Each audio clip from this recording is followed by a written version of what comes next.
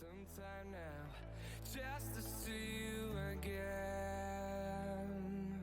And I've been counting days to get away, to see you again, see you again.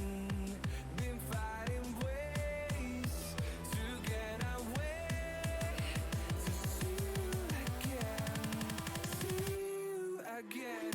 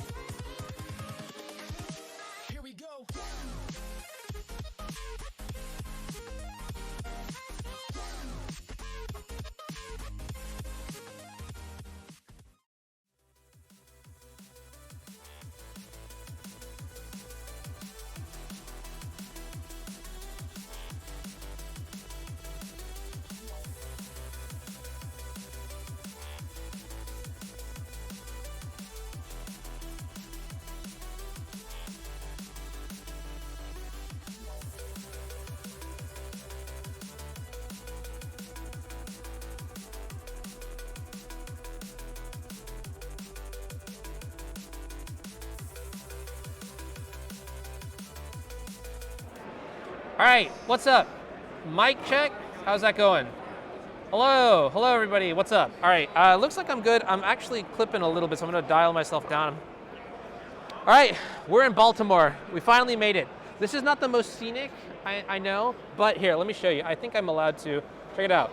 We are at SCGCON Baltimore. This is what's up. If you are in the area, come by and say hi, but always glad to be in a proper venue, playing some sick Magic. Today we have a 25K event, and you know what the best part is?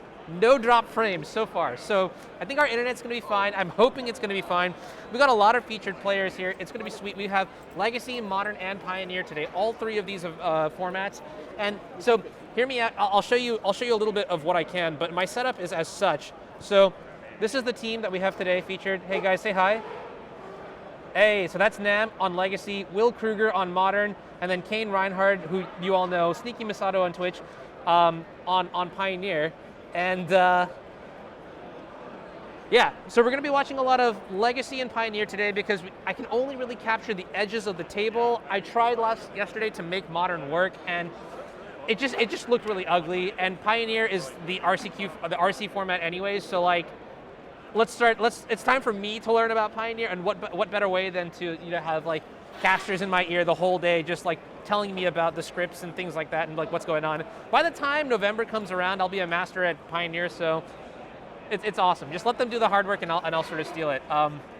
Yeah, originally I was gonna do Kruger playing the Kruger deck, so it was, but then just logistics, and so it is what it is. The other thing too is that because this is the last Legacy event for the foreseeable future, so in the next event, Columbus, it's weird. Columbus is strange because it's not just one event; it's actually two events. There's a 20K on Friday and a 20K on Saturday, and then after that, I believe they announced SCG Valley Forge, and then they also announced SCG Philadelphia and SCG Dallas. And neither of those events have Legacy, so today we are going to go balls to the walls with as much Legacy as possible, because let's be real, that's my bread and butter, that's what I like, and so we'll do it. And also logistically, that's literally all that I can mostly do. Yeah, that's a good question. So I'm just going to quickly, let's take a look at some of the scenes. I want to make sure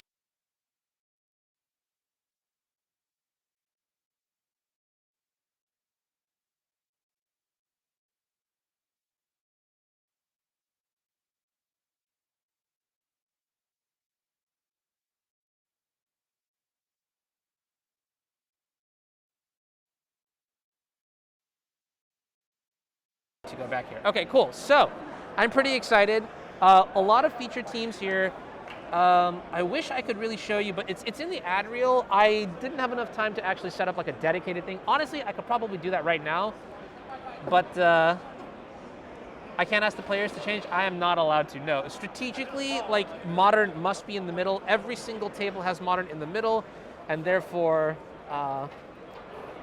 moving Modern to the left or the right would technically be, I don't know. Last time I asked Jared about it, that's what the answer I got. Not about to, break rules or do anything like that. So that's another thing that's important too. Massive shout out to Star City Games for letting me set up here. It is not easy if you're TOing an event that has, there's probably over, there's like, I think 100 and, do you guys know how many teams there are? It was like 170 something last night, I think. 170 something? I think. Okay. Right, yeah. So there might be more than 170, but that's like about 500 players in the event. And then on top of that, there's all the other side events going on today, and then there are also the vendors, and there's also just like, I mean, it is packed, so I'm not trying to cause any more headaches, you feel me? Yeah.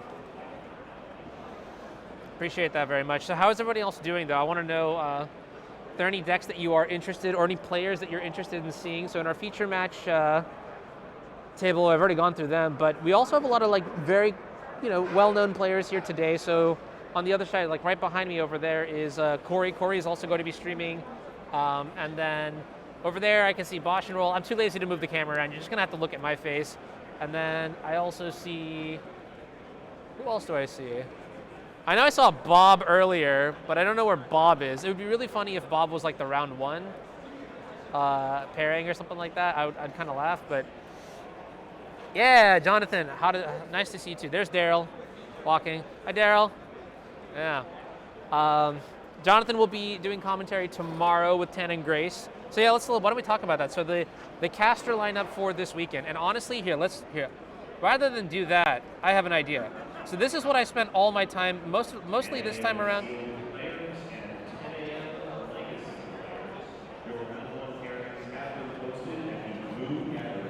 Okay, those are for like side events. Not a problem.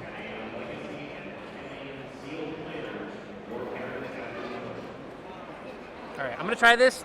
Let's see if we can learn a little bit more about the casters today. If it doesn't work, it doesn't work, but I'm pretty sure it'll be fine. So, ta-da.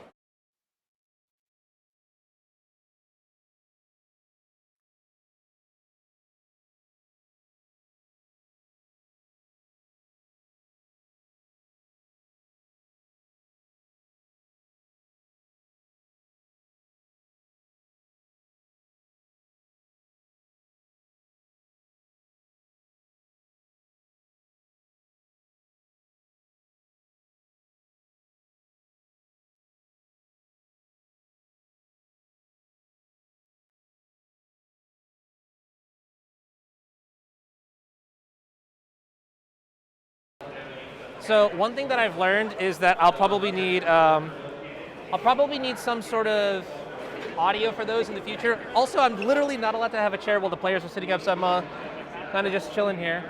But I'm going to hand it over to the casters as the players are going to get ready, and I'm going to take things on my end. So CCR and Lee, please take it away. Introduce yourselves. All right, in good hands. Hello. I, Right. I assume we're live now. I believe Yeah. that's what's going on. Great. Hey, chat. How's it going? Lee, how are you? I'm doing great, you know?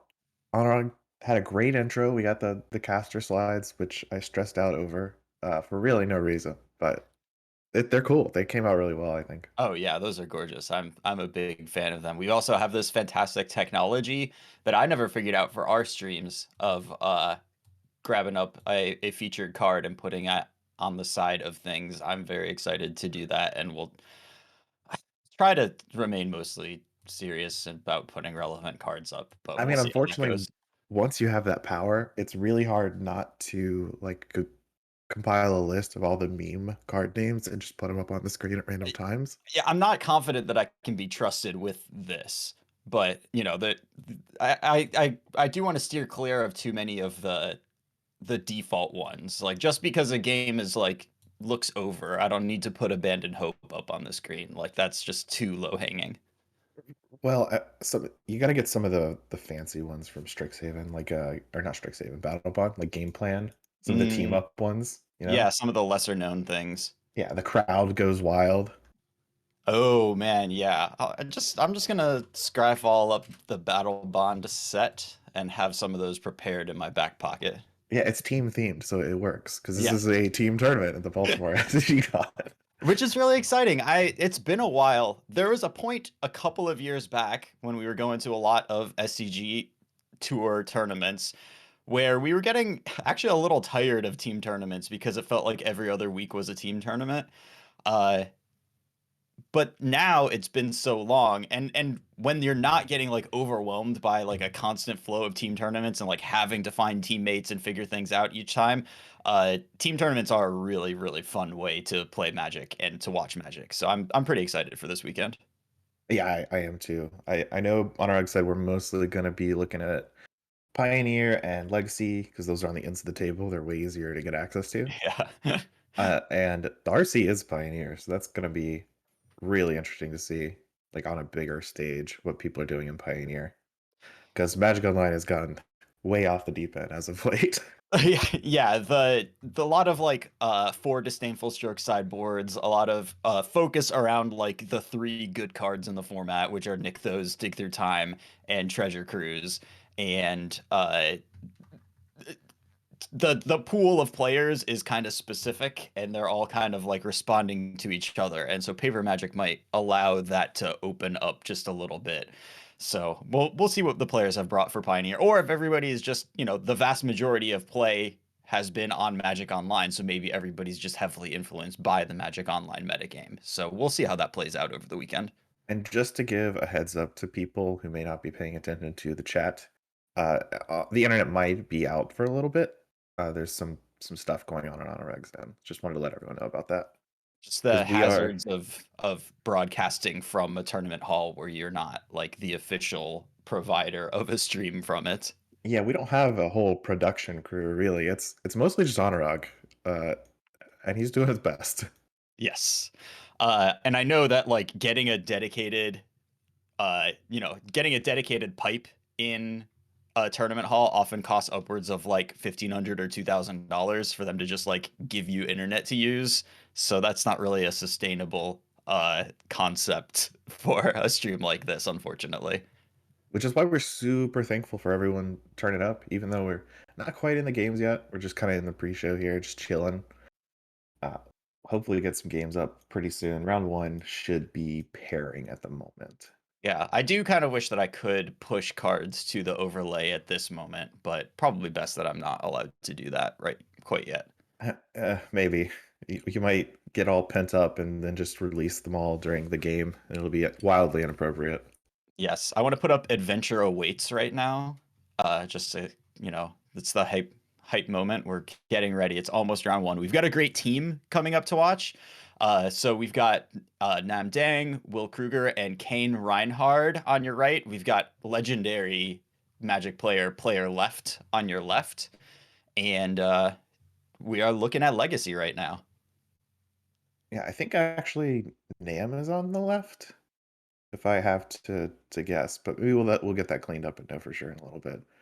So I remember from the Honorog stream, he was all these people are on the left. Oh nope, Tom Kessler. Yeah, I think it might switch directions depending on if we're looking at Legacy or Pioneer. Oh, So that's fair. That's fair. Because if it's Legacy and this is Nam, then we've got a good old Is It Delver. yes, which kind of the Legacy deck at end of sentence there. I expect us, not only because we are watching Nam playing Delver, even if we weren't doing that, I would expect to see a lot of Is It Delver on the day. This is the default best deck of the format. Just consistently putting up numbers, the most heavily played deck by far, and kind of just like what you think of when you think of Legacy right now. And honestly has been for the past a very long time. Yeah, Maybe it I hasn't mean, always been often there's a third color, but now with the threats that you're allowed to play, even after the Ragavan ban, you only need the 2 colors for this deck. Yeah, and the big, I guess, new gain after Ragavan was banned is Murktide Regent for this deck. Mhm. That's the huge threat that is kind of taken over that spot. It allows Delver to play the game it always plays and then just finish the game in like 2 turns. Yeah, very, very difficult to kill in this format. One advantage that Legacy has on Murktide Regent that, other formats don't is the existence of Swords to Plowshares. I don't know what Tom... Oh, looks like... Okay, yeah, you're right. Looks like Nam is on the left. Tom is on the right. We don't know what Tom is playing yet. We can see Nam's hand, but we already knew. We got Is It cards in there. Looks like Is It cards in Tom's hand as well. So likely a mirror, if percentages played in Legacy decks mean something, but this is a tournament. I mean, anything can happen. Though there's a little bit of pressure if playing in a team tournament. You want your teammates to play good decks. Sometimes, on average. Yeah, I think that's a real contributor to deck selection in this format. Fewer off the wall choices because you're responsible to 2 other players. Yeah, you don't want to just like roll up with Belcher and have a bad day. Right. It's just those high variance choices lead to possible feelings of, even if your teammates are cool with it, it's just like a level of I don't know if I can do this to other people. I don't know that I can go this far out on a limb. And Delver is definitely the safe choice for a tournament. Everybody knows this thing is good, and if you're going to play mirrors, though, the mirrors get very skill intensive. Just all of the spells cost 1 or 0 mana. There's a ton of choices on every turn. Even your lands give you a ton of choices with Wasteland sequencing and that sort of thing. And the better player is going to win more, but also sometimes somebody gets Wastelanded out of a game, and that's just kind of how Legacy works. I think where we're currently at here is that players have kept hands or resolved mulligans and just kind of waiting for the go ahead to go ahead. Yeah, and I see Tom's got a Dragon's Race Chandler in hand, so almost certainly a mirror. Player Yep. meetings happening. Honorog just chimed in. I don't know if he was live or that was just us. Our whole setup is really 3 walls. There's no 4th wall. No, I mean, y'all are all part of the broadcast. It's totally fine. Is our card overlay working? Can I put up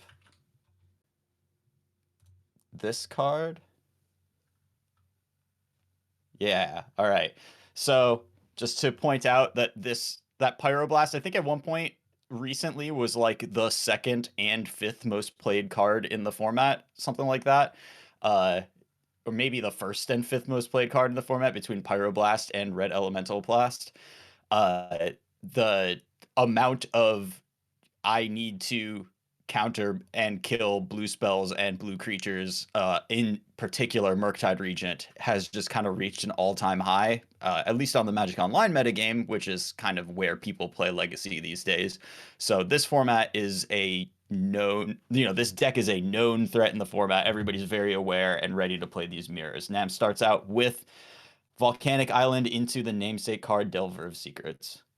One thing I do want to touch about on Pyroblast is Tom leads with a very shiny Dragon's Rage Chandler, a little bit of glare there. Daze on top flips the Delver. Pyroblast does also kill Murktide Regent, which is something important in this particular matchup. About the fastest that you can start out, flipped Delver of Secrets, but Tom has available potentially that card selection of the Dragon's Rage Channeler. Nam is not going to allow that to happen. Plays his land first so he can't get his Bolt dazed, and that Dragon's Rage Channeler goes to the graveyard.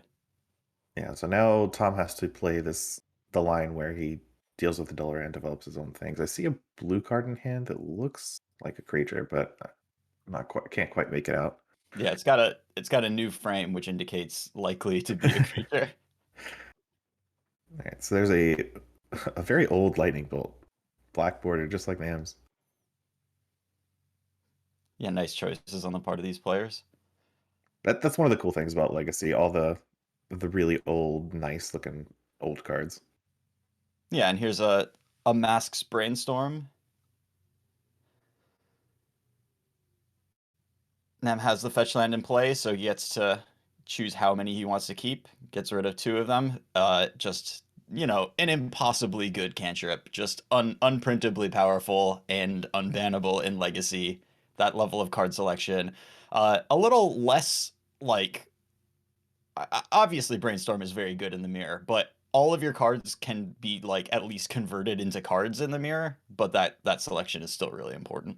And Nam gets to develop another Delver on an empty board, which is like a huge tempo play as this kind of matchup kind of tends to work out. You really want to make sure you have the thing on board on the empty board first so that you can respond to whatever your opponent's doing. 2 mana tapped, but I can't quite make out what the card is. Neither can I. I'm not even sure what costs that amount. Is that a Ledger Shredder? Okay, that's a Yes. Ledger Shredder. Okay, and that would be the creature I saw in the hand. Yeah, makes sense. Expressive Iteration, a super key card for Delver. One of the things that makes Delver really scary is whenever it actually has a way to get card advantage rather than just like card filtering and then efficient threats.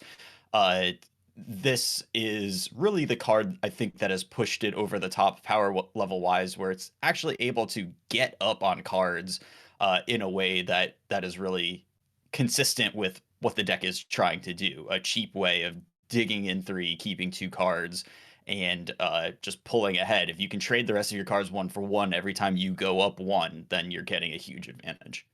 So it's notable that Delver did whiff there. So Tom knows that Dragon's Rage channel could have been top. There's another creature or another non-spell card. Delver usually plays like 28 spells, so Yeah. there's a Connive off the Ledger Shredder from that second spell on the Dragon's Rage Channeler. We're gonna just keep reminding people that die is over on top of a Ledger Shredder every now and then. Yes. And I mean, this Ledger Shredder is really key. It's not going to die to most things. I don't know if Nam is a main deck Pyroblast type person. Probably not very many copies if he has any. This thing doesn't die to Bolt. It does die to Unholy Heat as long as it's not at 7 toughness, but it's just a huge blocker and providing a massive level of card selection. The longer this stays in play, the more Tom is going to pull ahead. This is just a hammer card in the matchup. And Tom further, hammers that home with another expressive iteration of his own to get that more card advantage. And main deck Pyroblast, to chime in on that, is very common nowadays. Mostly because there are really hard threats you do need to kill, like Murktide Regent, and it seems like most of the format is playing is it Delver at this point. Yeah. So main deck Pyroblast is just something I would expect. Yep, that makes a lot of sense. And there's a second Connive off of Ledger Shredder, off the Delver of Secrets. Yeah, discarding a Brainstorm. Ooh, that's wow, scary. a show of strength. I mean, you do need it a little less potentially when you have the Shredder going, and you kind of want to prioritize getting those counters on the Shredder. But boy, discarding Brainstorm is not one that you expect to see very often. Right, so everything resolves. That Mystic Sanctuary put back an expressive iteration, which flips the Delver. Wow, look at that. Yeah, and this is one of the powerful engines that Delver can have access to, is just the cycling extra expressive iterations. Like your deck becomes way denser on expressive iterations if you have like one Mystic Sanctuary in your deck. Not your favorite card to draw all the time, but in a spot like this where you really need to keep digging, keep getting cards, and try to find an answer to this Ledger Shredder, that's a way to leverage your lands into doing something way more powerful than they'd be able to do otherwise. Yeah, the story right now is Nam really does need to find a way through this Ledger Shredder. Like right now, Unholy Heat will do it, as will Pyroblast. But that's kind of it. Like Lightning Bolt doesn't help you out. Your creatures don't really go through it, and your Dragon's Rage Chandler will suicide into the Ledger Shredder. Yeah, and I mean the potential is there for like I have to attack this creature into the Ledger Shredder. Now I'm gonna bolt the Shredder to finish it off, but if that runs into a Force of Will, or if you have to then trigger the Ledger Shredder because there is a counter spell on the other side, and then that, I mean, the Shredder is a little ways off of having 7 toughness, but we're getting closer to that point where it's just going to be completely unstoppable. So Nam points a bolt at the Delver of Secrets, which causes Tom to connive, discarding a Daze, because, All right, Surveillance to the Graveyard. Delirium is turned on, so if Nam didn't choose... Okay, so Nam chose to go to second main phase before casting the Expressive Iteration, which is why the Dragon's Rage Chandler did not have to attack. Yep. That's Yeah. all verbal communication between the players we're just not aware of until it happens. But another benefit of that Mystic Sanctuary, taking him off of Delirium by pulling a sorcery out of the graveyard. Yes. Because that would be the 4 types, the instant, land, creature, sorcery. All right, discarding Force of Will off this Knife trigger. Volcanic Island on top of Nam's deck. Tom really just like another went show for of that strength. one. Yeah, and now Tom's gonna just like double Wasteland to leave Nam just not really with the ability to build up resources to come back. Well, the game isn't quite over. The players are at healthy life totals, and Tom is going to have a rough time attacking like this turn while there's still a Dragon's Rage Channeler that can block, like a double block. So I guess that wouldn't even kill it. So just kind of holding back on defense to kill the Dragon's Rage Channeler for free. I mean, it is Pyroblast or bust now for Nam, or else we're going to get to the point where it's just like 2 attacks are lethal, and then there's really no way to kind of like leverage reversing the tempo to attack back or anything like that. Especially since Tom's hand is clearly very powerful. He discarded a Brainstorm and a Force of Will. This Murktide is probably going to draw a Force, depending on what else Tom has in his hand. There's certainly a Force in there. Force and Daze. And both players very consistently playing around Daze this entire game. Any important spell has a land up when it's cast. Tom knows that Nam has a Daze in his hand because he saw it on top of his library, and I don't think there was a Brainstorm after that. Nam doesn't know that Tom has one in his hand, but you can kind of assume so at this point. So there's a Force of Will on the Murktide Regent.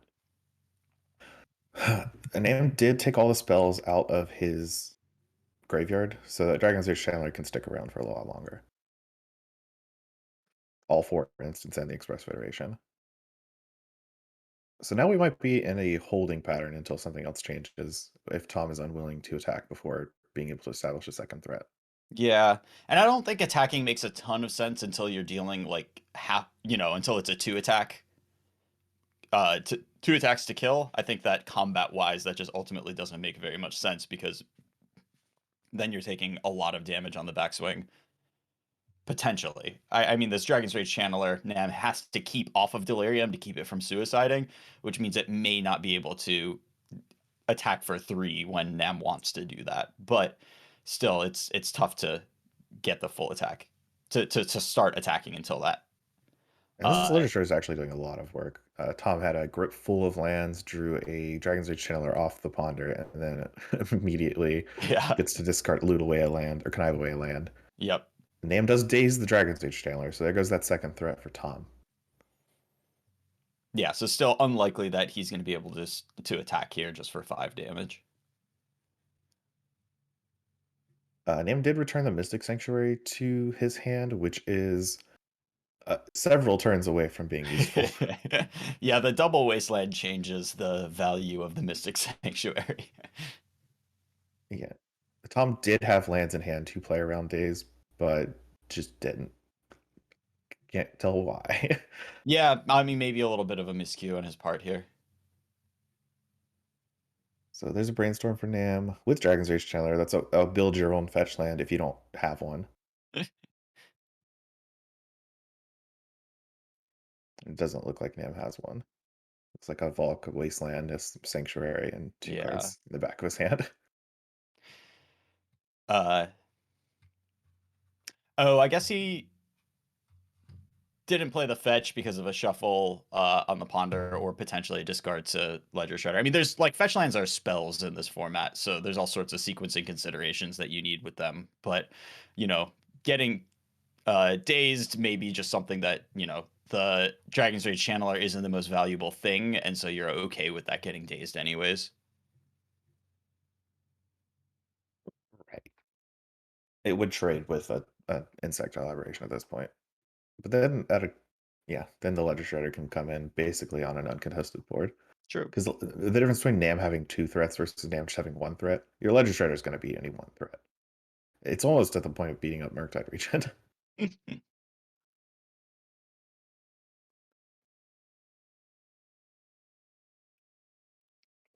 All right, so Delver number 3 from Tom, 2 from Tom.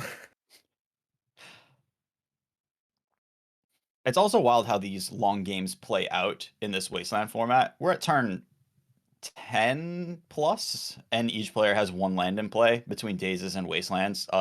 They just like don't develop the same way. And these decks are so good at trading every single resource off that we're at turn 1,000,000. There's a creature and 2 lands in play on one side, and 2 creatures and a land in play on the other side. Right, and that Pyroblast was flipped over for Tom there, and then they traded off Insectile Aberrations. Mm. So now Nam just gets to hold with his underpowered 1/1s right now. Like, there's no Insectile Aberration. Dragon's Rage Channeler does not have a sorcery or an artifact in the graveyard for Delirium.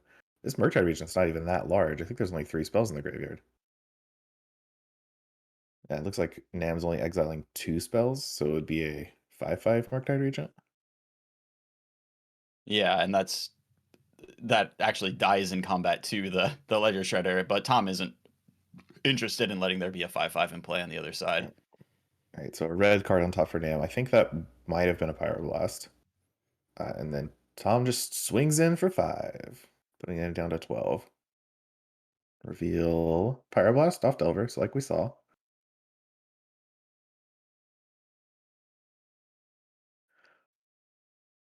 Yeah, and that Pyroblast is going to be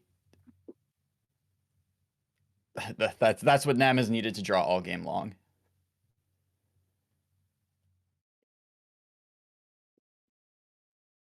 Tom has the card off Bobble, but I'm not sure. It looks like a Lightning Bolt. Yes, yes. So now this Pyroblast is probably just going to be cast, on the Ledger Shredder, while Tom has empty-handed. And now Nam has 1 card in hand versus Tom's 0. There's a Ponder, with a threat on the board. So this is kind of the end game that you would want. This top 3 is pretty good, though. It is. Ledger Shredder, Expressive Iteration, Mishra's Bauble. Next turn, you can iteration it into the Bauble and other cards. Or just play Ledger Shredder with a Mishra's Bauble and then discard the Expressive Iteration. Yeah, and which is tough, but at this point, at 7 life, getting that Ledger Shredder to be bigger than the Delver of Secrets, pretty good. But the reason that Nam was put in the spot that he was is because he resolved those 2 expressive iterations. So ultimately, once he was able to use his mana, each time he used his mana, he was trading cards, and then ended up just like up a card at the end of it, just a Delver, up a Delver versus no resources against Tom because of expressive iteration. That's the power of the card in the matchup. Now he has access to more lands, and another Pyroblast, or has Mystic Sanctuary to Pyroblast to the top of his library, and that's really powerful. The Pyroblast is super key in this matchup because the good threats they really only die to that. Right. The only one that doesn't is Dragon's Rage Channeler. Yep. So now Nam just chooses to pass turn, not killing the Ledger Shredder with the Pyroblast just yet. It's only coming in for 2.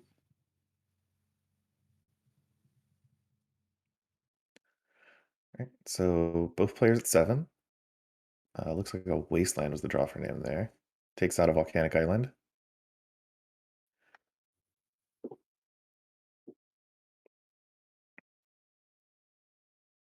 Tom fetches his Mystic Sanctuary, just unwilling to draw it. Yes. It Makes a is lot of not sense. turned on, so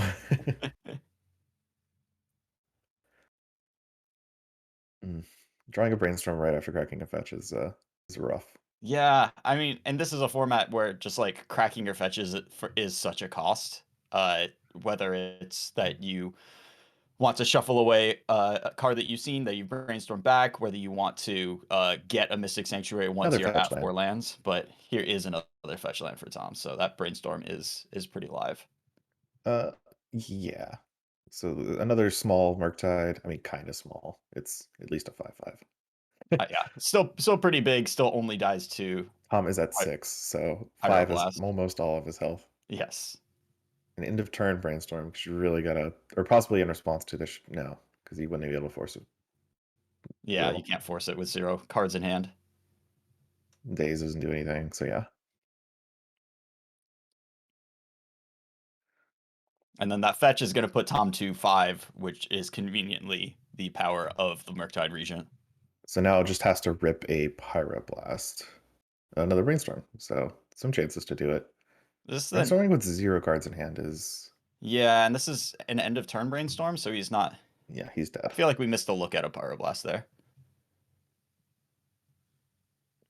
So Nam takes the first game, just playing the grindy game. Got ahead with Expressive Iteration and Mystic Sanctuary.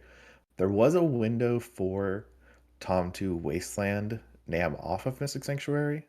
I think he could have wasted in response to the The fetch fetch for the land. 4th land. Yeah. Right. For the Mystic Sanctuary itself, yeah. Yeah.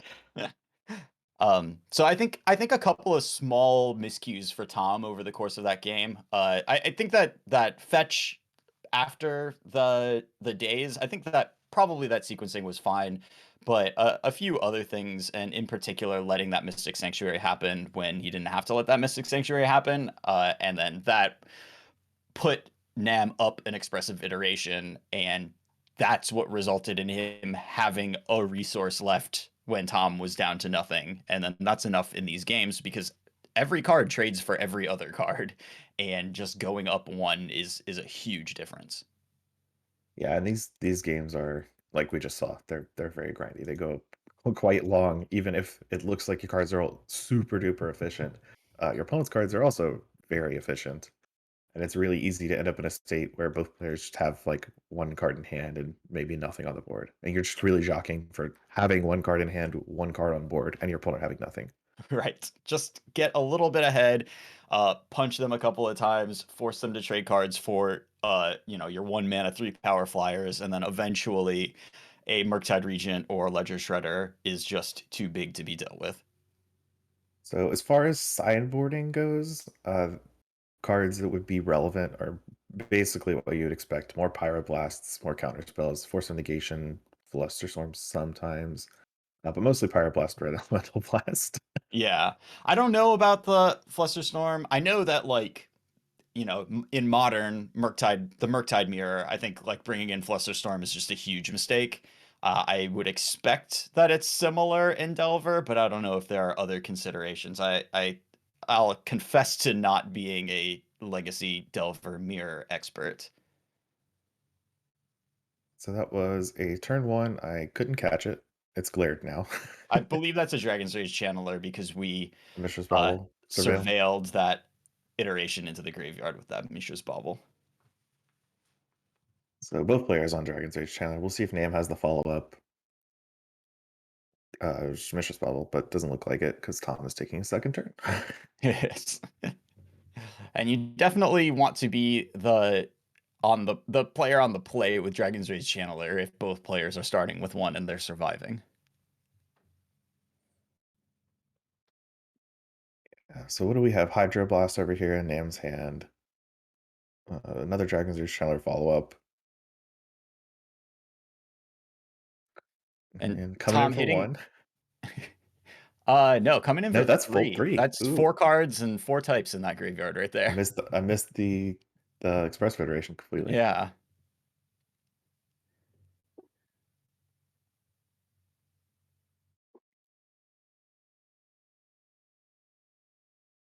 All right, and the follow-up is Delver of Secrets. It looks like, was that another Delver in Tom's hand? Or not a Delver, a Dragon's Rage Channeler? Did you I quite catch that? I see a Pyroblast. I think that's a Daze. All right, Alright, another so Dragon's Rage Channeler comes down for Nam. And then into a the Lightning Bolt. Bolt on Dragon's Rage Channeler. 2 Surveil triggers. Tom does have a Daze in hand. Yeah, and I feel like this Bolt is pretty tempting to Daze here, because Yep. Nam has shown a lot of willingness to play around Daze, and just getting an opportunity to do it, keep your threats on board, is one of those Dragon's Rage Channelers cannot attack, but the other one has to. Or no. Yes. I can't tell what cards Just are in creature Nam's land graveyard. instant. Just creature land instant? Okay. Yeah, just attempting to trade for a Delver, essentially. Yeah. But Tom is We, on the beatdown, attacking for 6 here, immediately flipping his Delver of Secrets. yeah, that was set up by Brainstorm. Yes. Unholy Heat takes out one of the channelers, and Tom is definitely in the driver's seat for this one. Nem has Expressive Iteration in hand, but this is one of those games where Expressive Iteration is just a little bit slow. There's a lot of pressure coming from the other side of the board. Yeah, you need to be able to deal with your opponent's threats or have your own to match them before you can really try to pull ahead with cards like Express Federation. Yeah. And right now, Nam is just on the one Dragon's Age Channeler that is left alive versus 2 cards. I mean, that card can't block. Dragon's Age Channeler famously not good at blocking, but I guess once. So if he goes to main phase here, this Dragon's Age Channeler does become a 3/3 flyer and can trade with one of Tom's cards. Yeah, I have to imagine that he's doing this in second main. And Wasteland the Valk. Yep. So he does have one blocker up. He does. I assume that Wasteland means that he has Daze in hand, which we may have gotten a glimpse of. Yeah, there's a Daze on Nam's hand. Possibly. That could have been a Hydro Blast that has the old border. I know there is a Hydro Definitely Blast. a Hydro Blast. And I know Nam plays with the old bordered Dazes, not the newer ones. So there's a Bolt. And yep, Nam does not have Daze. Oof. All right. Well, Nam's in trouble now, I think. Yeah, down to 2 life, has to deal with both of Tom's threats. Fetches down to 1. So no more Force of Wills turned on, if they're even still in the deck. Yeah, which I don't know. I mean, maybe on the draw you can keep a couple in, but All right, here's 1 blocker, and then Hydro Blast can take care of the Dragon's Age Channeler. yeah, but one counterspell out of Tom obviously messes up that plan pretty bad. Yeah, of course. I think you just kind of have to go for it now. Yeah. Before Tom has mana. So kill the Dragon's Rage Channeler. Yep. All right, it dies. Unfortunate that he had to kill the Dragon's Rage Channeler and not the creature that would Yep, have and to. there's Name's All right. blocker. That'll do it. Hydro Blast your Dragon's Rage Channeler. Pyroblast your Murktide Regent. Attack for lethal. That was just a game where Tom got ahead so fast. And that can happen if you go Dragon's Rage Channeler to Delver flip on the play, right? Yeah, I mean, these creatures have a lot of power. They cost very little mana, and if you don't have the answers immediately, like every combat step just is an incredible amount of damage. And if you noticed in the first game where both players had a more Delver-centric draw in the early game, Nam was fine trading off Insectile Aberrations for each other. And that's something that's much harder to accomplish with Dragon Rage Channelers. Mm-hmm. Yeah, you have a lot less control over where they're going each combat step. Right? Either they can't fly and your opponents do, or you've played it before your opponent and it's just sideways, so you can't block with it. Just stuff like that. A little harder to just make those match up on defense. Yeah, and that's one of those things that makes being on the play. You know, if it weren't for Dragon's Rage Channeler, you probably still want to be on the play, but it's closer in this type of matchup where you can the cards trade for each other so easily. Having that extra card is actually really powerful, where in a lot of Magic it's become not quite making up for being on the draw. But in this type of matchup where you can trade cards very, very easily, it's close, but being the player on the play with Dragon's Rage Channeler is so much stronger than being the player on the draw with Dragon's Rage Channeler that I don't think the die roll decision is even close in this matchup. No, I mean, there's also other facets to why you'd want to be on the play, like Daze, Wasteland, all these cards that really reward you just having Right. extra cards in play Right. over your opponent. So Nam's on the play here and starts off with Volcanic Island into, we'll see what the 1-drop is, because they always have one. Ponder. So I see a Murktide Regent in the Ponder pile, but I didn't get a glimpse of any of the other cards. Yeah, I think we're holding on to that Murktide Regent. We're not interested in shuffling that away. The turn 1 Ponder, you really only get to get rid of one of the cards if you don't want them, but you got to spend your mana. So there's a fetch land getting up a land. If this is the end of Nam's turn, I assume it's a Steam Vents. But if it's not, then it's a Volk, yeah. Yeah. All right, so Right. Dragon's Rage Chandler for Tom. Oh, it can't be because it's turn 1. Yeah, this is just Tom's turn 1 on the draw. So it's Putting a Dragon's Rage Ledger Chandler Shredder. Canoe. Surveilling Shredder into the graveyard. Yeah, which means, and now that Tom has kind of flashed his hand to us, I mean, I think what Nam can pick up on there is that Tom doesn't have a ton of lands, and looking at Tom's hand, his hand was all spells before this first Mishra's Bauble trigger, at least.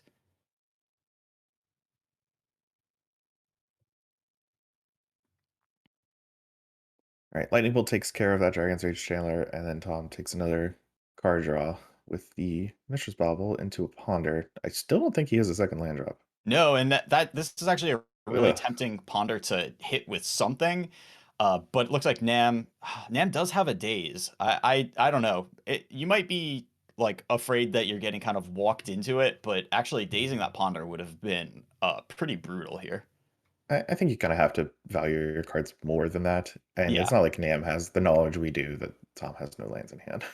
Right. I mean, I think some of the sequencing from Tom has at least indicated it, but it could also indicate that he wants Nam to think he doesn't have lands in hand. So Yeah, exactly. And it follows up with a land. So there's no way for Nam to really know. A timely Scalding Tarn. yes, just hit it off of that Ponder shuffle, and that Ponder shuffle Ponder and then play a land. You know, there's all sorts of leveling that goes on, but I think Nam can reasonably collect the information here that Tom is very land light right now.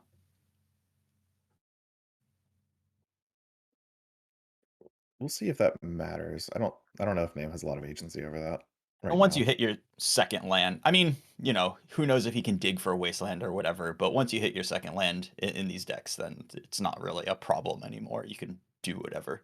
I think later in the game, wastelanding is what you do when you have established threats already, as Mhm. opposed to something you just kind of want to fire off to just choke their resources. You want to choke their resources in two different ways. Like they have to deal with their threat and their light on land, so they have a harder time developing. Yeah, So a Nam would mostly pick up wastelands, not like dig for them. You know what I'm saying? sure. So there's a Pyroblast to counter Nam's Express Iteration, which he follows through with Daze to make sure it resolves. Just holding that Daze from the previous Ponder turn, just to Mhm. make sure he could resolve his Express Iteration. Yep, and it worked out really well for him here. Nam has already played a land this turn to play around Daze, so that's probably not going to be the exiled card off this Express Iteration. No, really hoping to hit a 1-drop threat here. Or Mishra's Bauble. There's usually a couple. Sure, or Bauble. But by the amount he's thinking about this, I don't know. Yeah, that's unfortunate to not get the card off of the iteration. Yeah, just your classic 2-mana draw one, 2-mana Ponder. Yeah, just a and sorcery speed anticipate. So there is Tom's version of Express Iteration. Nam has fetched a Volcanic Island. We'll see what he tries to respond with here. Yeah, Maybe he a does have Fire a Blast of his own. blast in hand. Yeah. So here's a daze from Tom, the same play that was just made against him. And Nam does not have a follow-up daze, so A- this resolves. And Tom does have a land drop this turn. He's both returned a land to his hand and has that wasteland, so he's gonna replay the Volk and then Dragon's Rage Channeler, Mishra's Bauble, and we've kind of undone the play draw nature of this game, the choice of play draw, because we've just played this very controlling back and forth, uh, respond to your spell with my spell, try to trade resources off thing, and so being on the play or the draw hasn't been fundamental to it. But now Nam has a window here to resolve this Murktide Regent, and then if Tom does not have a blast for it, then that's going to be pretty rough for him, especially if he has to just chuck this Dragon's Rage Channeler into the dragon. Yeah, Nam even follows up with Delver of Secrets just to put another card on the table. Looks like a Brazen Bar or Petty Theft, making the Murktide Regent It's a bounce to very good hand. answer. It's a Murktide Regent. And there he goes, back to hand. And the Dragon Rage Chandler must attack. I think that's a Young Pyromancer in Tom's hand. What's that red card? Hmm. Or that's an Unholy That's Heat. an Unholy Heat.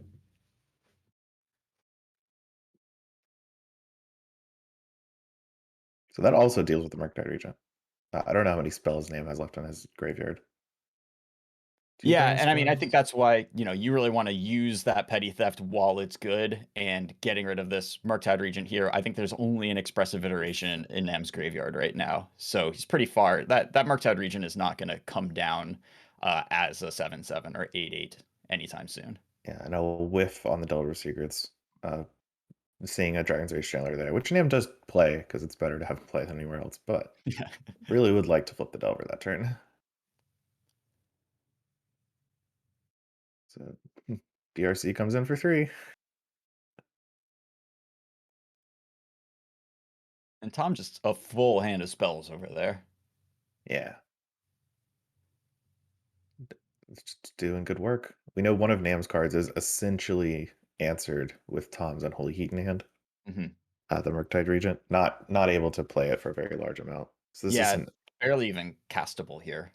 an upkeep fetch for Mystic Sanctuary, I imagine, to put Expressive on top. This is another window where Tom could have wastelanded in response to this fetch land. Yeah, I mean, his hand is a lot thicker right now, and he's got all of his mana up, so he may be, at this point, aware of that happening and fine. Like, he wants Nam to spend that mana on the expressive iteration, and it's not going to work out for him this turn. It's a telegraph play that gives him 2 different advantages though, right? Like it's Right. gonna draw cards out of Tom's hand, so you might as well just use your wasteland. Like what are you using the wasteland for? Yeah, I don't know.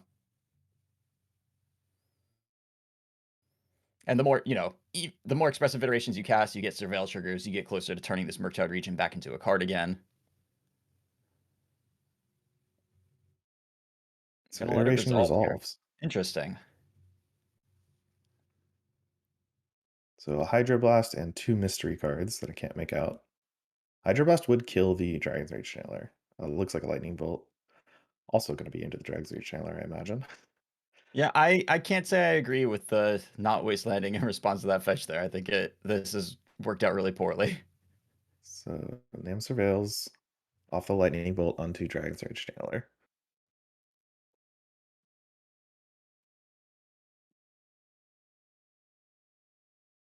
I do like the discipline both players have shown. Uh, even though it's only round 1, players do get sloppy, especially if it's the first round of Magic. But Mhm. making sure your opponent resolves all of their surveil triggers before you give any indication you're going to do something or not, Yes, absolutely. it's relevant. It's important. That does have to attack, and then we're going to null heat it. 6 damage to target attacking creature. That card would be a little more balanced if that's what it Yeah, that was. would not quite be the card that it is today.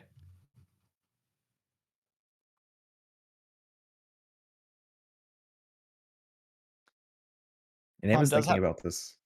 Sorry, go ahead. No, Emma's thinking about this one. I'm not sure. Is this a Hydroblast I on the think it Dragon's Rage is Chandler to that save Hydro it? Blast that we saw. Yeah. Specifically Hydroblasting the Unholy Heat and surveilling. Not that's why he pointed it as his card. Yeah, and Tom does have that Brazen Borrower now.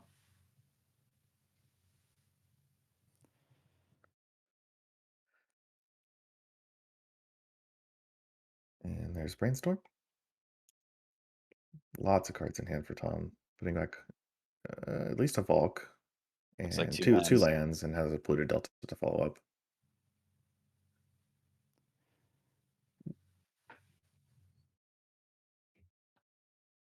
And this Brazen Chipping Borrower in. just keeps on chugging. Now, does he have any answers to this Murktide Regent? Because Nem now has 3 spells in his graveyard. That Murktide Regent, it has become a card again, which I think, you know, when you petty theft the Murktide Regent, that's got to be part of your just like every play decision-making processes. I know they have that Murktide in hand. How do I minimize the impact of that thing? Yeah, we'll see if Tom has. I mean, another petty theft would be nice, for Yeah, sure. yeah, absolutely.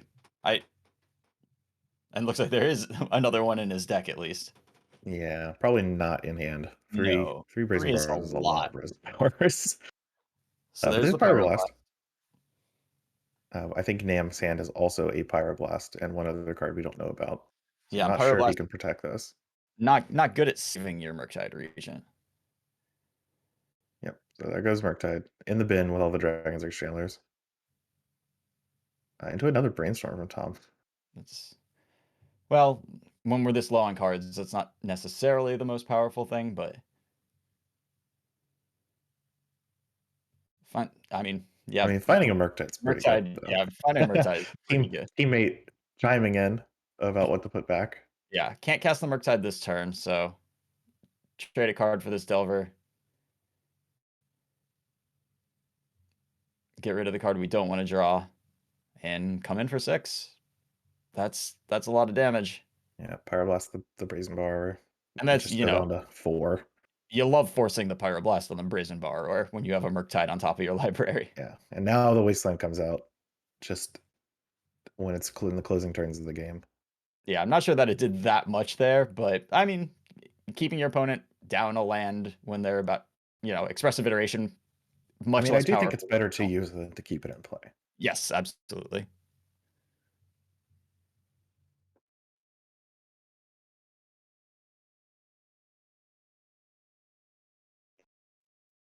There's an expressive iteration off the top, but that one obviously cannot get cast. So back over to Tom, and it goes to 1. And there's the Murktide for the full This, amount. this is the first delve of Tom's game. He's got his graveyard, most of his deck in his graveyard right now, so he can afford to make this thing in an 8/8, I believe. Yes, absolutely. Still have a sorcery in the graveyard for any Dragon's Rage Showers that get drawn to. Oh, there's a Pyroblast off the top, which does kill Yeah, Murktide, but does nothing with the Brazen Borrower. the Dragon's Rage Channeler, right? Because he killed. Yeah, He I'm had to sorry. Yes, Pyroblast the on Dragon's this Rage borrower. Channeler. Thank you. The glare makes it a little tough. Yeah. The several of Tom's cards just become white rectangles. All right, so there's Murktide to barely defeat the Dragon's Age Channeler in combat, and a Pyroblast hoping to take out this Murktide Regent. Yeah. What is Tom's last card I here? believe it's a Brainstorm. Yeah, so there's Brainstorm Surveil. Hitting a Daze would actually end the game Yeah, here, it would but do it. does not do it. But Though a Pyroblast does it is too. going to do it. Yeah. So untap, draw, I guess upkeep Pyroblast, and that's it. Yeah, Tom takes that match. Yeah, the power of those Pyroblasts, just incredibly important. We saw those Murktides not govern the game entirely. There's a reason that this is a Pyroblast heavy format right now. I Okay, we're gonna take a quick ad break, and then we are gonna go over to the Pioneer match. And I don't know what our players are playing in Pioneer, but this is definitely a format that I have been starting to prep for a lot for the RC, and I'm excited to watch a bunch of it today. Yeah, we'll see when we get back.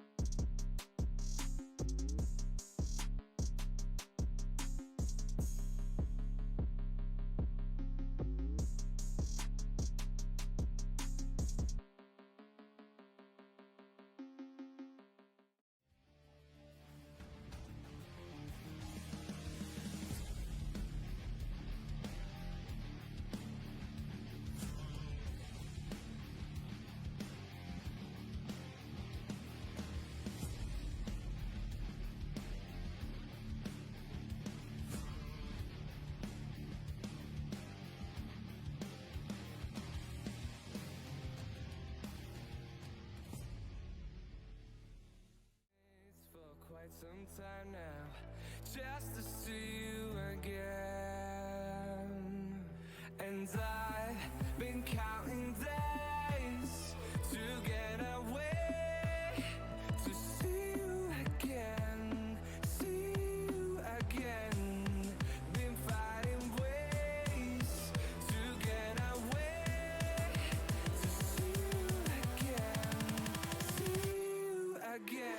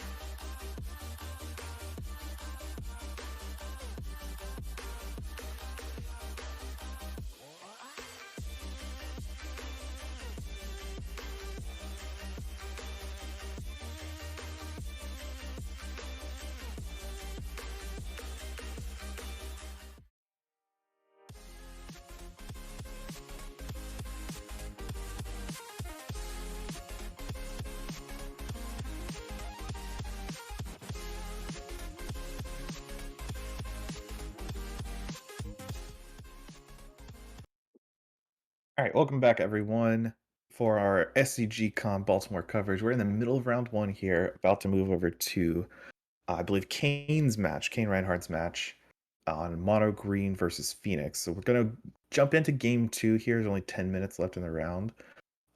Kane looks like he's on Is It Phoenix, and Katie is on Mono Green Devotion. Mono Green is up. So Kane's going to be on the play this game. Yeah, so Kane will be on the play this game.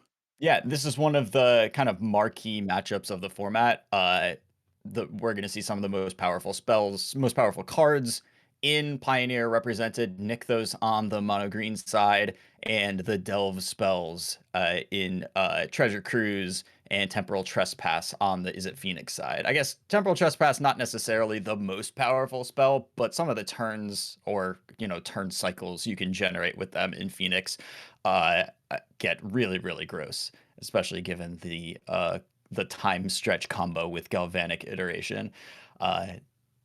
This is a matchup where Is It Phoenix really needs to be putting mono green under pressure. The post-board game is going to be better for Kane because you have the ability to bring in a lot of very, very effective counterplays to mono green's big plays. Cards we're going to watch out for on green side are, in particular, Cavalier of Thorns. That reach ability allows it to block and protect Katie's life total as she builds up to the powerful endgame engines of the mono green deck. Yeah, and mono green's got its own nonsense going on that can be a little difficult to deal with at times. Yes. Play draw is super, super important in this matchup. The ability of the mono green deck to just turn 3 a Cavalier or even a Storm the Festival means that being able to establish a threat, start building up what you're able to do on the Phoenix side, and then hold up counter magic is really, really key. So it looks like Kane is keeping a 6 and Katie is taking a mulligan. Yep. All right, and I'm kind of digging this Golgari Grave Troll playmat. It just reminds me of a simpler time when cards were degenerate. Well, yeah, when some of the best cards, you just didn't even need to cast for them to make your deck broken. Golgari Grave Troll, just what a design. It's a pretty cool card if you ignore the fact that it's busted in half. I did play the standard Dredge deck, which cast a lot of Golgari Grave Trolls as part of its engine, but for most of that card's lifetime, a blank card that says Dredge 6 would have been the same thing. Yeah. All right, so Katie's looks like she's got her 5 she wants to keep. I see an Oath of Nissa. It looks like she has people gesturing behind her. So I think teams are involved at this point. Oh, good. Just my favorite part of Team Magic the Gathering. Stormcarved Coast for Kane.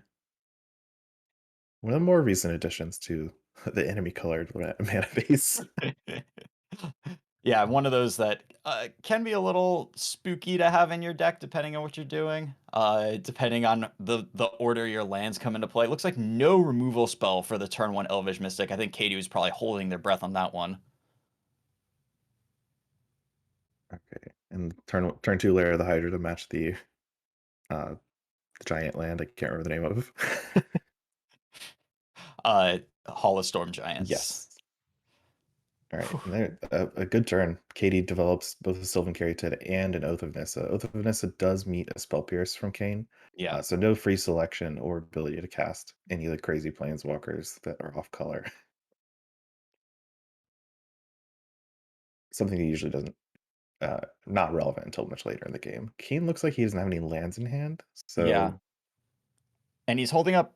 It looks like he has a Disdainful Stroke. So this is kind of a spooky spot. If he doesn't hit the land here, he is very, very likely to just be facing down something horrifying on Katie's turn here. So the thing I sits the graveyard, another Disdainful Stroke is drawn, and Kane just has to pass it. So a possible result of this turn is a Cavalier of Thorns resolving while Kane has Cavalier double. was the draw that turn. Oh, brutal.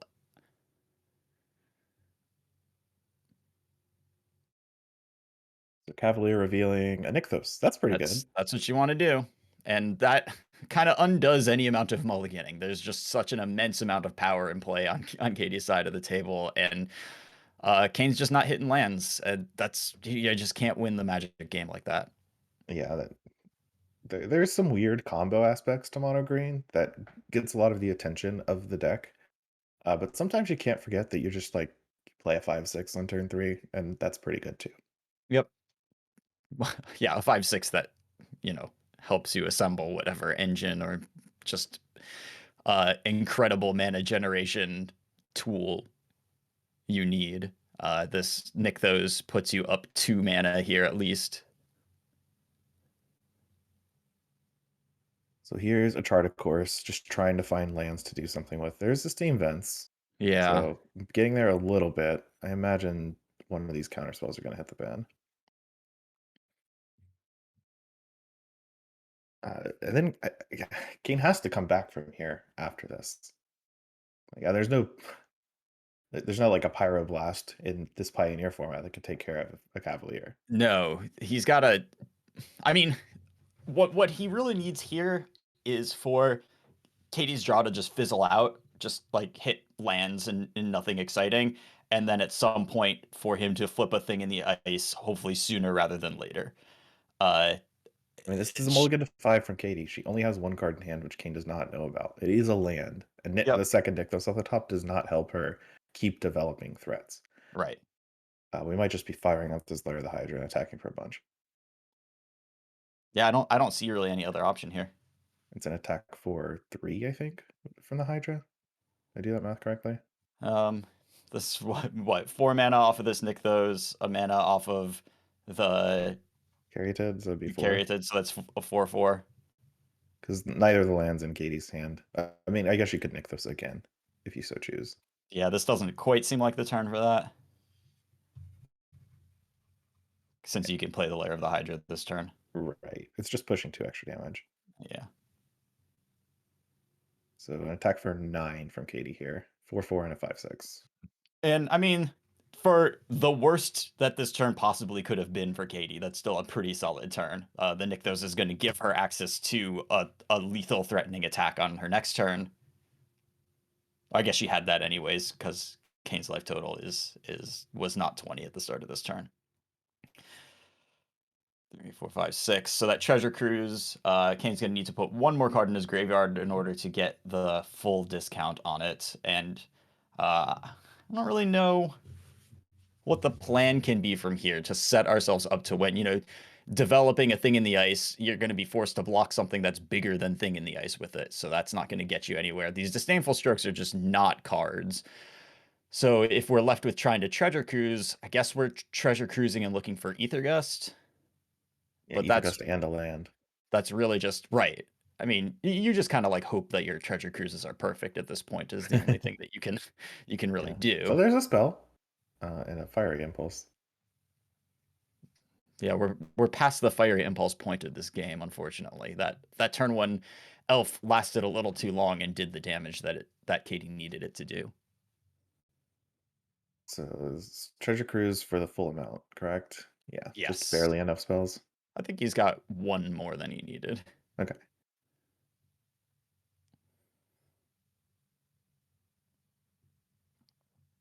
So need to draw a land. Aether Gust is what we've identified as the out. Or another blocker at least. That's not going to do 3 it. lands is not going to do it.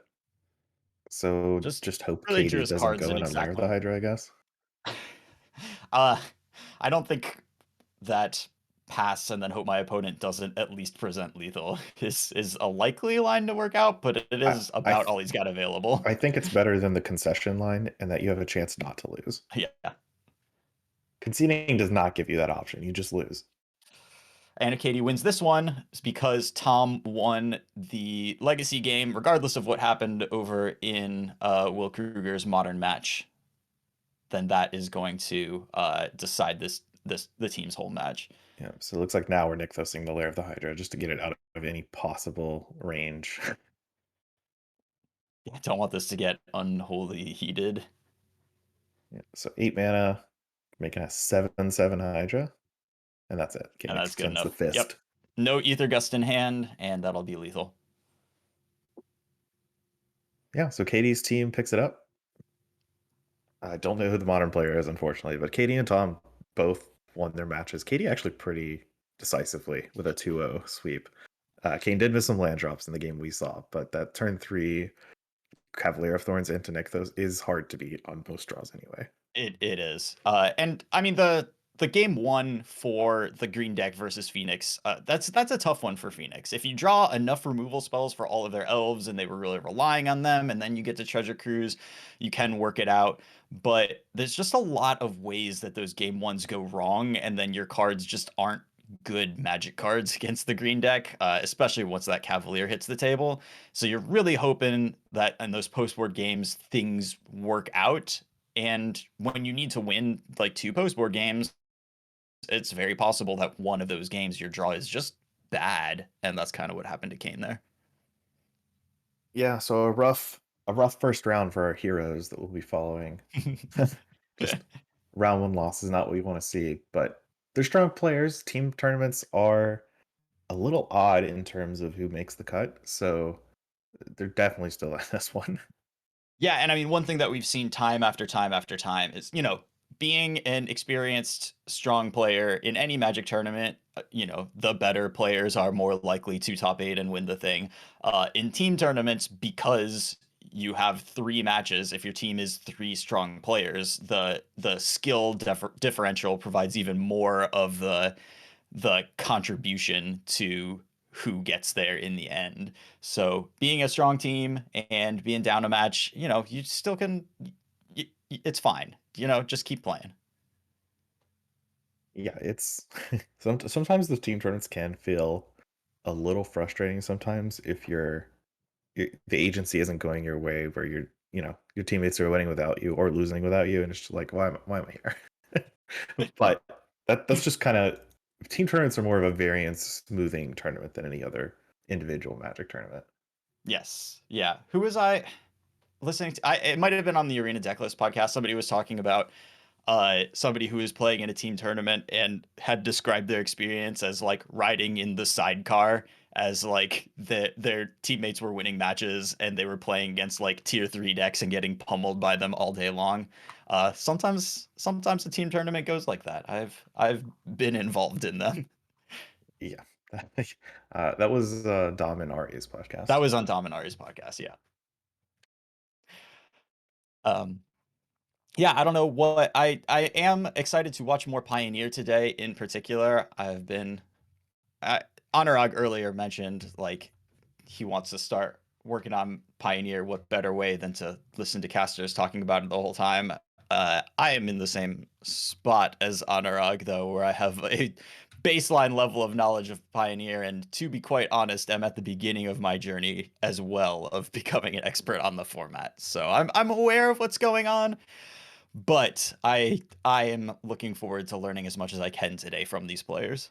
Yeah, I agree. I think we're gonna take a quick break here while we're kind of moving in between rounds and getting set up there. But I hope Anurag hears me, and maybe we'll put up Pioneer first in round two. We got Legacy first this round. Maybe we can just do like a little reversal this time. Yes, I am. I do have a certain amount of legacy excitement in me as I finish putting together my Death and Taxes paper list. The only non-reserve, the only legacy deck with no reserve list cards in it, which has drawn me to the deck, as well as the Magali Secret Lair, Mother of Runes that came in the mail yesterday and have me hyped to play a format that I haven't really put as much time into as any of the other formats of Magic the Gathering. Yeah, I mean, Legacy is great. It's a very popular, well, popular with the player base that it draws, right? Yeah. There's die-hard Legacy players. I mean, legacy will never disappear because there's just, the community is going to have to like once all the legacy players are 75 years old and start going to each other's funerals and stuff, maybe, but we still got a solid like 40 years of legacy before we don't even need to print new Magic cards. If Magic dies, legacy will still exist. Yeah, we'll be playing Delvermeres and as the sun sets. Yeah.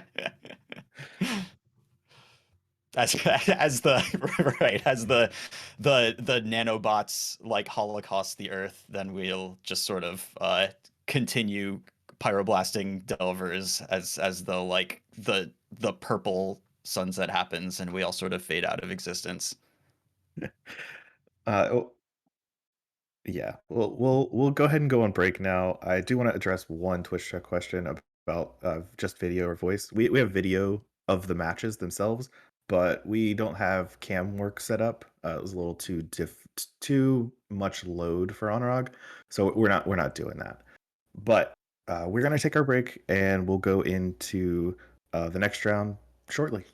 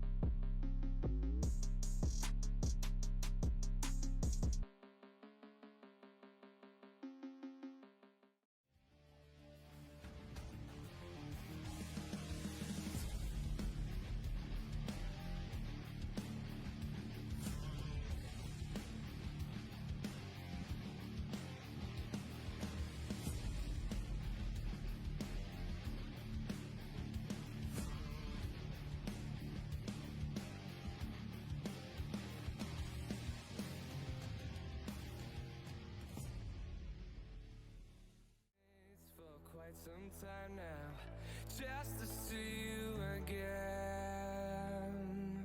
And I've been counting days to get away, to see you again, see you again. Been finding ways to get away, to see you again, see you again.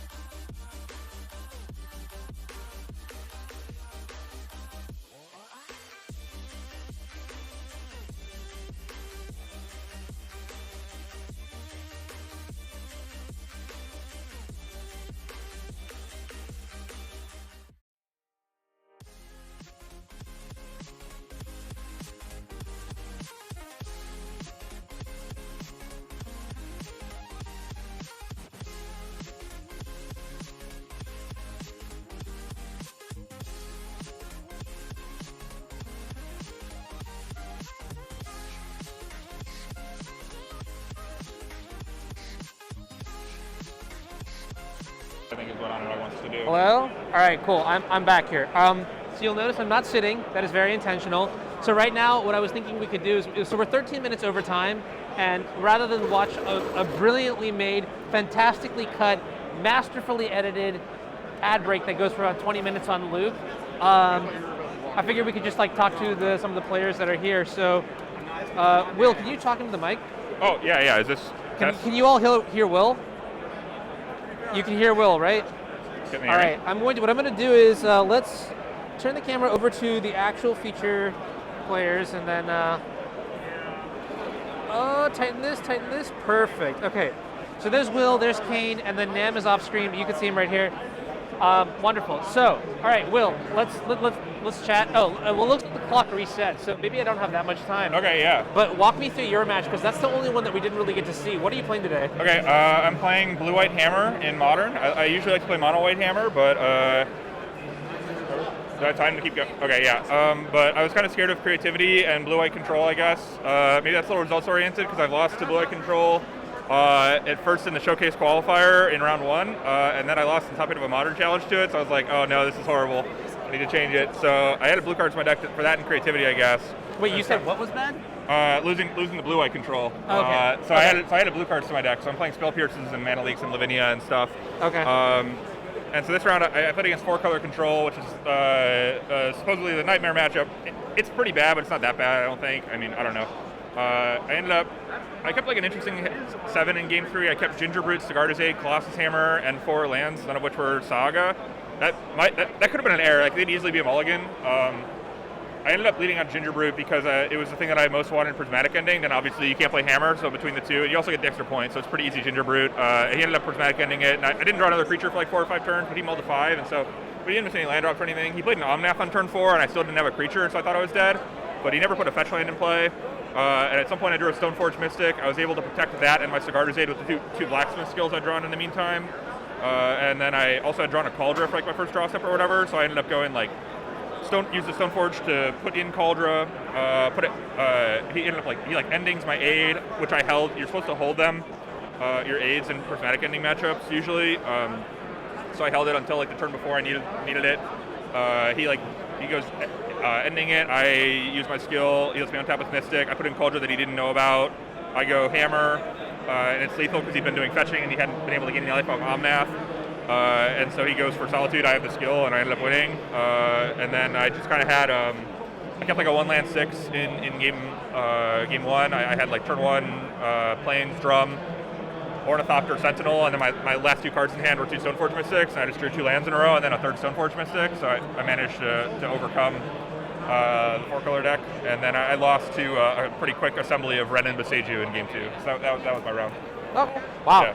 That was really fast. You would, Does Nam or Kane want it? Yeah, give it a Nam. Give it a Nam. Yeah. All right, so Nam, we got to watch your match, and honestly, game 1 looked really strong to begin with. Where did the wheels fall off in game 2 and 3? What do you think happened? I think game 3 I played quite poorly.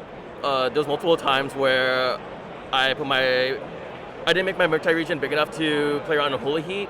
So a lot of times it was just a 6-6 when I should have made it a 7-7. Unfortunately, he didn't have the Unholy Heat, but I still think that's an error on my part. There was also like one interesting turn where I was attacking with a DRC and a Delver of Secrets. My opponent Unholy Heats my DRC. My hand is Hydroblast, Pyroblast, Murktide Regent, and my opponent also has a Brazen Borrower on Exiled. My Murktide Regent just got bounced, so I was like pretty far away from casting Murktide. So I tanked about Hydroblasting the Unholy Heat and I ended up going for it, mainly because if I get to Hydroblast Unholy Heat, he flashes in Borrower to block the DRC. I'm still beating down with Delver, and I have Pyroblast to deal with his Murktide Regent. But in reality, I should have just played a longer game where I eventually play my own Murktide Regent, Pyroblast his Murktide Regent, and I have Hydroblast for his Pyroblast, which probably would have been good enough. Okay. And then that's kind of where the wheels fall off. Okay. I have to ask you another question that's very important. So in your player card, you said you watched your name 10 times? Yeah, around there. Nice. Okay, would you say that is your like favorite like animated media ever? Or what? Probably. Right, put it this way, right? Because one thing that I'm trying to do is to get to know a little bit more about the players. Yeah. So on a scale of like 1 to 10, how would you say you are in terms of like, you know, how much do you like anime and like manga and all this sort of stuff? Like, is there anything in particular you would tell me to watch or read right now? Tell me. There are a few like really good animes and mangas I've like watched and read. That was like a long time ago though. Like I haven't been like keeping up with all the recent stuff. Okay. I like watched a lot of anime like back in high school and like first year of college. Yeah. But after that, I like, just got busier and got into playing more Moto. Okay. So that kind of like where all the time went. The only thing that can Yeah. be waifus is just Magic Online. So All since right. then, like I haven't really like watched. Darcy and Uro are my only waifus. You heard it here first. Okay, cool. I don't know. I just wanted to spot check you because, like, I think it's really interesting. We get to see a lot of the time players playing Magic, but we never get to really hear them talk about Magic. And more importantly, I feel like we don't get to hear them talk about themselves. Like other stuff outside of Magic. Yeah. It looks like I'm dropping frames, but hopefully it'll fix it. But anyways, I think it's I don't know. I think that's really cool. That's good to know that it's like people that have watched The Office like 10 times. You know, like I have friends like from India that have watched Friends, like the show Friends, like forever and ever and ever. They can recite the lines and things like that. So I don't know. Very interesting. All right, I'm gonna pivot back to myself here. We're still dropping frames, and we're still. You can just leave it. Yeah, thanks. So hopefully it gets better, but. I think they're waiting on a couple teams or something like that. I'm not 100% sure what exactly is going on. Radiant, we are not official. We're just on site and we are just hanging out. We put a lot of effort into it. We've got a lot of good players here today. A lot of friends of mine that are personally playing and that I'm curious to see how they're going. So Jarvis, as an update for like all the other teams that won. So Rangers, your team won, right? Okay. So Rachel's team won. Jarvis's team won. I'm trying to think who else there was. There's so many different teams. There's at least I got to find out how Bosch and Roll is doing. I think Scarlett's team lost, so that was Team Rodney's Angels. Hey, how's it going, Mario? And so, yeah, there's a lot of updates to check in on and stuff like that. So this is all largely unofficial, but again, shout out to Star City for hosting us and things like that. That is very kind of them. Honestly, I'm just going to pull up a chair until players start moving around because I'm turning 30 next weekend, and my knees are starting to go out. So, it is what it is. Did they really name themselves? Yes, they did. At first, they were Team Rodney's Angels. Then they switched to Team Sigma Grindset, and then they switched back to Team Rodney's Angels. And I have to say something about Rodney's Angels is very, I don't know. I think it's just funny. It's peak humor. Corey is 2 tables down from me, but what I recommend is you go to twitch.tv/. It's Corey Baumeister, right? Or is it Corey BMTG? I'm not sure. Perfect. It's Corey BMTG, I think. If you go to the Magic directory, you'll be able to find it, right? But he probably has updates there for you on his side, and I believe he's teaming at least with Ely, who's the Pro Tour champion. So that's going to be some sweet stuff to watch as well. Yeah, Corey B_MTG, yeah. So, yeah, that's pretty sweet. Again, the timer itself has reset. Now, what I need to do is when players start moving,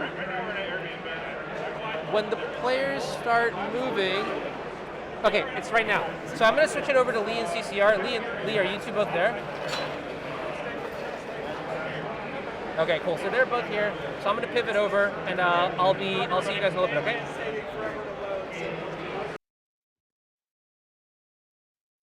Hello, we're back. Why, hello. Chat, hope everybody's doing well. Hope y'all have, maybe gotten a snack, I grabbed a limoncello LaCroix. I just refilled my water. Now I feel underdressed, I guess. I restocked my fridge with drinks the other day. It's actually the top shelf is lovely. It's very thirst quenching. I wonder if Anurag's audio is still coming through to the stream. I hope I not, don't because there's I don't quite a believe it mess back is. there. Yeah, it's a lot. I don't really want to mute him because sometimes he has important things to say. But all right, there we go. Yeah, I just don't want to I don't want the stream to hear us talking over Anurag and all that stuff. That'd be chaos. Okay, good. It's not. All right, so Lee, what do you want to see today? What I want to see today? I would Yeah. love to see some funky legacy deck I've never seen before in the legacy side. Sure. Not that I expect to see Delver so much, not the least that we're following Nam, right, who's playing Delver. Right, that helped. That contributes to the Delver density of our legacy format. But there's so much wild stuff people do in legacy. Like I'll browse through pet challenges or leagues and just see wild random crap, and that's kind of what I want to see someone bring to the tournament, just for my entertainment. Yeah, I would love to see one of those like Ether Vial Blink decks with like Baleful Strix and Yorion and stuff. That's that would really make my day. Anything with Kappa Cannoneer, I'm a fan of as well. Oh, sure. I don't think I've seen that deck in a while nowadays, but it is a 8 cast, I think is what it's called. Yeah, That's one of my more favorite cards. Given that, Pyroblast is like the most played card in Legacy anyways, even without that deck running around, people are playing the card that's the best against that deck in large numbers anyways. I don't know exactly what that means for the playability of that deck, but it can't be great for it. Yeah, it's a Chalice deck, so hopefully you just have Chalice on one every game. Sure. And it just resolves and everything's happy. Yeah, I mean, in the Force Days format, you only get so many chalices through. Ooh, I want to give a shout out to Sergio Panazzo for the raid of 16. Thanks so much. We're just chilling between rounds here. SCGCON Baltimore, we just finished up round 1 where our heroes lost. We're kind of waiting for round 2 to get paired and seeded and all that stuff. And we're following Will Kruger, Namdang, and Kane Reinhard through this tournament. I believe we may have a second team later on, but I'm not quite confident in that yet. Yeah, I think we may have like backup teams that can be switched to if our heroes are slain early on. Like the secondary party in our adventure. The B story, the B plot line, yeah. Yeah, it just becomes the A plot line when the writers get too uppity. Yeah, we're just we weren't able to keep these ones alive, so we'll swap over. Yeah, but we're not willing that. We're just prepared. No, there's no reason to give up after one lost battle. The heroes have to struggle for the story to be compelling. What do you want to see in Legacy? Anything in particular before we like jump into Pioneer? Yeah, I mean, something weird. I definitely do want to see more of that. I want to see that some version of that like Ether Vial, Baleful Strix, Yorion deck. Honestly, I wouldn't mind just seeing somebody playing Death and Taxes, although that probably means that we then don't get to cover any Pioneer that round. So maybe should be careful what I wish for. But I am a Death and Taxes fan. It's a fun deck to watch, in my opinion. It has a lot of decisions that it makes, Yeah, I and the mean, games all go pretty long. sitting next to Mike Braverman at a number of team tournaments, watching him play that deck, it's definitely an experience. As far as Pioneer, I don't know what I want to see. I want to see something that surprises me again. I'm pretty familiar with the Pioneer metagame at this point, and I there's a lot of weird stuff happening in mono green. People are just putting all sorts of random off-color planeswalkers in their decks now. Like Teferi, who slows the sunset, is the new one. Uh, on top of the nickel boluses we've seen previously. That's not quite wild enough for me. I want to see Yeah, maybe. I feel like Teferi Who Slows the Sunset is about the wildest that it gets. I mean, obviously Bolus with that mana cost looks very wild, but Teferi Who Slows the Sunset is like a let's just go all in on the combo sort of choice to make. Yeah, and I don't know. I want to see heroic. I guess I like the heroic deck. I think it's fallen off a little bit because it's not as consistent as it needs to be, but it is a hoot to play. Yes. Yeah, very, very cool deck. Um yeah, the major archetypes, I'd be surprised to see anything outside of kind of the you know 8-ish like major archetypes, the most played categories of mono green, Izzet, heroic, mono red, the ones that everybody knows. I don't know what room there is for like brewing or anything like that, but it feels like it's been a while since I've seen something like brand new pop up. Yeah, Pioneer is just one of those formats with kind of a flat power level, and it's hard to do that brewing process when you already know what the very strong cards are in the format, and there's not a lot of local room outside of them. Right. There aren't so many like hidden gems to like, polish up and exploit and come with something surprising. A lot of those kind of marginal cards that can be really powerful got banned during the like great decomboing of the format r- midway through the format's life. Ooh, is this an infect? Is that a? Oh no, that's a No, Elvish that Reclaimer. I that's an thought it was a Elvish Glistener Reclaimer. Elf because I the believe glare. All right, but anyway, Nam leads on a Delver and dazes David's Elvish Reclaimer that came off of Bayou. Yeah, so this is going to be depths on David's side of the table, and I think that the turn one reclaimer on the draw, dazing that is huge, and then Wasteland taking David off of mana, potentially very powerful. Obviously, one of the roles of Wasteland in this matchup is to prevent the comboing, but if you can just keep your opponent from functioning, then you never really need to stop the combo. If Nam has like a lightning bolt here, that Dryad Arbor could be not long for this world either. But just has a Jargon's Reach Channeler and passes back to David. Expressive Iteration was the top card off of Nam's library from that Delver flip, so we know he has that rolled up. Okay, it looks like we are actually on elves, not Okay. depths. The Bayou into Reclaimer made me lean towards depths, but this is certainly an elves deck. Yeah, then the Gaia's Cradle and the Heritage Druid come out, and all of a sudden it's like, oh, okay, so what's Okay, going all on right, here? all right.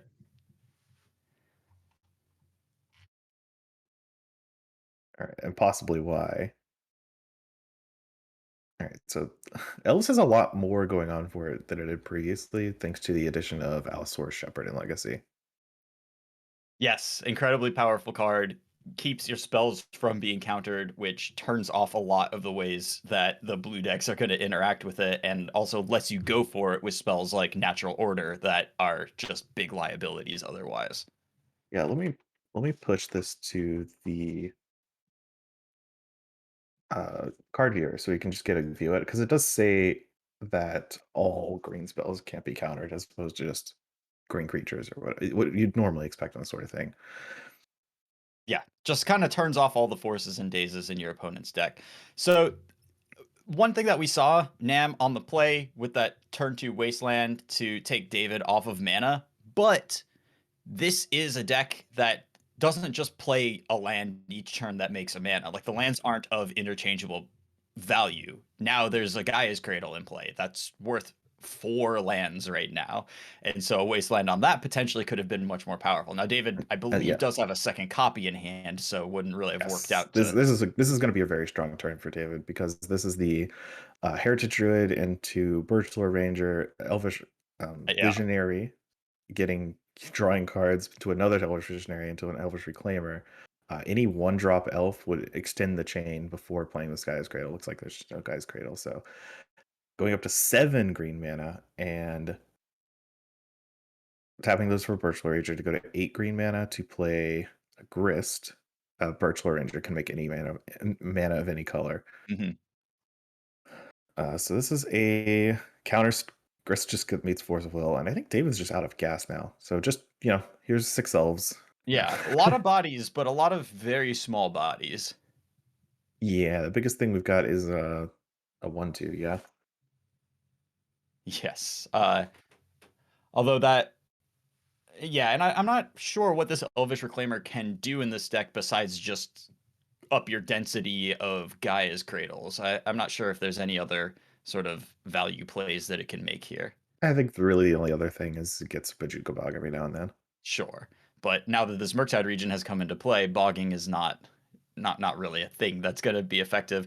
All of Nam's creatures have, well, okay, so this Dragon's Rage Channeler no longer has flying, but a lot of flying power on Nam's side of the board.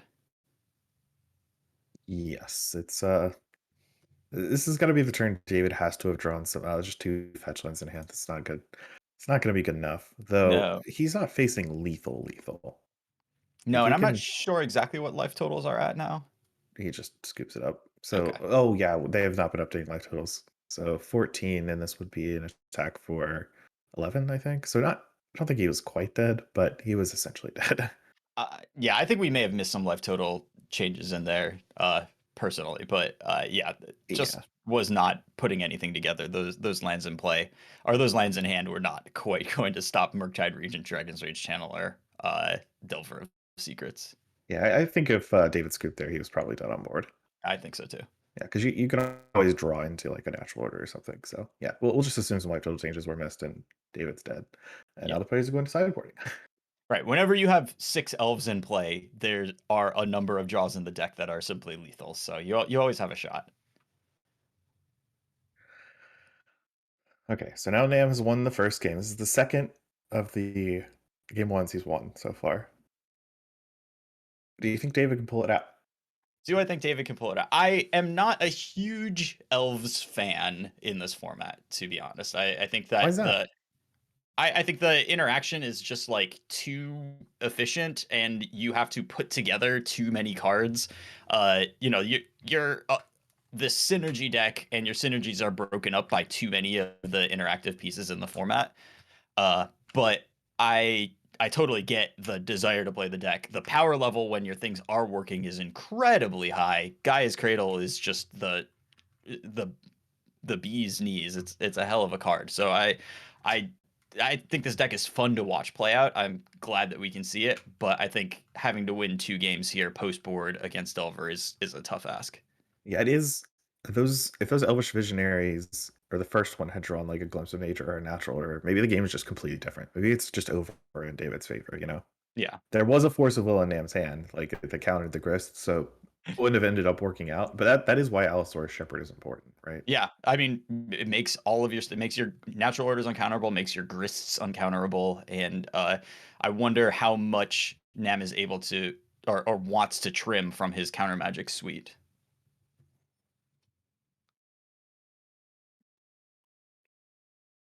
All right, so players have drawn their openers for game number 2.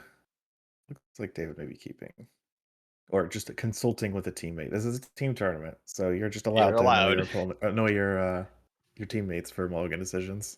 In a like multi-format tournament, I believe that often the consulting with teammates is a minus EV play to make. Especially, yeah, on average, I think you're right. But you also have to go like a step further. Like, does your modern player, who as David was conferring with, your modern player might not even really play Legacy at all, right? So Yeah. you're probably just better off leaving that essentially yourself. I'm not saying that's what David is doing. It's just like a team tournament on average. Yeah. Yeah. Sometimes the checking with a teammate is just to allow a diffusion of responsibility. Like, we all Yes. agreed I shouldn't have kept that hand, so, let's just everybody be chill about it. Occasionally, I'll be like, I need you to tell me it's okay to mulligan this. Yes, exactly. This looks like a Once Upon a Time.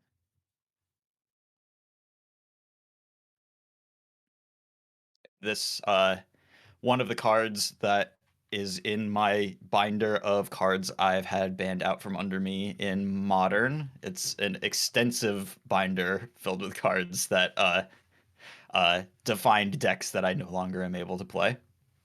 Chooses to grab an Elvish Visionary there. I can't quite tell what the other cards in hand are other than a Birchlore Rangers. Saw the Birchlore Rangers. Fetches out Forest. An old forest Yes. from the days when you cast Llanowar Elves with that. It is a foil forest though. So I don't know exactly what that is from. Maybe that's some sort of promo DCI thing. All right, getting up the Dryad Arbor from the Green Sun Zenith on 0. Nice little synergy that caught the bad card banned in Modern. Yep. I consistently have to have discussions about, unbanning Green Sun Zenith in Modern, and we will have those discussions until the day we die. I don't believe that card's ever coming back. But a very powerful kind of like split card in this deck. Nam just leads off on a strong basic island Delver of Secrets into a Submerge. Very nice. That is an arena forest. That makes sense. All right, Mishra's Bubble on top here, or on the board also for Nam. Chooses not to hold it, just no Dragon's Rage Channel or anything. So David goes with Birchlore Rangers into a Dryad Arbor. So in response, Nam just looks at the top card with Mishra's Bubble, his own library. Because that way you can evaluate if you want to daze, because you can know if your Delver flips or not, right? Right. And what play you might want to make next turn. So we draw off the Mishra's Bauble first, and then the Delver doesn't flip still. Because you can stack the triggers however you want, right? So you essentially get an extra look that Yep. way. You can look at the top card with Mishra's Bauble. If it doesn't flip Delver, you draw it with the Bauble trigger. If it does flip Delver, you just leave it there. You Yeah, and a order the little bit Delver trigger first. of anti-synergy there where the second card was, I believe, a Brazen Borrower. So kind Yes. of a spell, but not one that flips Delver of Secrets. What is that card that's been played? I It's a can't rare Delver's tell. Reclaimer? It's got a hollow foil. It's an Allosaurus Shepherd. Allosaur Shepherd, okay. The glare does do a number if you're not quick enough to catch it on the on the downswing. Yeah. We know it costs 1 mana. We know it's a rare. And yeah, you just gotta like kind of make out the smudges of the art. And now I can tell now, but when you're not sure. Ooh, Wirewood Symbiote the draw, but does not do a whole lot right now. And well, Gaia's Cradle into Elvish Visionary, trying to get the engine started up. We're not Doesn't quite there yet. do a lot now, but gives a lot of ability to do some gnarly stuff in the oncoming turns, especially with the mana generated by that Gaia's Cradle. And the lands over on Nam's side, does he not have access to red mana at all? It appears not. So Oh, there's a spells Volk. can't be countered. There's a Volk. Okay. Good. A good draw.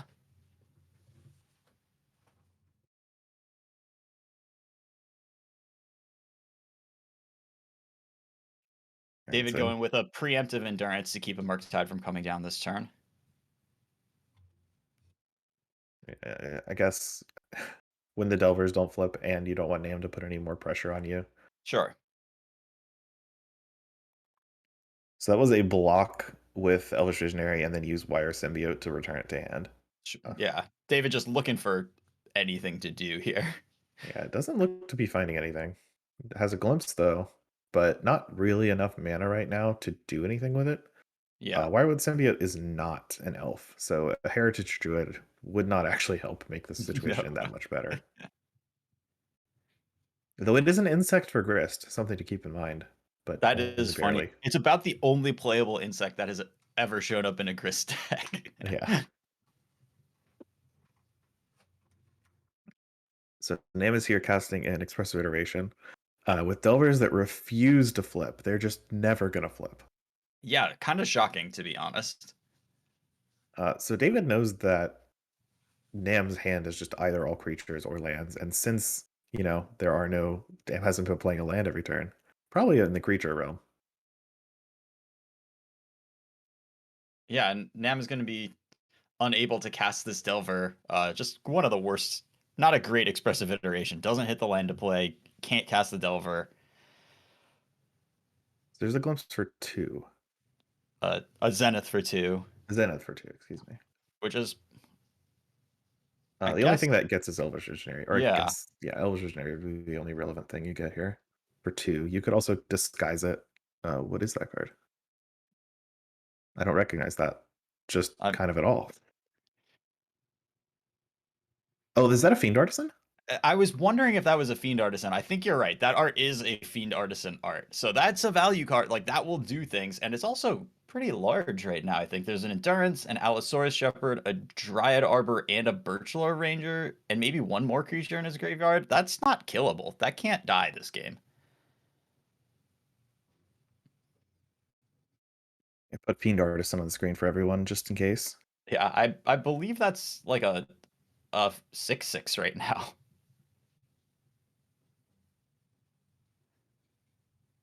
Ooh, Tron Travolta in chat is giving us the knowledge that it's a new... Fiend Artisan's a new thing in Elves. Started with 1, now we're going to 4. Just wow. This may be the Fiend Artisan is a potentially extremely powerful card that we never really did the powerful thing with in Standard or anything. It's just like, I love it in Cube is basically where this card has ended up for me. It would be pretty neat to see it find new life in Legacy.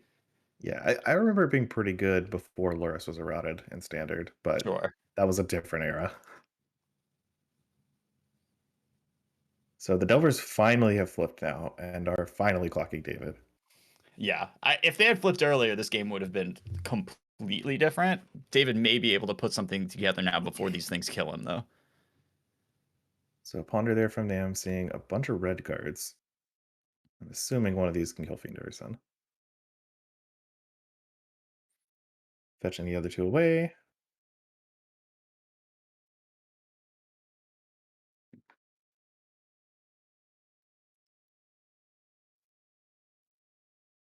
Though actually it's kind of hard to kill Fiend Artisan. That Since petty it's theft, so though. large. Yeah. The petty theft. Shriekmaw in hand for David, one of my favorite cards of all time. Just a personal. One of the ways you can actually kill Murktide Regent. Yes. Also draws a card off Glimpse of Nature. I do appreciate how Murktide Regent like renders a bunch of kind of weirdo cards into being much more defensible. Yeah, so Elvish Reclaimer comes out along with the Fiend Artisan, and there's the black mana needed for Shriekmaw. That can be evoked to take out one of the aberrations. But Dam does have a Murktide Regent rating in the wings, which I think David is concerned about because of the preemptive endurance and the fact that the Delvers never flipped. Yeah. So he does know that this Murktide could be around. It's just like you can't really let the Delvers keep hitting you. You're also going to die to them as well. Yeah, and I mean his life total very low at this point, given how hard these things hit. That one hit for 6, and that just goes to show like how big of a deal it was that those Delvers were not flipping. If they had flipped even a turn earlier, I think this game would be absolutely over.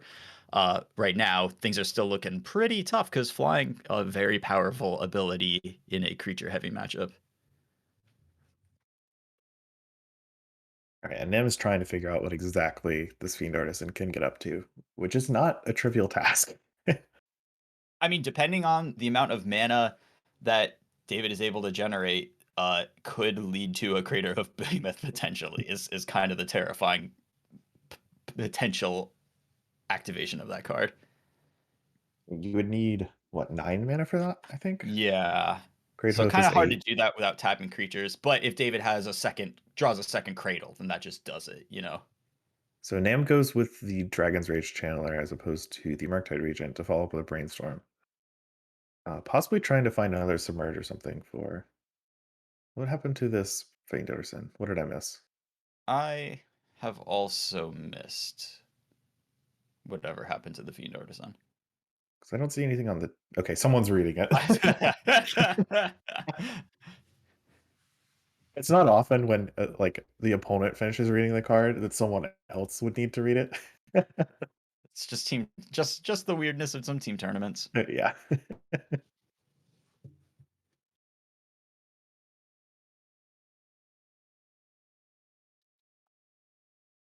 Delver comes in, and then Nam just really hoping to survive this turn. All right, David's draw step is pretty big here. He has access to 4, 5, 6. Oh, Bug's not really going to do anything. No. And that mana I don't think is enough to get anything that'll really turn the tide with Fiend Well, Artisan here. we'll see. We'll That's see. the only thing that is possible. And honestly, David maybe just be searching his deck for an answer. Shriekmaw kills one of the creatures, but that's still... I guess it's not lethal on fire. The Bog because actually Bog. did a thing this Yeah. turn because those Dragon's Rage Channelers are only 1/1s. So, yeah, putting it together. So now we've got a good old-fashioned ground battle. One of the few fronts Elves is good on. But Nam has a creature in his graveyard, so not that tough to just hit Delirium this turn. Yeah, creature. There's another creature. Surreal number 2 hits a land. So then now we're only instant. sorcery or artifact away. I don't see either of those. Neither of those are on top. So David buys this turn. I don't think Nam has a fetch either. So he'll have to play a spell to clear up the top cards from Brainstorm. Though there's a Submerge, which is... Yeah. Submerge is not bad because I don't think Nam can really afford to let David untap with that Fiend Artisan again. And get another Shriekmaw? Get another Shriekmaw. One other consideration here is that, there is that Brazen Borrower in Exile. I don't think Nam even has another land this turn to potentially cast it, but it does make... I don't know if that thing is ever going to get cast. If that was Nam's plan, he would have kept Wasteland. Yeah. It's just too slow, too inefficient. Getting another Brainstorm to try and hit lethal this turn is going to end up being a lot better. Because hitting an artifact or a sorcery gives it to you. I just keeps missing. Not hitting artifact, not hitting sorcery. Well, there aren't that many. Sure. But it has been a number of looks. Yeah, of course. The most looks possible that I think you can probably get here. Just not enough. But has done a good job of insulating himself from a lot of the stuff that could happen on David's turn. Submerge stealing a draw step is a really big deal. Yeah, no. Nam knows exactly what David's turn is going to be, and that's play Fiend Artisan, maybe line up some attacks. Yep. Gets to force it, gets more Surveil triggers. Yeah, those just go in the graveyard because he knows what they are.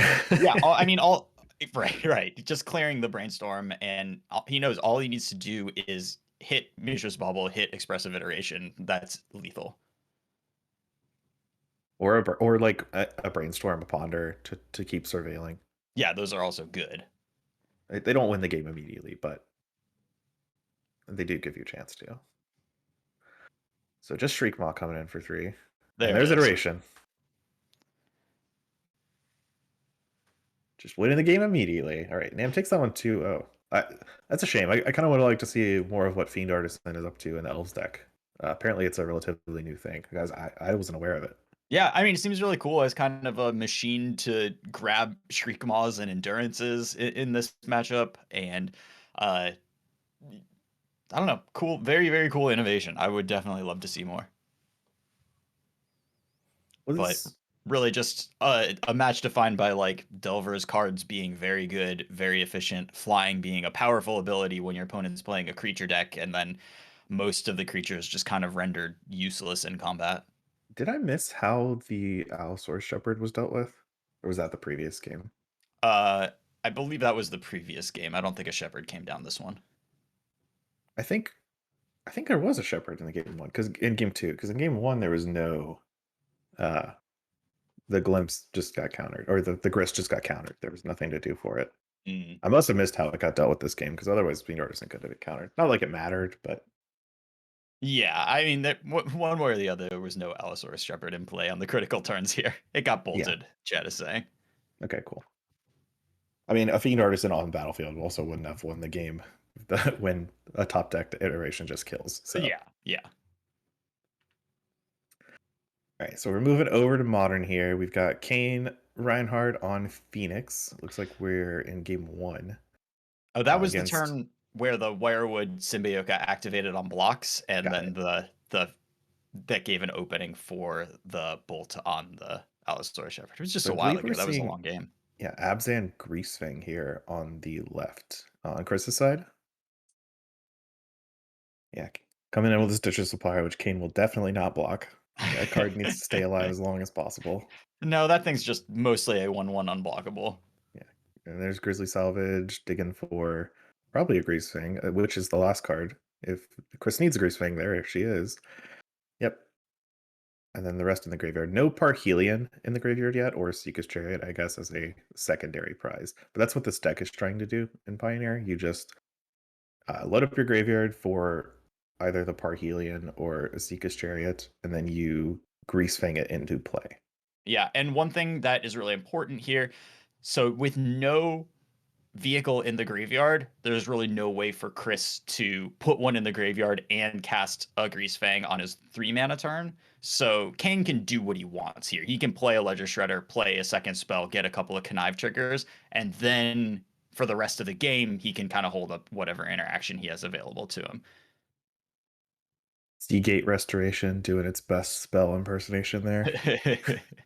Yeah, it gets a +1/+1 counter right on that Ledger Shredder. Gonna pitch a pieces of the puzzle. At this point, don't really want to be casting 3-mana sorceries. You just want to hold up removal and keep from getting Parhelion at any point. Because you have your clock.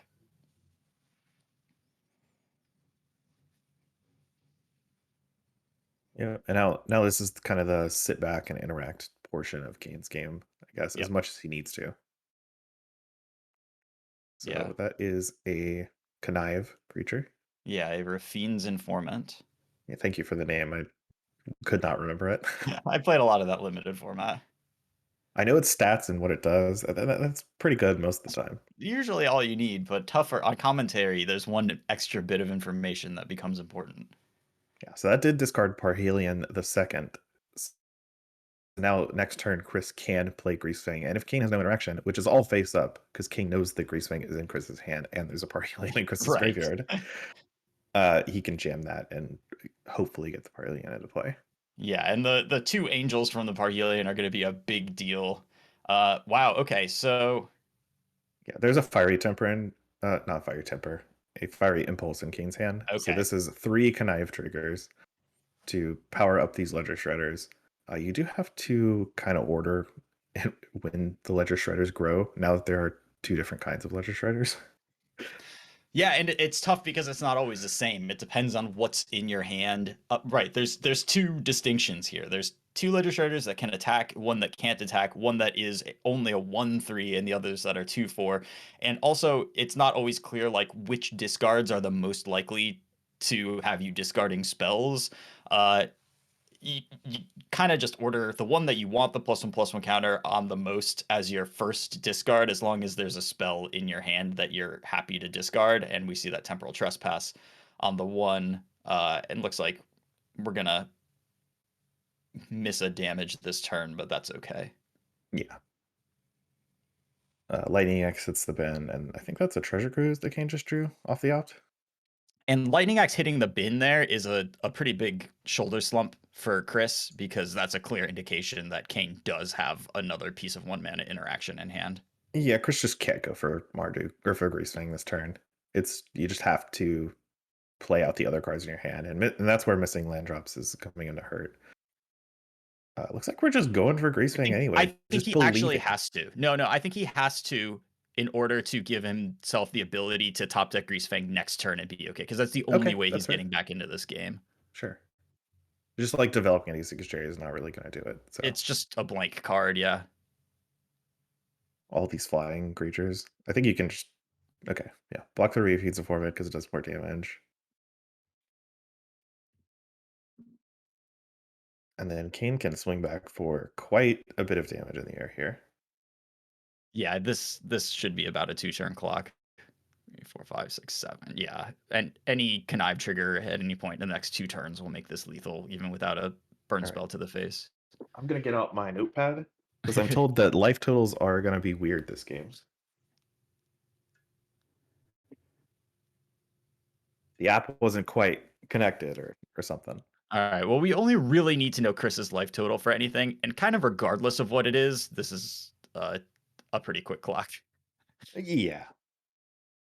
There's a chance that Kane could hit lethal this turn, but I think it would require a Phoenix coming into play.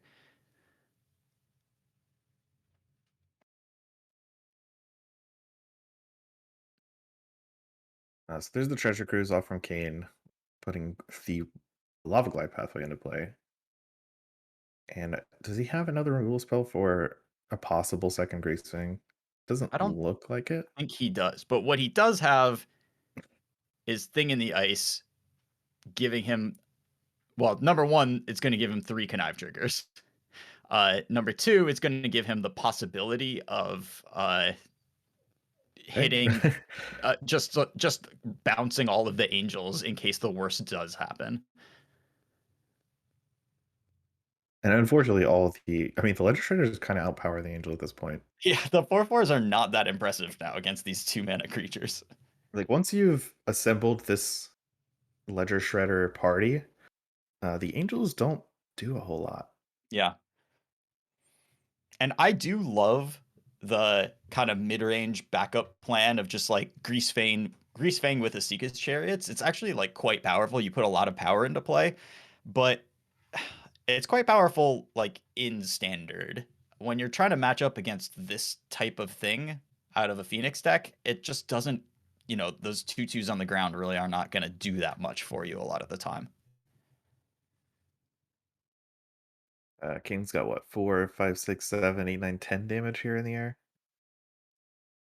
With Chris at presumably 11, but possibly somewhere else.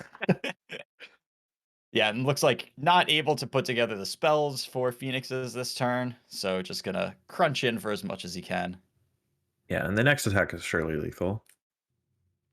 Yes, and he's pretty safe. The Parhelion attack. Greasefang is the next draw. Yeah, I mean, and Chris set himself up to do this, but the Parhelion attack is only for 13 plus 1 from the Stitcher Supplier, so that is not going to be lethal. I mean, there's a thing to block the Stitcher Supplier too.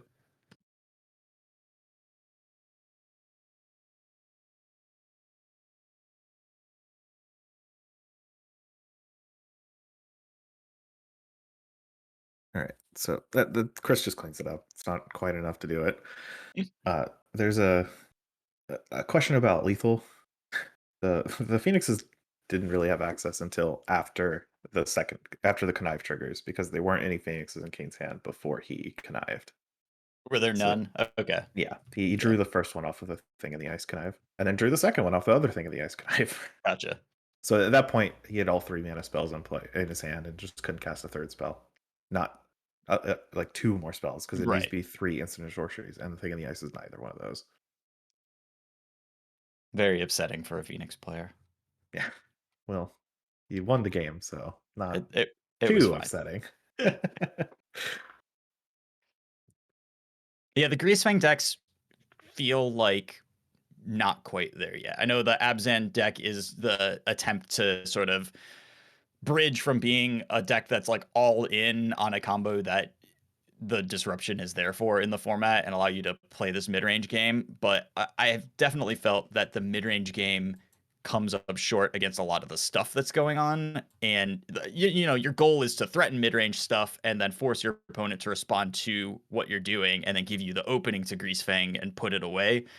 But Phoenix decks playing things like Lightning Axe and Fiery Impulse gives you just this level of really efficient interaction for, you know, your 3 mana 4/3 that can make it super tough. And we see an Abrade in Kane's hand adding to that.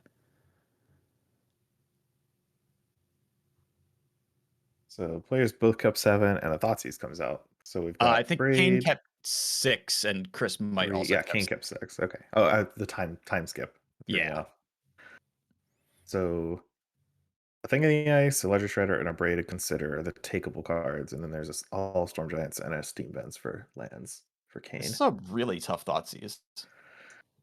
Do you know any information about Chris's hand? He I looks like don't, he's but this taking a should Braid. broadcast some amount. So taking Yeah. the Abrade means it's very likely that we have a hand that is heading towards Grease. Well, okay, we see a Satyr Wayfinder. We see a. I'm having a tough time. I think that's a Grizzly Salvage. Is that a Graveyard Trespasser? It is a transform card, but and I don't know what else it would be, a black transform card. So, Right, there's no Licensed Hearsts. Ooh, which meant a oh Spell my Pierce that was goodness. came off the top. So that might have been why the Braid was taken also. Hmm. Uh, now if this Thing in the Ice comes, it would be kind of neat to see like a Greasefang come out and just bring back the hours. Okay, there's Ledger Shredder. Yeah, I think that is by far the better setup card here. You kind of Yeah. force your opponent to have an answer to it, or else you're going to start pulling way ahead. All right, so now Chris is considering. We'll see if that is Graveyard Trespasser or I if he believe goes it for Satyr is. Wayfinder I've or seen a Grizzly little more of Salvage. it here. So digging for no land, so gotta have to take a Rafine's Informant or a Stitcher Supplier. He does put the Parhelion in the graveyard, which is it's pretty nice. And he can cast the Stitcher Supplier this turn, or is that a Temple Garden It's in a his Temple hand? Garden. Okay. That one doesn't cast Stitcher Supplier. It's not. My door is currently being assaulted by my girlfriend's dog, so I may have to open the door and let her in. She hates a closed door. You can't abide a closed door in a house that you No, own.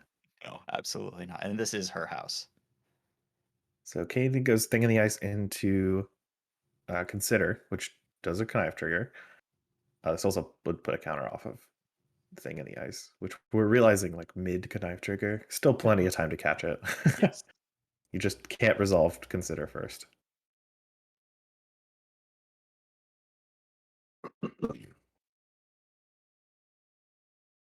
Putting an Opt in the graveyard and then considering. Kane's looking like he's doing pretty good for himself this game. He has the board with 2 setup cards. He does. There is a very clear window here, though. There's no mana up on Kane's side. There is a Parhelion in the graveyard. There's Chris is untapping with 3 mana. He hasn't revealed a Greasefang off of a Grizzly Salvage, but Kane holding his breath at least a little bit here. Although a Thing in the Ice can clean up, even if a successful Greasefang happens here. Well, it cleans up a turn. You'd have to kill them that turn, right? Because there's another Parhelion. The Grizzly Salvage revealed 2 Parhelions. Well, it depends because you can return during combat and make Sure. that not Okay. happen. So.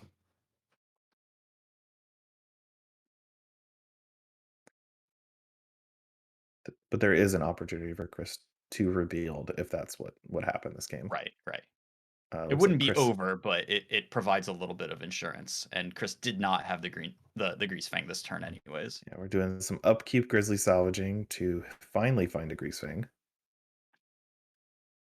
which will be the take. And then Kane can continue with his turn. The reason he did it during upkeep was to avoid the connive trigger for Kane. Yeah.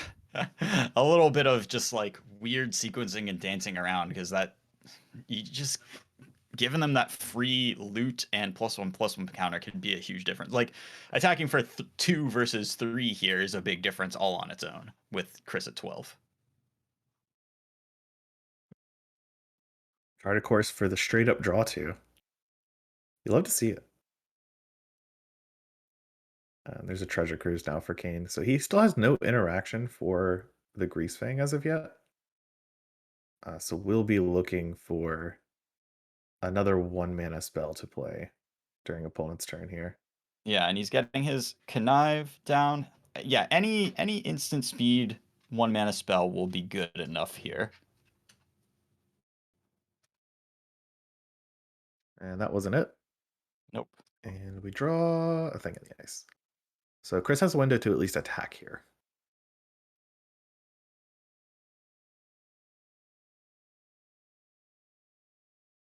Yeah, and then but Kane is, with Chris at 10, it's a weird window here. He's going to get to attack.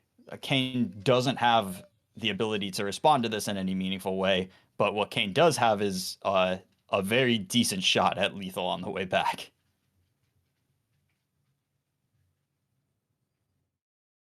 Looks like this attack is everything's just resolving. Chris is expecting some interaction at some point, but didn't Yes. expect to get this far.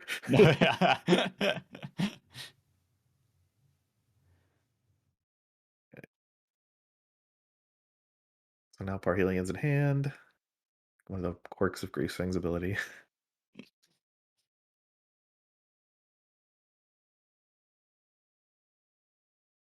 All right, and Kane can flip Thing in the Ice this turn, but there is another Parhelion.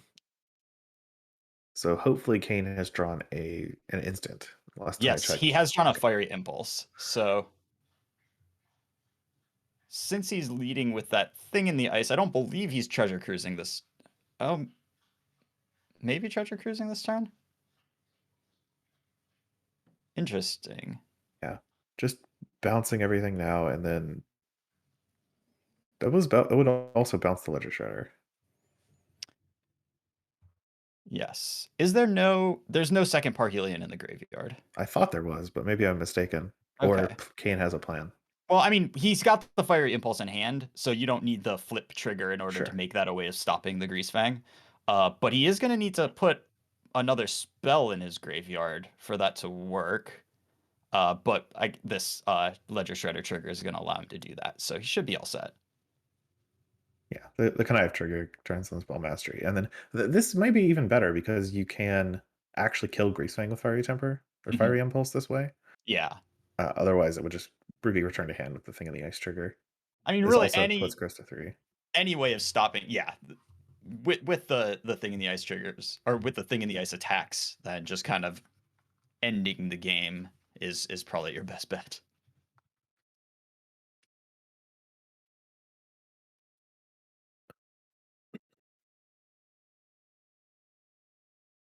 And Kane finally plays his land and passes, and then Chris is probably just going to jam Grease Fang. Be like, well, you didn't have anything last turn. I mean, he treasure cruised, so you probably do this time. Treasure Cruise, Connive Trigger, did kind of all of the things. Kill it. Yeah, you want the Parhelion to be able to enter the battlefield because it's better in the graveyard than the battlefield. Sure. It does go to hand Yeah. as part of Grease Fang's trigger. So Yeah. Kane takes that one. And that's going to do it. As long as it goes to the battlefield before or after the Grease Fang dies, then you're good. Yeah, no way to crew that thing. It's just on the battlefield. Not a lot of 4 mana creatures that you can cast at instant speed for 1 mana. I think 0 in this deck. So I don't think there's that many in Magic generally. Boon Satyr is the only one I can think of. Pioneer legal? Yeah, I mean, but also too much mana for that situation. Oh yeah, far too much. No one's playing Boon Satyr and Pioneer. It'd be a tough to fit that one in. Yeah, and I think that the way that those games played out, even when King kind of had to like leave windows for the Greasefang to happen, just the interaction in the Phoenix deck is kind of targeting this deck almost accidentally, and it's just tough to make it work out. I have not been super impressed by the Greasefang decks, even with the more recent innovations to them. It, And looks like we are about done with this round. I think we're ready to go to an ad break, and then we'll be back for round 3. And I don't know exactly how much time is left in the round, but looks like that's it for us for round 2, and we'll see you when we get back. yeah, sounds good.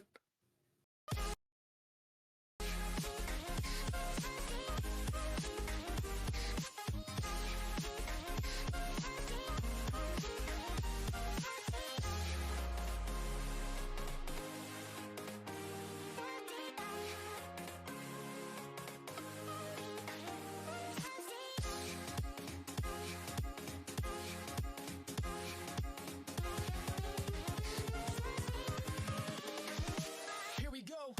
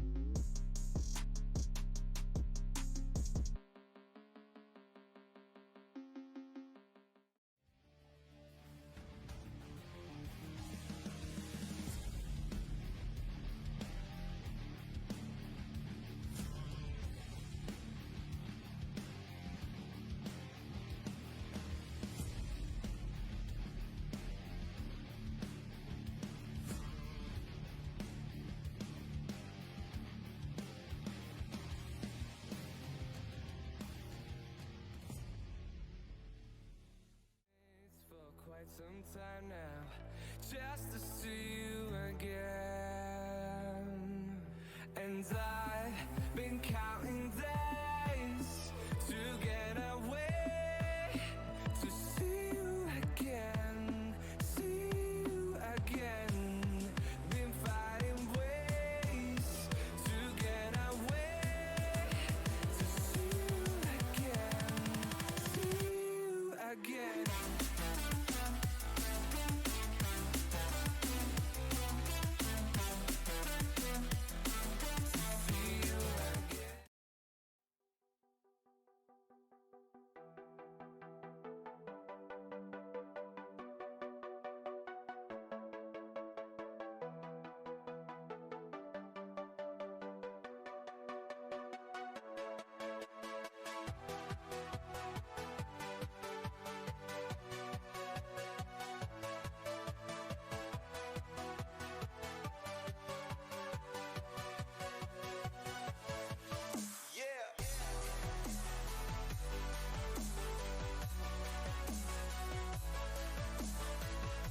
Okay, I'm back. Still here.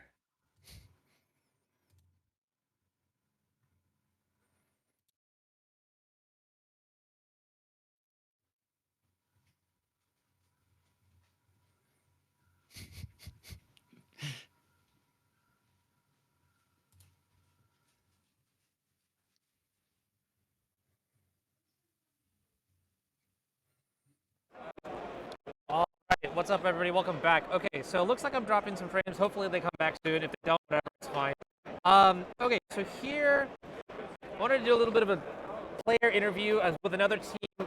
You know, Jarvis, you can see him in the red right there. Actually, this is the whole team right here. There's Silent Steve. There's Dom Harvey on the right here, too. Jarvis, you want to grab a mic real quick?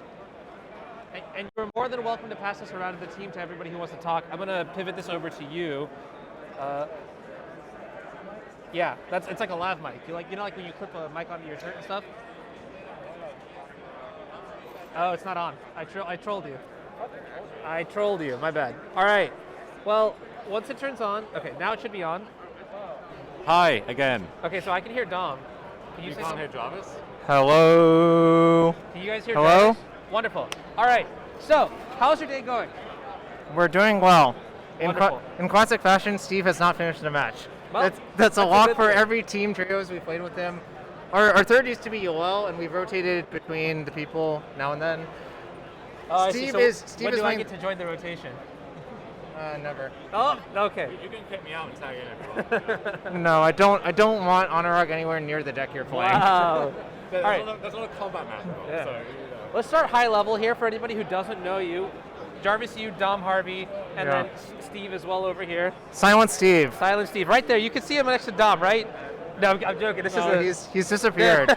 he's On the SCG official Twitter, when they were listing some of the teams in the event, they just listed it as @Jarvis, @Dom, and then their teammate. They didn't even tag Steve. Yeah, they did that at SCG Pittsburgh. It was me, Brian Koval, and their teammate.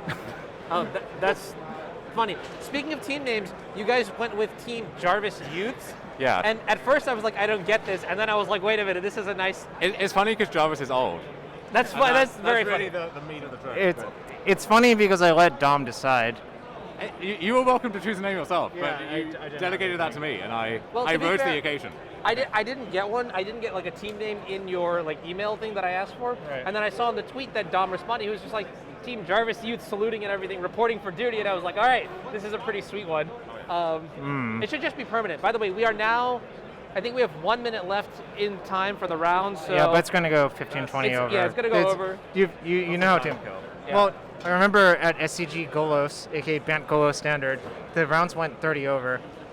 This was the format in Standard where it was like Field of the Dead and Golos? Yes. Yeah, and people just didn't get out of game one in the And mirror. this was in Valley Forge Casino, aka the Seventh Circle of Hell. Yeah, because your phones die So down it's there not like there's too. anything to do during the half an hour that you're waiting for the round to turn. Yeah. Except You can go question to- your life choices. Or go to Duncan, or go to the blackjack table. Yeah, you can lose money at the blackjack table, or you can lose some money at the Dunkin' Donuts. Like either works. Lee is asking, Valley Forge is only the 7th circle. Honestly, the one thing I do like about Valley Forge is that I can pay a reasonable amount of money to get a very good internet connection. So you're rooting for it for that way. I've been turned by the dark side. Yeah, I actually. I don't know canonically how many circles of hell there are, but whichever the bottom one is, And that that's- is the basement of the Valley Forge. Oh yeah, absolutely, yeah. So let me talk to you guys a little bit about the decks you're playing today and why you chose to play them. So when you came to me like a while ago, Jarvis, Yeah. you said you had two options. For Legacy, you had boring old Izzet Delver, and then you had probably what I think is one of the coolest decks in the format, some Yeah. sort of Displacer Kitten variant, right? Yeah. So what did you actually end up deciding on of those two? Neither. Not, well, thanks, Dad. Okay, I'll give the short version. I played Jeskai Kitten versus people in-house because I don't want to play leagues versus people who won't consider their combo because it's a waste of time. And I also want to play against good players playing their like signature decks. So I played a bunch of matchups versus like people on Discord playing Izzet, and I'm like, this matchup is not good, so I'm just going to give up. Oh, wow. Wait. And So I what couldn't happened in figure out how matchup to then? win Why the was it matchup, bad? so fuck it. Huh? And I could not figure out how to win the Kitten versus Delver matchup without like warping your deck even further and like being like not a good deck. Okay. So, like I was even playing main deck Verdict, and I think that card is actually really well positioned right now. Supreme Verdict. It is well positioned? Yeah. Okay. I think the reason it's good is because if you analyze what's in the winners metagame, it's just all Izzet and Depths. Yeah. And Verdict is good at cleaning up both of their messes. This is the camera. If you look at the camera, then you'll be looking at chat deep into their souls. Okay, so then how many verdicts are you playing today? 0. I'm playing Night Adepts. Well, that's the plot twist. I mean, okay, I'll be honest with you. I asked Jarvis about this earlier this morning, so I'll pretend to be surprised. Wow. Wow, you're not surprised. Yeah, that's a good shock face right there. Look at that. Yeah. Somebody clip that and. Why'd you settle on Night Adepts? Because there's no brainstorms in that deck. You know that, right? It's just good versus the winner's metagame too. We couldn't afford the good dual lands, so we're going with. No, I could. I have 55 dual lands, so get off. 55? Yeah, I don't get rid of things. It's a Jarvis brag right there. Yeah. That's a lot. I could use an extra 55 dual lands. Yeah, okay, that's interesting. So you think Night Adepts is good against the winner's metagame? Yep. What matchups did you play against today so far? I played a Mirror round 1 and I won 2-0, and I played against Is It Delver round 2 and I won 2-0. Okay. You want to talk about either of those? My round 1 opponent tapped out for Minx and Boo in game 1, left up only Crocus. I'm like, second main waster Crocus, they floated white. I'm like, all right, end step, rotate away land, get depths, copy. That's like some OG, like back in the day, like lands versus like control, like Richard on port, your white source and second main, kill you kind of deal. Yeah, I think it was weird because after the match, I'm like, he wanted to ask if he should have done something different. I'm like, in the position you were in, I would just never tap out because you have Sylvan Library and I have no like engine going. Oh, there was a Sylvan Library. Yeah. So you cheesed to win there. Yeah. I was just like patiently waiting, like maybe my deck delivers. And then my opponent just tapped out. I'm like, all right, I guess I'll kill you instead. I don't think that's too unlikely though, because I think that recently a lot of people are picking up like Adepts as a response to Delver, because Rodney went 11-0 in the MRG thing and so on. And I think people really want a deck that they think beats Delver consistently, which I don't think it's as good as advertised, but like you get to, I don't know, 58, 60%, which is about as good as you can do. But the result of that is there are a lot of mirrors against people who haven't played the deck much. And the depths mirror can be very, very intricate and difficult if you're figuring it out on the fly. So. Yeah, I'm not going to give away all my secrets, but there's a lot of like, weird sideboarding shit that happens in the mirrors, and also a lot of weird timing things that happen. Oh, okay. I think I know what you're referencing. And for example, on camera earlier, not on camera, but Jarvis tried to flagstones for Wasteland. I forgot about that. Just the full like fetch ghost corner kind of maneuver. Well, so what happened was I knighted away a flagstones, which is legal if you have Yava Maya out, and then I put stage and wasteland into play. Obviously, one of those two I cannot get. That is true. Yeah. Do you think Legacy would be better or worse if you could fetch for wasteland? If you could fetch for wasteland, obviously worse. Vomit. I don't want to hear those words used in the same sentence. Well, that's enough about Legacy. How about Dom's That's a good transition. Wow, he's like doing my job for me. Yeah, professional broadcaster. Yeah, Dom, take the mic. I want to ask you. So you're playing Pioneer this weekend, right? Yeah. And what are you playing in Pioneer? I know nothing about Pioneer. Yeah. So I'm playing the Boros heroic deck. So like favorite Hoplite, Legionnaire, Arcanist, Virtuoso. Do me a favor, put this like a little bit closer. You can clip it on here too if you want on that one, or just like around there. Yeah. Just because like it is Pioneer, all the decks feel like a little medium and they have some kind of inconsistency to them. Even the green deck, which is everywhere here, and that's part of why I'm playing this deck, is that it kind of hard targets that deck. Yeah. I think that's probably the best deck in a vacuum, and lots of people seem to agree. But wait, so you're saying, as a Pioneer expert, you think mono green is the best deck in a vacuum? Yeah, I don't think that's a controversial take. Okay, so that was my elbow. Sorry. Like it's kind of a low agency deck in the sense that like the mirror is absolutely miserable, and you have a lot of games where you're really banking on your turn 1 elf living, or you need to hit the right combination of things off Storm the Festival, stuff like that. So it's a little frustrating to pilot sometimes. Same is true of the heroic deck, right? Like you can invest in a creature and it dies, or like all of the decks are a little like they try and do their thing, but there's not that much card filtering in the format and not that much good interaction. So most decks just kind of face off their top 10 to 12 cards against each other and see how it goes. Yeah. But the heroic deck is like it's fun, it's powerful, it's easy to mess up against.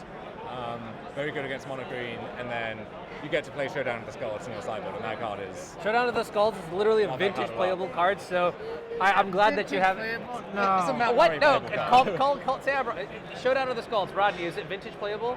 Yeah. Rodney says yes. Okay, wonderful, yeah. Cool. It makes your Dreadhorde Arcanist massive. That is true. It does make for a big Dreadhorde Arcanist. All right, so and to wrap it up, Steve, do you have anything to say? No, I'm just playing 4-color in Modern, so that's Cool. not exciting. Yeah, he's Silent Steve. He has to keep up to his Yeah, to his persona. Wonderful. All right, cool. Well, I'll take the mic back from you. So what we're going to do is we're going to have these 3 players. They'll be the feature match after the Kruger team. So I told Will, I said, Will, if you win the next round, I'll keep your team here for one more round. And while Will didn't necessarily win, so I'm just going to stand up here. Hopefully this is fine. While Will didn't necessarily win, his teammates did, and that's what counts here, right? That's the most important thing. The vice versa also happened where Will won round 1. Like, he won his hammer match. He talked about it earlier, and then his teammates lost, so he took an L. So basically, they're 1-1. They'll be up for one more round, and then starting round 4, I'll talk to Jared, and I'll try to get this team in to swap in. So that is that. It looks like we are, oh, the clock just reset. So here's what I'm going to do right now.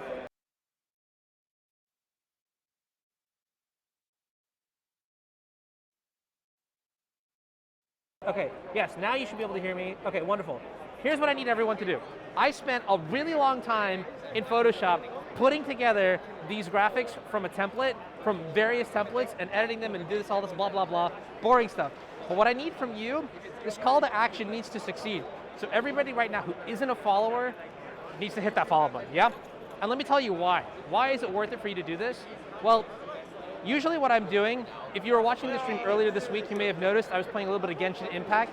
They came in with that Genshin Impact money and they were like, hey, let's pay for the next SCG that you travel to so we can feed your casters and cover internet fees and expensive flights and things like that. And I was like, oh, sure. And then they were like, if you get more viewers and you get more followers, we'll give you more money. So now I pass the ball to it's in your court now. If you haven't already hit the follow button, much appreciated. And you know what? I'll say it too. If there are any Giga Chads in the chat, any any Oilers, if you will, any Lamborghini drivers, and you have that free Prime sub from Amazon, be sure to send it my way. A lot of effort does go into building this stream, whether it is from myself or whether it is the casters or in general, even for Star City to come up with logistical solutions to the questions that I keep asking them. There's a lot of effort that goes into it, so would greatly appreciate it. A lot. There are a lot of ways that you can support this stream. I'll go over that through the weekend. I don't want to chill too hard, but got to pay the bills somehow. So I do appreciate everybody who is here. Let's see, which means as the clock is getting reset, I'm just sort of chilling. Is there anybody here that I should find and talk to about their records? Is there anyone that you're interested in seeing how they're doing? I saw Koval walk off. He may have gone to the bathroom actually, so I'm not going to follow him. Rodney was here just a second ago. I do know that Rodney's team did not win round 1. I'll find out about round 2. I see Corey over there still. Rodney, did you win round 2? We're 1-1. Okay, so Rodney's team is 1-1. That's nice. Oh, you played against an interesting deck, didn't you? What? You played against an interesting deck, didn't you? Round 1, I played against the Riddlesmith deck. You played against the Against foiled out Riddlesmith. Foiled out? Yeah. Wait. See, but I feel like that deck is relatively new. Here, I'm going to give you this. You can hold this. Okay. You can just put it whatever, yeah. That deck, have you seen it, played against it before? I played it online. I played a league with it online and lost. Oh, you played a league with it online and lost? Yeah. I played a league with it online and lost. Wow. Nice. All right. I went 0-3, and then I was like, you know what? I don't doubt that this deck is good or bad. It's just not for me. So, our heads are barely on the screen. Yeah. There's not much I can do about the view here too, because it's I don't want to get in the way of stuff. Anyways, so what are you playing this weekend? I'm playing green-white, same deck. Okay, this is the deck that you won and the recent NRG with, This right? is the same physical copy of that deck, yeah. Oh, literally card for card? Yeah, because exactly. I never Did you gave change it the back. sleeves? It's SpongeBob now. Ah, okay. Yeah. All right, nice. What have you played against so far today? I played against that Riddlesmith deck, I lost, and then I beat Mono Red Stompy. Oh, okay. Yeah. That's music to my ears. It's really interesting that you say that, because so Bob was pulling together some data, and he told me that Mono Red Stompy actually had the highest online win percentage, Sure. even higher than Delver, except I think it had a smaller sample size. I mean, it's supposed to be a good matchup against Delver, right? I don't actually know. That's a really good question. The Dead Guns are really cool in that deck. What's up? The Dead Gun is really cool in that deck. Dead Gone is frustrating because I was playing against that deck with I was playing Hammer the other day, and I was like, yeah, I got my Hammer. I'm just gonna kill them. Even if I get Blood Moon, I can still play my Hammers and my artifacts. And they just like Dead Gone my first 3 creatures, and I was like, I am irate. Yeah. I did not get to bonk. Instead, I got bonked. So, okay, that's cool. And then what is your team playing? My team is playing Yawgmoth, and then blue-red Divide by Zero control. You would enjoy that deck. Okay, I know the text on Divide by Zero. It's pretty versatile. This isn't, but is it Pioneer playable? Pioneer, it's Ledger Shredder Dig Through Time. It's just blue-red cards. Okay, I can approve of that. Yeah. I can approve of that. I don't know if that's pairings for the next round. Marcus, you want to buy a Legacy deck? Sorry? You want to buy my Legacy deck? Do I want to what your legacy deck? Do you want to give me $4,000 for a Legacy deck? Okay. Marcus shakes his head no. Hey, sorry I couldn't make the trailer for you. I'll do it the next time for sure. Yeah, no problem. Appreciate that. Yeah, All right. we lagged on that. So. Oh, don't worry. All right, so I'm gonna go switch to a break now, Okay. and then I'll try to be back with round 3. Bye. So thank you. Yeah. So don't go anywhere, and let me know also how you feel about these. I'm just like talking to people here as they come by if they're in the area. I do think it's interesting to see the players who are not on screen and how they are doing. And that's not something I was really able to do in some of the other events. As the day goes on, the rounds will get shorter, so it'll be harder to do. But yeah, I'm going to transition to an ad, and then or just to the break screen, and then we'll come back, and it'll be Lee and CCR for round 3, doing more Pioneer and Legacy coverage at SCG Bolt. All right, see ya.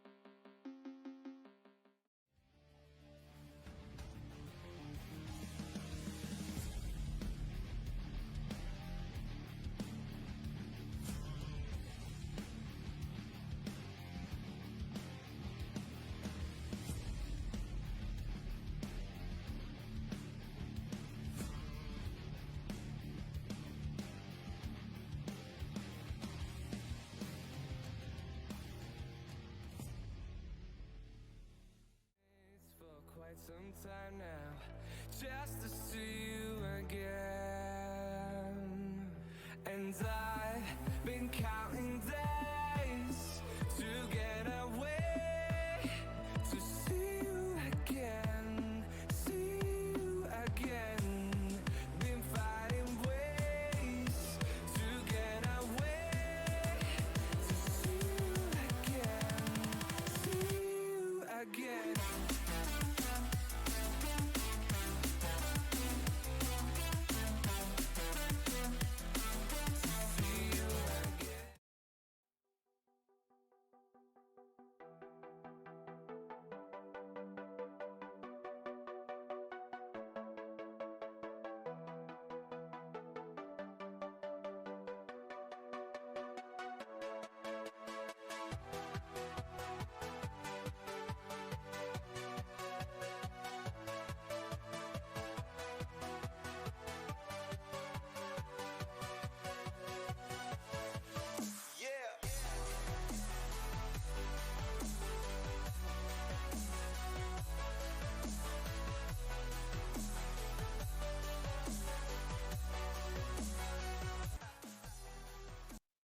All right, and we're back, headed into round 3 of this SCG Baltimore team tournament. Lee, you ready? Ready to do some coverage? I am so ready to do some coverage. I felt like the time between rounds stretched on, and I was without magic forever. The time between rounds is effectively infinite. I'm always ready for the next one, so let's do. I've heard that time has started, so hopefully we head over there pretty soon. I don't know if our players are quite ready yet. I just assume we'll drop into the match whenever Honorog's ready for us. We have no control over that. We are merely instruments in Honorog's hands. All right, looks like we have another Delver v Elves matchup. Hopefully this one plays out a little bit differently than the last one. Would like to see a little bit more of what Elves is capable of. Don't know if Mike is on that Fiend Artisan tech, but would love to see that come back into play again. Ooh, this is how Nam won his last game himself, with the Island Delver start. Yeah, the Island is a little bit of a liability here. Yeah, it's not ideal, but oh no, we're playing with the Dryad that's Arbor a looking forest. forest. Yeah, but that's got the similar art as Dryad Arbor. It's the reverse gotcha of the Dryad Arbor that looks like a forest. All right, triple 1-drop. That's a classic start from the aggro deck that is it Delver? Listen, whenever you're named after a card, you want to draw that card, right? Yeah, as many times as possible. It wouldn't surprise me if Nam actually drew the third copy this turn, because the first Delver did not flip. That makes sense, yeah. Drew either the third Delver or like the land to allow the casting of double Delver on this turn. Some part of this equation. I don't know that Nam would necessarily keep an island double Delver hand. Or triple yeah. Delver hand. Yeah, that's pretty fair. Okay, there's Windswept Heath for Mike. That's a Nettle Sentinel, I believe. That's currently tapped. And there's a second one. Join the party. So this is pretty dangerous if there's a Heritage Druid involved at any point here. Well, I mean, Nam gets to play 3 creatures, so why can't Mike? That's fair. A third Nettle Sentinel would be a little less terrifying than the Heritage Druid. No, I just mean 3 creatures in general. Like, yeah. But I assume that we're aiming towards 3 of a kinds on both sides. That's the only way to keep things fair. All right. Let's see if there's a Heritage. This is a Quirion Ranger. Not a lot right now. A bunch of setup pieces, and there's the Brainstorm to flip them all. Right, Such a strong card to see on top too. Yeah, that is not bad at all. Something that you can actually put your island mana into as well. All right, so now Nam's on a 3-turn clock. Somehow not a 2-turn clock. Well, 1 lightning bolt changes that. Yeah. So here's a Mishra's Bubble off of an Expressive Iteration and another card to hand. I see another land in Nam's hand. I believe it's a Misty Rainforest. So now Nam knows the top card of Mike's deck. He's just going to bash in. We'll see if Nam has a land to follow up or any sort of disruption. Just goes ahead and fetches. Green Sun Zenith is the card on top. Thanks, Honorog. Oh, okay. That could absolutely lead somewhere if Nam does not have an answer for this. Yeah, if Mike has a a glimpse of nature too. The game might just be in hand for Mike. Yeah, because it hasn't looked like Nam has any. He might have a force in hand right now. I think I saw a glimpse of a red art. Yeah, there's a force. Yeah, if he had a force in hand, he just drew it, and then drew another one off Mistress Bobble. That is some insulation there. The sign next to Nam's name means that he is one of our featured players. We get that question a lot. Maybe there's a better way to designate that or not designate it. Because it does look like he's not really Namdang, he's just Namdang asterisk. Namdang, the steroid user, yeah. That's a baseball joke. It is a baseball joke. I didn't know if it would land.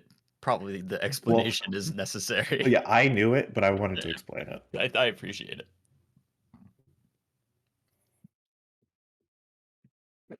Thanks, Dan. So, Nam deciding whether, okay, it looks like we are forcing this. Now Nam deciding whether to keep a force in hand or keep and I can't quite tell what that other blue card is. But he's just not willing to let a Heritage Druid come into play with these. It's Brainstorm. Okay. Yeah. Force and Brainstorm. I think Brainstorm is... It's 3 more looks at something to deal lethal next turn. I mean, bolt, mostly. So hard to... the force can help you survive the extra turn if you don't hit anything to get lethal, but you'd also need to hit a blue card to turn it on. I like keeping the Brainstorm here.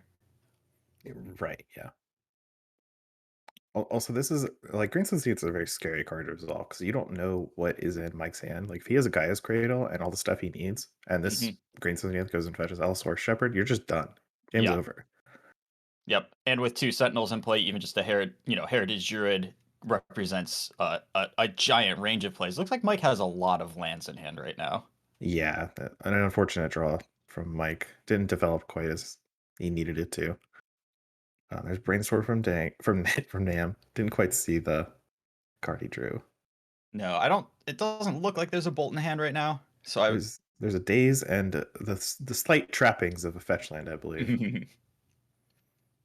Wasteland. Okay. So Nam puts him to 1. Can't quite close because there's no lightning bolt. But fade 1 turn and we're good. Yeah, I mean these flying wild Nagaddles really just put the squeeze on you. It's tough. You don't have a lot of time. Yeah, so there's the Allosaurus Shepherd. And I think Mike only has lands in hand now. So yeah, and Nam thought about dazing it, but chooses not to. And then Natural Order. Natural Order. Yeah, Greater Hoof should be 4. Yeah, should be game. +4/+4 to the team. On top of those Nettle Sentinels, that's lethal. Not much you can do about that. That's the combo, really, of the combo deck. Allosaurus Shepherd into Natural Order. That's how we drew it up. That's elves for you. Yeah. And that's how you get through, like, oh, Izzet Delver has a lot of very good interaction. Well, this particular combination of 2 cards does not allow you to interact with it.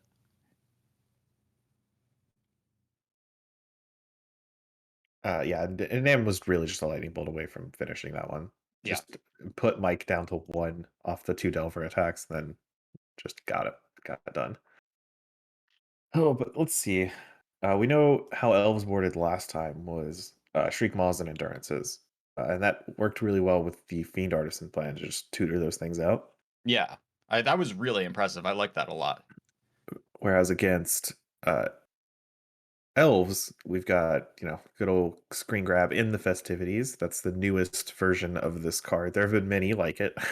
This is the strictliest, betterest one. It's Planeswalkers, so it's technically better. Which we saw a Grist last time, so yeah, there's usually 1 Grist in the elves decks. Yeah. So in the Festivities is really the one card that is trying to turn the matchup like on its head.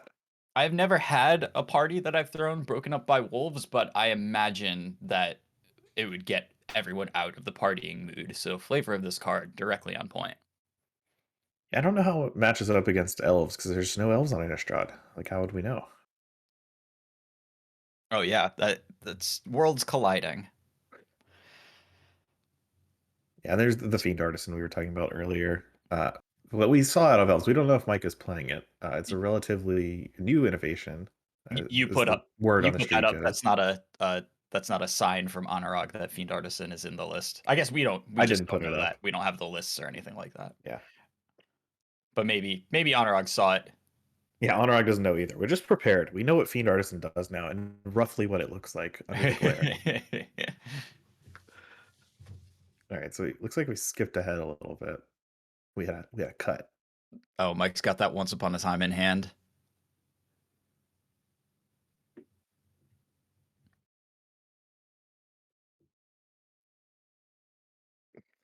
Anurag says he's combating glare preemptively. Thanks, Anurag. Thanks for all you do, really. It's tough. You can't control the lighting when you're just on site trying to do coverage guerrilla style. The lighting for this match is entirely from the overhead lights, which are it's pretty much the worst way that you could light for video coverage generally, and particularly card games with sleeves. So there's definitely a just a natural battle to be had there that's not ideal, but we'll do the best we can to let you know what the cards are on the battlefield. Yeah, that's why when Star City or Channel Fireball or WotC or whatever do their video coverage, they have feature magic areas where they have specific environments set up to record. Yeah, and we're just kind of off at a particular table right now. I do remember in the old days, they would make players unsleeve their decks before like videoing them. Oh my god. Just all those unsleeved dual lands getting riffle shuffled as hard, and you could hear the shuffling. Oh my god. Go back and watch some of those videos. If you have never seen that in action, go back and watch some of those like Pro Tour top 8s. It's remarkable. So Nam leads off with a Ponder, and I saw a peek of an In the Festivities in the opener for Nam here. So even though this Ponder is a shuffle, he does have one of the key cards that he sideboarded on. Yeah, Nettle Sentinel, about the only thing that doesn't die to end the festivities. Just a brutal play. And there's Once Upon a Time there from Mike. Looks like a whole grip of creatures. Whoa, and there goes an Elvish Visionary running away.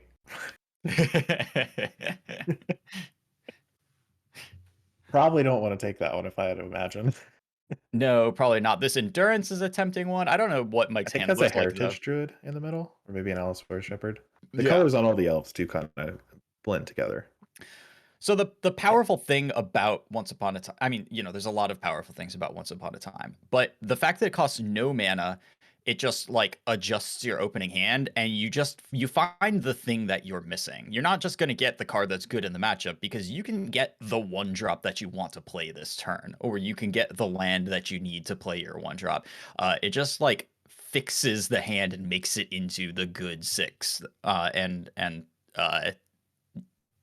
just an incredibly powerful card when you're casting it for 0. There is a reason it is banned in Modern. There's a Nettlecyst to join the Heritage Druid that Mike did put in his hand with Once Upon a Time. Nettle Sentinel classically works incredibly well with Heritage Druid. Yes. And then did draw an Allosaurus Shepherd for the turn, or at least has one in hand. And is now considering playing that into Nam's turn of Land Go out of Delver. So pretty much all reactive cards in hand. Yeah. Usually you would play a creature or a cantrip. You got to think about this, and this is strong signaling of the things that are in Nam's hand, because this hand was a keep, and it didn't have a Delver of Secrets in it. It didn't have a Dragon's Rage Channeler in it. It's got reactive spells, and it's got reactive spells that Nam was willing to keep a hand that wasn't doing that with it, which means that very likely there's some number of bolts, maybe an End the Festivities. We see Nam bolting the 2 toughness creature that combos with Heritage Druid, and kind of tempting just to kill these 2 creatures with your 1-mana spell right here. Yeah, it's a lock. It doesn't even really give anything away if Nam wanted to like milk it, because you would kill the Nettle Sentinel anyway in response to the 3rd elf being coming into play. Ooh, and then wastelanding the Boseiju rather than the Cradle, because the Cradle cannot produce mana right now. And I think Mike has a Dryad Arbor in his hand, so at least that Boseiju is going to be able to make 1 mana this turn. Yeah, the Cradle, yeah. And another Heritage Druid comes down.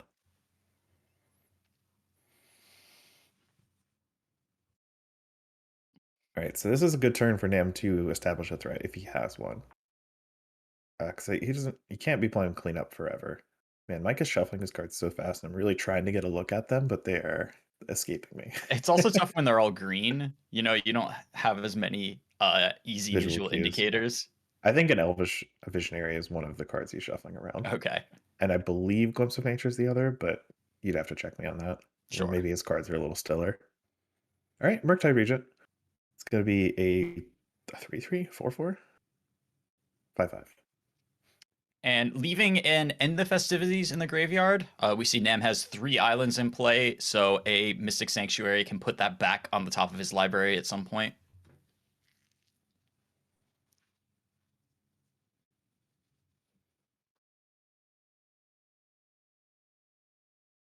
There's the Glimpse. This has the potential to be a scary turn, but Mike's really going to need one more land, because if he has to tap the Gaia's Cradle here for 2 mana rather than more, then that's kind of limiting the danger represented by this Glimpse. Yeah, I think this is aiming to be more of a setup Glimpse than anything else. Like, you can't just hold cards in your hand forever trying to get max value out of every Glimpse you play. Right. Especially when there's a Murktide Regent on the battlefield. So I think Mike is really just comfortable just playing this out there and then playing a Visionary and just being like, okay, I drew a few cards. Yeah. Whereas Nam doesn't want him to do any of that. I sympathize with that position. So he just force blows the Glimpse of Nature. And then the Elvish Visionary comes down anyway. I believe we have another Elvish Visionary in hand. Tracking Mike's hand is like a fun little game for me right now. I'm going to let you take responsibility for that. All right, so I believe this is going to get the Mystic Sanctuary. And then if Nam has a way to draw a card in his hand, then he's going to be able to 3-for-1 Mike and again leave him with only Gaia's Cradle in play.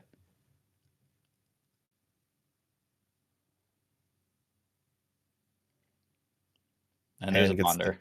And gets the cheeky little counter on. Yeah, spell leaving the graveyard. Certainly not something I would remember if I hadn't played Murktide a lot. All right, and then the second End the Festivities is just too much. And yeah, these Mystic Sanctuary plays very strong, providing kind of that, like, we're not doing like giant game-ending loops or anything, but what we're getting is kind of that Snapcaster sideboard plan effect where you draw your sideboard card and then you get to do it twice. And the first time is good, and then the second time ends the game. And to end the festivities is just not something that Elves is really capable of beating. Yeah, I'm so proud of you for not making an End the Festivities pun. Well, we did end your trying to figure out what was in Mike's hand at least. That game is over for now. For now. I'm sure there's another game. We've got plenty of time.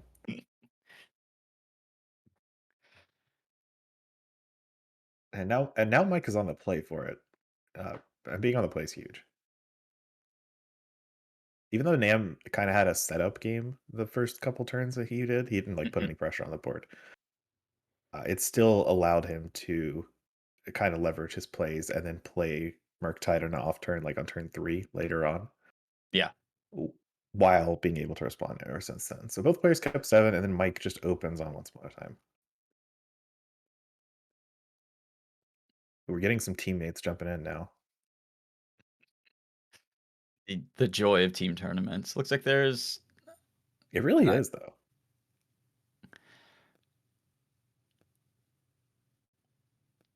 So I am struggling to see. In his main hand, there's a Boseiju and a Heritage Druid, and takes another Heritage Druid from the Once Upon a Time pile. Yeah, and Once Upon a Time does have a little bit of a leveling game that goes along with it. You generally are taking the thing that your hand needs to work, but sometimes the fact that you are revealing it to your opponent means that you are giving away some amount of information, and you can sometimes take a redundant copy and convince your opponent that it's important, get the first Heritage Druid bolted, and now you've got a backup one. There's all of these considerations that go into what am I going to show my opponent here. Yeah, and look at this. Mike casts a Green Sun Zenith for 0. Nam has 2 Force Blows in his hand, and just goes ahead and counters it. Does not want Mike to have the extra acceleration of the Dryad Arbor. Yeah, a very hefty commitment to bolt the bird, but on the draw against a deck that has Allosaurus Shepherd in it, I don't hate it. Yeah, I believe in, and it's better. Nam has bolts in hand. That could have dealt with Dryad Arbor at like a better card exchange, but it's so much better for Nam if he just plays a Dragon's Rage Channeler this turn and then uses his bolt on other targets. Yeah. I mean, skipping your Dragon's Rage Channeler on turn 1 is the potential for like several missed Surveil triggers, and that's not where he wants to be.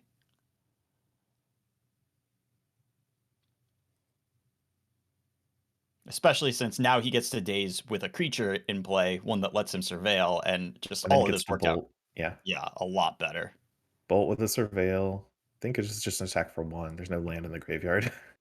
That's very weird, yeah. Land or sorcery, actually. There's only 2 types in the graveyard.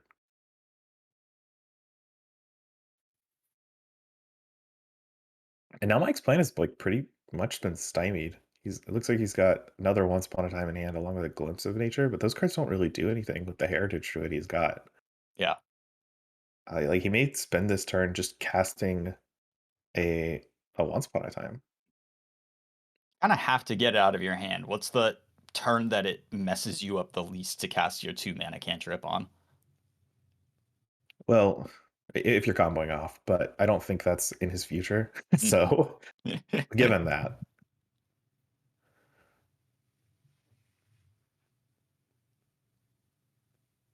Oh, hearing from Connor that apparently Nam's team had their name as Team Giga Chads at one point. Their unofficial team name. It's tough. Most tournaments, including this tournament, you really don't get the opportunity to name your team. So when you do get the chance to, you gotta pick the right one. All right, a glared card is chosen. I don't know what it is. All I can tell is that that card has art and a text box. Okay, It's not a rare. got power and toughness. It could be an Elvish Visionary.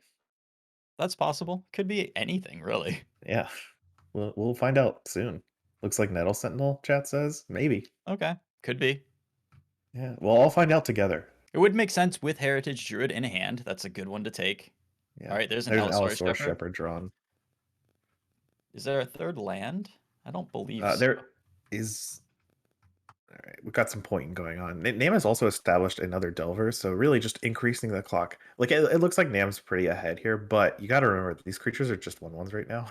Yes. They're not actually doing that much, and that is a Nettle Sentinel, so good call there in chat.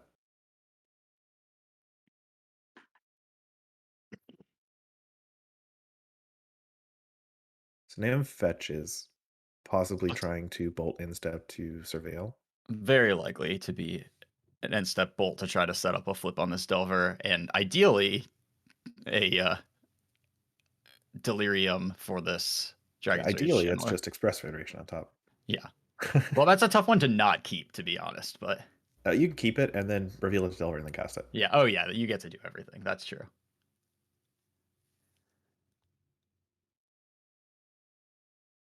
Ooh, it's kept on top. Kept on top. Is this an expressive iteration? I mean, that would be perfect, but you don't really need perfect every time. No. Amisha's Bauble would be totally fine. Okay, we're not. The Dragon's Rage Channeler.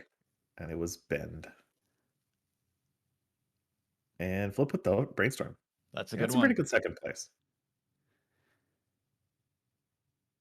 Oh, iteration. He has the iteration. All right. Okay. That makes a little more sense why you would try to think about keeping the Dragon's Rage Channeler. Yeah, makes sense. But I think that he didn't have the third land. He probably just topped a land there, most likely. He drew the Brainstorm for turn from the. Do you mean the Express Iteration? On this Surveil from the Expressive Iteration. Looks like 3 spells. Oh, 3 spells. Okay. So Brainstorm in exile, just gonna stay there.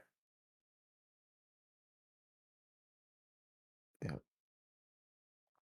right, and finally, some real damage. We went from attacking 1 a turn to 6 a turn. Yeah, when you flip both of your 1-drops on the same turn, that is a massive increase and kind of perfectly sized to take out an 18 life total player in 3 attacks here. Yeah. So Mike gets in with Nettle Cyst, drew in a forest for the turn, which is unfortunate. Yeah, I really could have used that last turn, I believe. I'm not quite sure what he's got going on in his hand. Looks like we're looking at the modern match. Sometimes the team tournaments cut both ways. Sometimes someone from outside the game needs help. All right. Is that Main an phase that endurance? endurance. Yeah.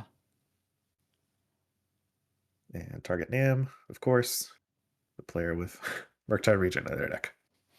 And Endurance just one of those few cards that like really plays a good fair game against Delver. Shuts down the Dragon's Rage Channeler from being a 3/3. Blocks, any of these 1-drops. Keeps Murktide from being castable on Nam's turn. Yeah, so here's a Brainstorm, surveilling away a wasteland, and then resolving the Brainstorm. Looks like another Delver, another Brainstorm, and 2 lands. And a Bolt there. And well, I think the Bolt was in Nam's The hand Bolt was in already. hand. Okay. Well, it's all the same thing, right? When you're brainstorming, it's all the same mess. Yes. Well, part of the reason Brainstorm is the way it is.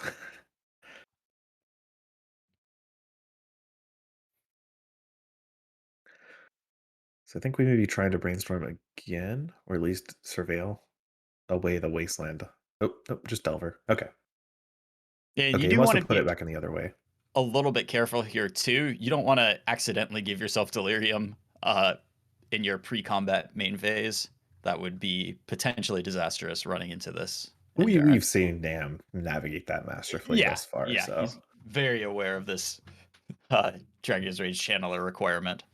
he's a big fan of going to second main phase.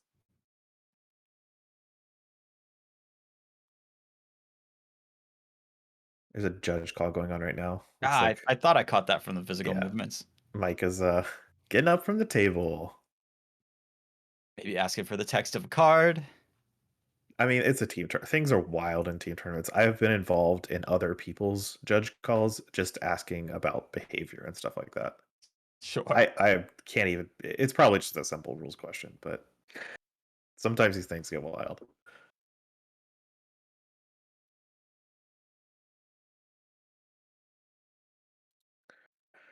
All right, so we've lined up the cards. We're doing the shuffle thing. I know there's at least a Glimpse of Nature and a Dryad Arbor in hand.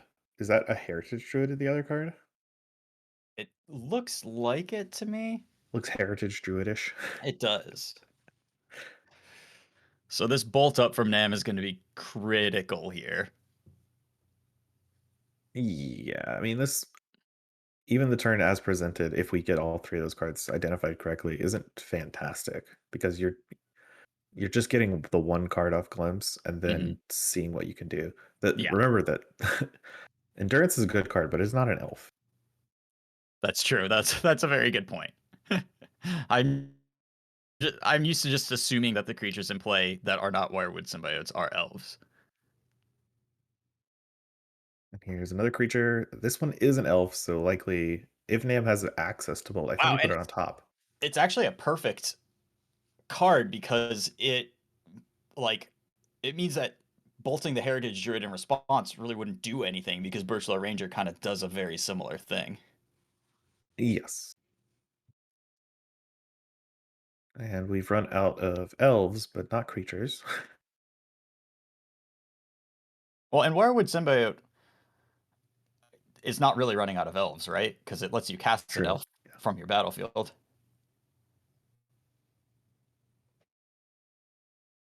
So picking up Birchlore to untap Heritage. And then we'll see what ends up happening. How does he produce mana? Did he have a mana floating? He still had mana floating because he had a Heritage Druid activation to start this thing off. So it looks like a very fortunate set of draws here. There's a Quirion Ranger, and Mike might just be going off this turn. Oh, wow. Yeah. This is nice. Yeah. Was that a natural order? What was that? There's an old border card drawn. I think it's a Birchwood Rangers, actually. Yes, I think that is another Birchwood. But any elf is fantastic here. Yeah, of course. I'm getting more and more convinced it's natural order, as I think I see the head of the jaguar or cheetah or whatever. It's the cat. I think if it were an elf, he would just cast it, right? Yeah, I think that's a no-brainer. So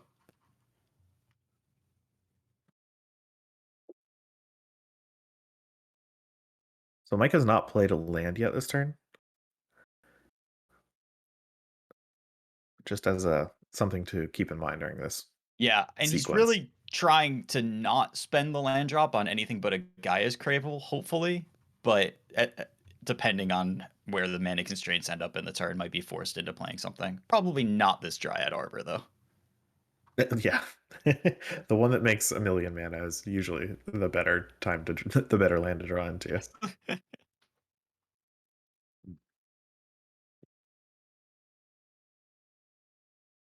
You're right. That is a natural order in hand.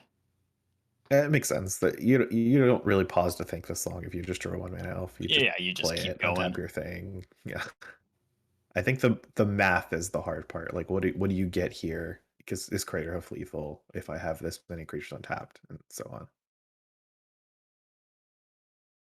And I'm not willing to do the math because I'm sure Mike We'll will do just it for see me. what happens. Okay, so I think maybe this Dryad Arbor is the key to making the Craterhoof lethal, because I think the attackers this turn are going to be Nettle, Sentinel, Craterhoof, and this Endurance, and so that should do it there. And then Nam's going to have the Bolt for the Nettle Sentinel, but then we'll have 1, 2, 3, 4, 5 creatures in play, and that will be lethal with Craterhoof and the Endurance. Or, well, it'll at least cause Nam to have to, like, throw blocks there. He's just looking for a force here. Well, no blue card, though, right? Yeah, I guess that's true.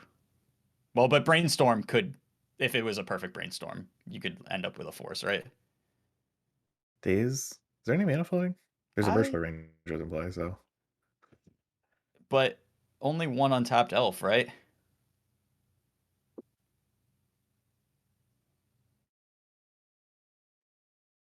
Oh, there is a Quarian Dryad that hasn't Right. activated. Yeah, so tap for Or Quarian days. Ranger, I mean. Yeah, that all checks out. Yep. It did have exactly half mana for this. That might no, because that's the same as Bolt. One attacker gets taken off of the attacks, but Craterhoof and Endurance are both going to be able to attack here, and that should do it, or at least cause like really awful blocks for Nam here. There'd be 7 creatures in play, so you chump. They have trample too, so Yeah, it's too much. These creatures don't have enough toughness here. it's what Craterhoof itself is 12, and then Endurance is 10. That's 22. Yeah, Trample damage. That'll be plenty. And Nam's got, I believe, 4 toughness. Still no delirium on the Dragon's Age Chandler.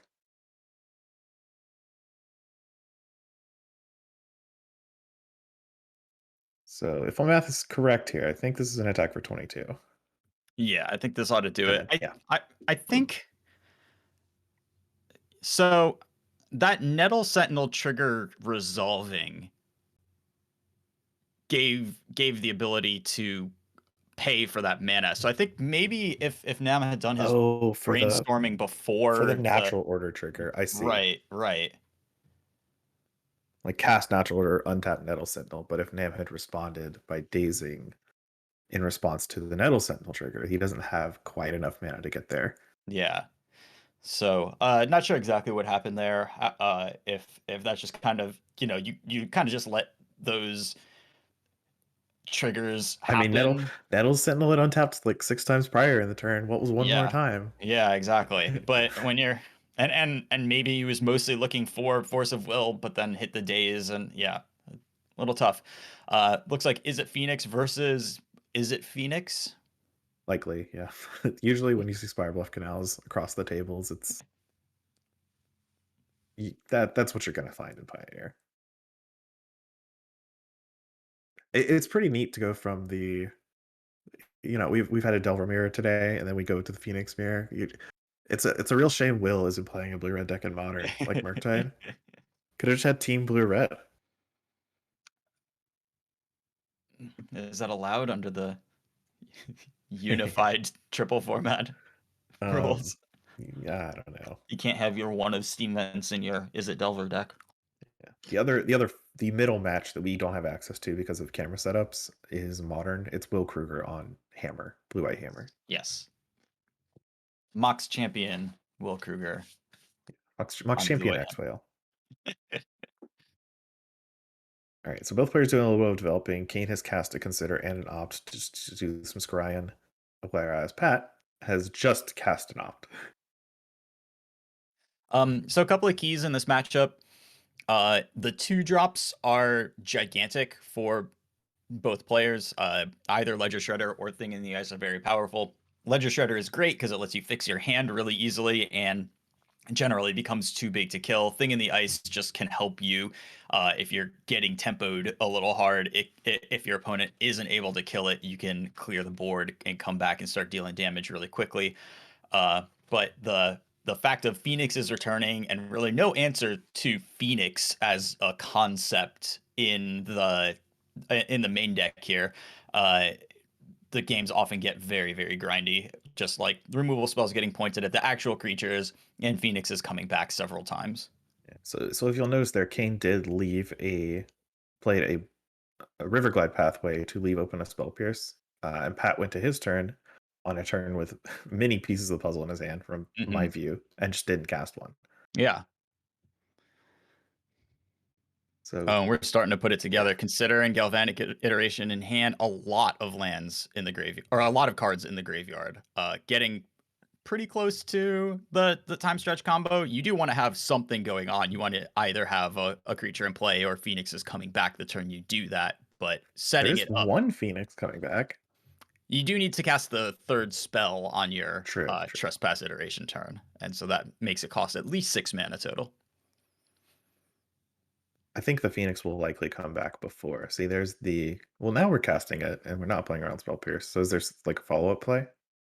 No? Yeah, and that's a whole skip turn with all of these pieces of the puzzle in hand, and probably should have just run it into whatever Kane had up. I mean, you gotta. This deck is so good at generating cards to make other cards. You might as well just throw some in the graveyard. But maybe I misevaluated his hand. Maybe he didn't have a million pieces of the puzzle. He has 2 in there now, so he at least had a couple in there last turn. There's Galvanic Iteration from Kane and Shocking in the Steam Vents to cast what I imagine is going to be a Consider, but I'm not too aware of. Oh, this looks like a Delve card. Yeah, I think we're either doing a Temporal Trespass or a Treasure Cruise. This is a Temporal Trespass amount of delved cards. So we're doing a cute little time stretch. Yep. This does not bring back the Phoenix because the copy of Temporal Trespass was not considered cast. But we do have 2 turns now to do it. There's another pieces of the puzzle, and I think this is just gonna put Kane up so far on tempo and resources. And in the mirror, it's just very difficult to come back from behind when you're this far behind. Oh, there's a Treasure Cruise, a Fiery Temper that are grabbable. I believe, and a Seagate Restoration. Those are the 3 possible targets. We're grabbing the Restoration and the Treasure Cruise. Does Kane have a 2nd and 3rd spell to cast? I know he's got the 1 Consider, but I don't know if he has another 1-drop with a legal target. Well, Treasure Cruise. But of course, I forgot about that one. 5, 6, 7, and he would be able to bring back at least a Phoenix this turn. You'd have to lose your Galvanic Iteration, but if that's what he wants to do, he can. And with another turn rolled up here, that seems decent at least. So chooses to draw the Ledger Shredder, and then taking 3 off this. Yep, taking 3 off Seagate. Restored, I believe, is the back card of that name. And here comes the Treasure Cruise. 3, 5, 6, 7, and 8. 2 mana. Yeah. A meager Treasure Cruise, draw 3, put Phoenix into play. Yeah, I had to pay 2 whole mana for it, but we did draw 3, put our 3/2 haste into play, and then we're gonna go to our second turn. All we have is a Fiery Impulse to re-kill the Phoenix, but very likely that comes back on this turn. Yeah, after you. Oh, there's a Galvanic Iteration too. Kane may just play Ledger Shredder into another spell though. Like, you don't have to, because he has another Phoenix in hand. You can just set up a better turn to Yeah. Phoenix. I mean, if he's got enough spells that he can do all of it, then more power to him. But also just setting up getting these land drops off of the extra turns is really huge because it's just letting him cast pieces of the puzzle where Pat's just not really able to cast pieces of the puzzle for effect. But now Kane just has all of these plays unlocked because he has so much mana. And he has so many cards. He has 2 more treasure cruises in his hand. Yeah, when this deck goes off, you get some resources. There's a land drop for the turn, Stormcarved Coast into, I believe, a piece of the puzzle.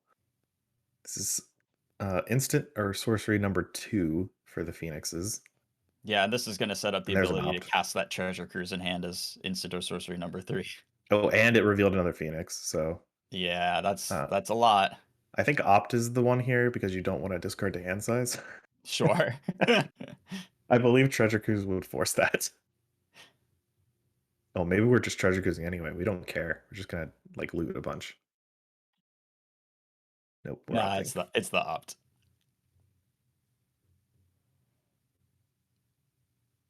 All right, so 3 Phoenixes come back, and this is an attack for 9. And now Pat has to. No, there's nothing that Pat has to do. I think Pat. He hasn't conceded yet, so he is still look at playing. his card for the turn and then scoop him up. This is the deck is just not capable of dealing with this from this position.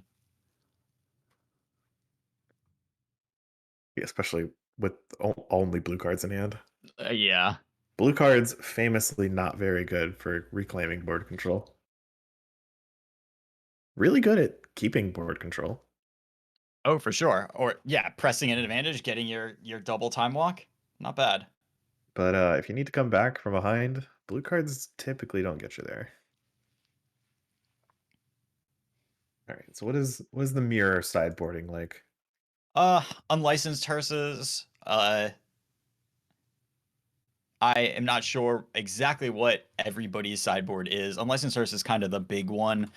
You can potentially bring in some better removal for the matchup. Things like Rending Volley for Thing and Ledger Shredder, or maybe a Magma Spray type of thing to permanently deal with an Arclight Phoenix.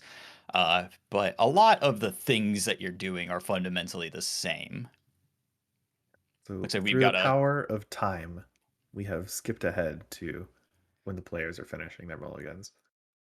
The very camera powerful angle, ability. yeah, the camera angle is throwing me a little bit because I know we're on the, we have our team on the left, but then the camera is switched at the other end of the table. So then we have everyone on the right now.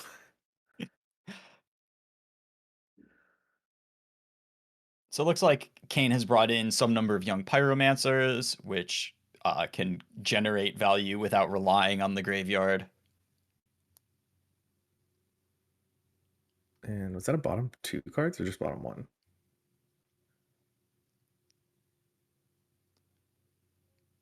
Looks like it was a bottom 2. So Kane went to 5.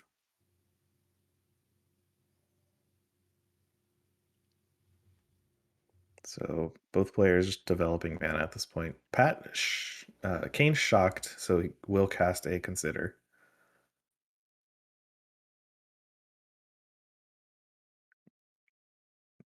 Possibly just digging for cards to put his hand together. Yeah. Has 1 more land, but will need more to play the game. And it's yeah, go ahead. No turn 2 play from Pat here, and I think we do see he brought in a couple of Disdainful Strokes, which are, clearly the target for those are the Delve spells. I don't know if I love that, like, intending to make that matchup happen. You're not getting much of a mana advantage that way, even if you catch a Temporal Trespass. And a lot of times they're still going to get a Time Walk out of it. And I don't love, like, holding up mana for that sort of thing. I think you might make your deck pretty clunky by doing stuff like that. So more of a fan of Spell Pierce then? Especially on the play. Mystical Dispute, that kind of deal? Yeah, I do love a Mystical Dispute. Mystical Dispute, very good in the matchup with the blue 2-drops as well. Yeah, countering any time your opponent plays a proactive blue card, Mystical Dispute really shines. Yeah, like this is awesome. Yeah, so Dispute. I thought Kane had a Dispute in his hand, but chooses not to dispute back. I think because there's another Ledger Shredder. Yeah, I think he may be saving that for, in case Pat plays one of his own this turn.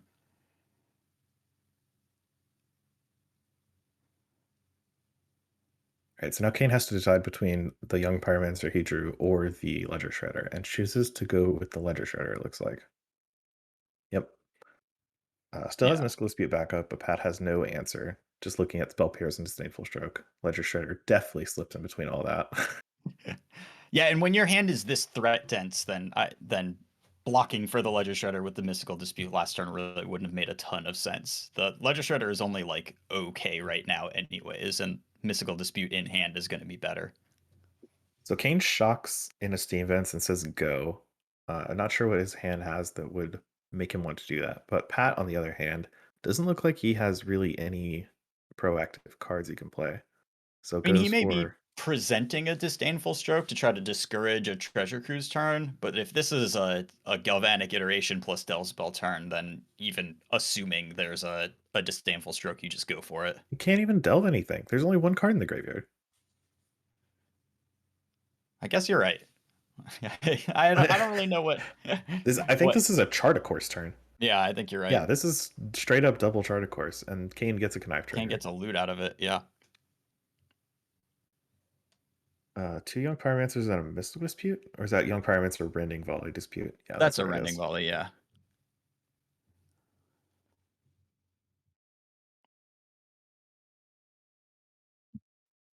Alright, so Pat gets to resolve the first Chart-A-Course, discarding Arclight Phoenix. Yeah. So Kane is now deciding whether to Spell Pierce the second one. Pat does have a Spell Pierce he can fire back. Or sorry, Mystical Dispute the second one. Yeah, and I think Pat actually really wants Kane to aim a counterspell at this to give him the ability, like guarantee that he's casting a third spell here. Yeah. And with another Arclight Phoenix in hand, yep. Pat gets to resolve the last Chart-A-Course and then discard that one. So now Pat is on top of the moon right now. Yeah. So now he's got his 3 spells locked up. He's got his discard of a Phoenix locked up, and now he's on the board. Yep. And this Connive Trigger did discard a Hall of the Storm Giants, so it's not a 2/4. This Ledger Shredder can't block.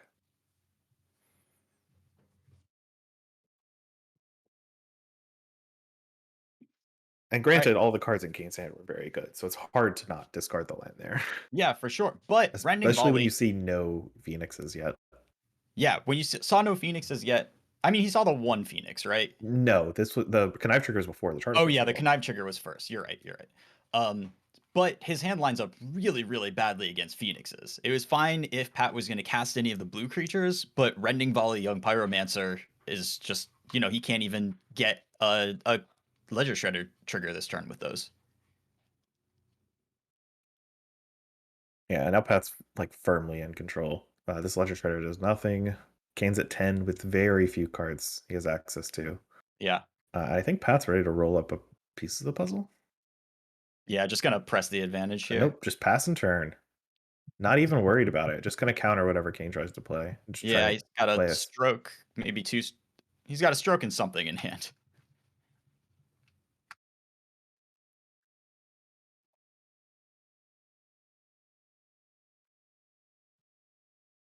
And it does not look like Kane has drawn his way out of this one.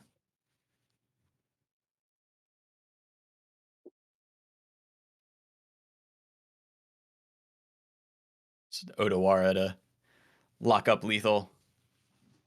Yeah, that's oof. That was a rough one. That was a Molify from Kane though. So, sometimes some games you get the all right. I'm gonna time stretch on turn 5 here and then kill you. And other games you mulligan to 5 and you can't do that much. And honestly, that when that Mystical Dispute went on the stack, I could just imagine Pat being overjoyed. Oh yeah, I think your percentage in that game goes up massively when you lock in. Yep, I'm getting 3 spells and 2 Phoenixes this turn. All right, both players on the Spire Bluff all Storm Giants. Draw. Pat's got a Phoenix in hand and has played a Chart-A-Course, which Kane answers with Consider. Maybe trying to Spell Pierce it if he finds one. Yeah, I think you found a Spell Pierce. Excited. Does he let it resolve? Here. He does let it resolve. Okay, all right. Just wants to fight later on in the game. I don't know that I would have had that kind of patience, but Kane knows what he's doing here.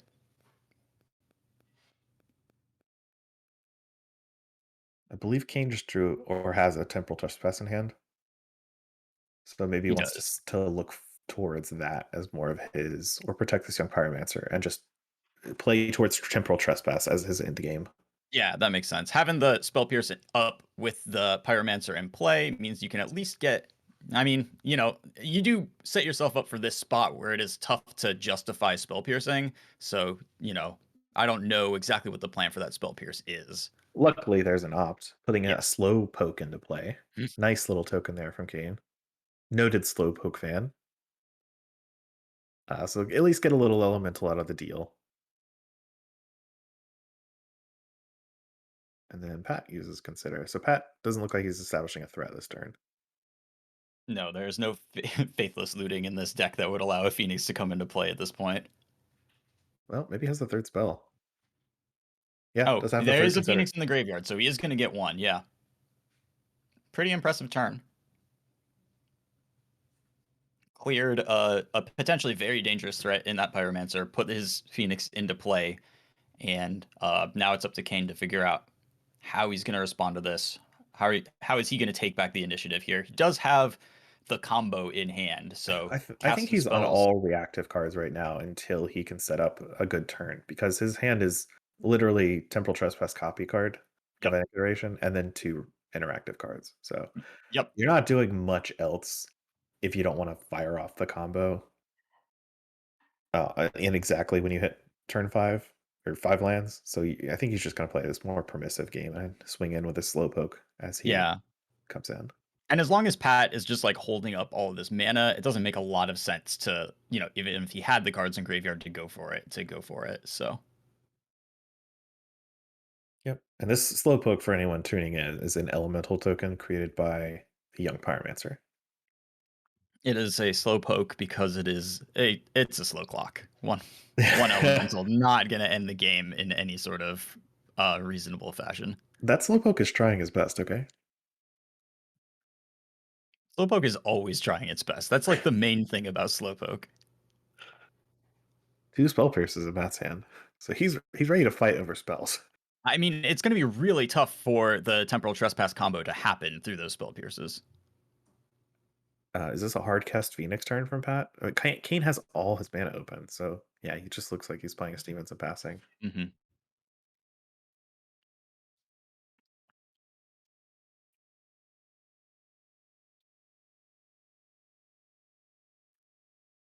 Kane's still not really developing anything. He's got the combo and a Spell Pierce in hand, and I think one Rending Volley. Nothing proactive though. Yeah, he just doesn't have anything to develop with. Like, if you don't want to jam the combo when both players are passing with all their mana open, right? At least he has a Slowpoke to just chip in there. Yeah, I'm not confident that that's going to be relevant at all this game. If Slowpoke can get him down to breakpoints, that it would matter. Sure. Yeah, it is Slowpoke and Psyduck, but the card isn't Psyduck. So there's finally a proactive card. Pieces of the puzzle for Pat. And remember, Pat does have 2 Spell Pierces in hand, so he would be fine fighting over this if that's what he has to do. I do have to issue a correction, though. I believe this is Slowpoke and Psyduck GX. It's a tag team Pokemon, so I think it's both. I didn't even know Pokemon could be both. Yeah, I honestly didn't either. Pokemon cards gotten a lot stronger since I played with Pokemon cards. Huh. Nice little tag team there. Yeah, but Slowpoke is the champion. Yeah, at least to me. I mean, I do appreciate these 2 cards together because they are, they have very similar attitudes and concepts. They would be friends, right? Yes. So noted pieces of the puzzle added Galvanic Iteration to Pat's hand, along with a Treasure Cruise. So he can play a game now. It's got a full hand with a lot of action in it. I think it looks like another pieces of the puzzle as well. Yeah, he can start firing cards off now. And here's just a hard cast Phoenix with 3 mana open. Kane has to do something. He's not winning the race anymore. Yep. And just not a lot of options here to do anything for Kane. Yeah, is that an Abrade in hand? Or Rending Volley? I think it's a Rending Volley, yeah. Abrade would Looks be like he's better. got combo, consider Rending Volley, a Phoenix.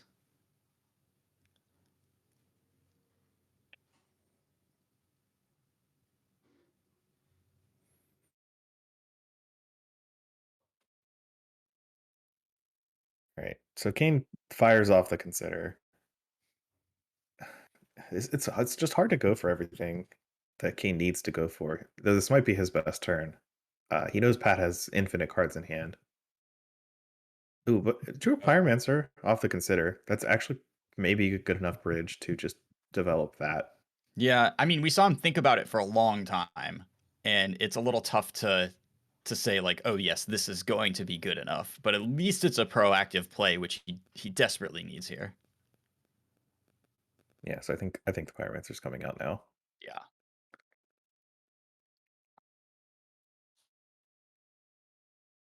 Yep, young Pyromancer on the battlefield. Pat's much better at dealing with spells than he is creatures in this particular hand. It's true. A lot of spell pierces in that hand. Fires off consider in response to the young Pyromancer. Yeah, the 1/1 elemental token is represented by a Slowpoke and Psyduck.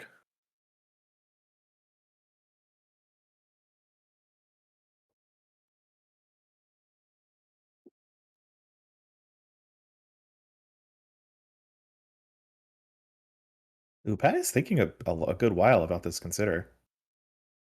Yeah, I wonder what he's thinking about here. Maybe what his plan is. Like, he has so many cards in hand. He's trying to go for a Temporal Trespass line of himself. He could try to figure out whether he's digging towards that or more whatever, countering whatever Kane's doing. Yeah, and Kane only has 3 mana up, so a Temporal Trespass turn here with all of these spell pierces could be very effective. Yeah, Kane would basically have to have just as many spell pierces as Pat. Yes. So it looks like we're going to lead on Treasure Cruise because, one of the better things you can do is just draw 3 cards for 1 mana. Yeah, if you don't know what to do, just draw 3 cards and maybe the decision will resolve itself. You'll have an obvious best line after that. It still has 5 cards in the graveyard, 6 with the Treasure Cruise after that resolves. Yeah, piece of the puzzle gets you there.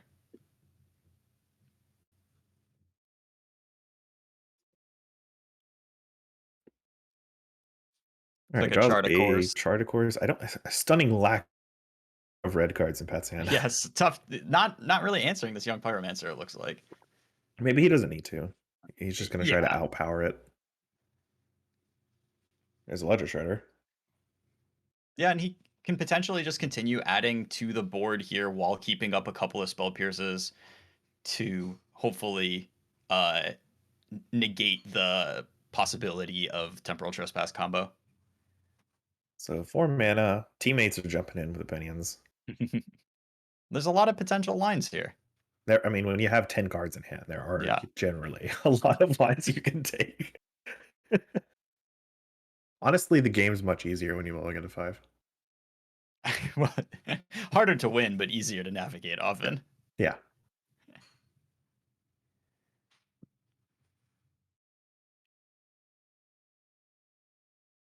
All right, so there's the Rending Volley, finally a target. Get an elemental. Has not been able to create an elemental. Has been in his hand for a long time. Is this a slow king? Are we in the slow family tree? I can't quite tell what that is. Somebody in chat who recognizes Pokemon cards. Yeah, we were only hired for our Magic the Gathering knowledge, not the... I can recognize most Magic cards even with all the weird arts. Pokemon cards are a tougher ask. Right, so crunch in for 4 from Kane, bringing Pat down to 11. Now remember, Kane is at 9, so that's only 3 attacks with a Phoenix. If Pat can put another Phoenix on the table, it gets really rough. And chat is chiming in that it's slow king, so I'm pretty happy about my call there.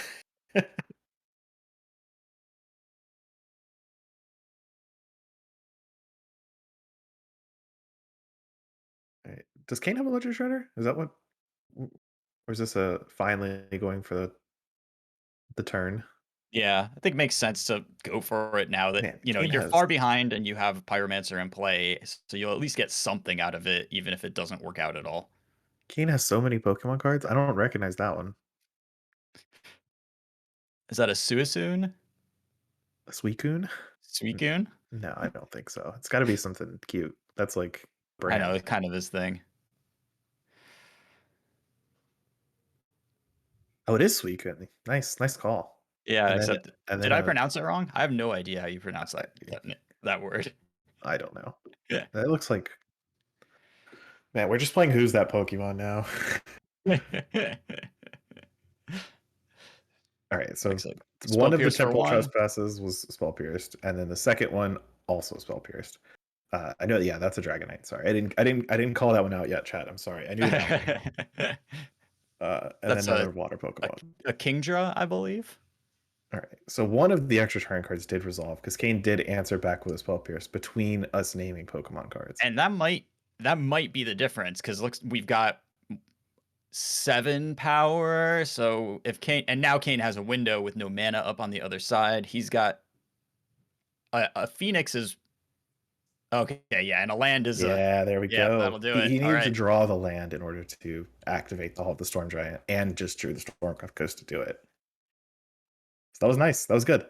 Yep, well piloted, and just like sat on the combo, looked for his window, waited and waited and waited until he finally untapped with a threat and had Spell Pierce up, just enough mana to make it work and get that one time walk out of the whole deal.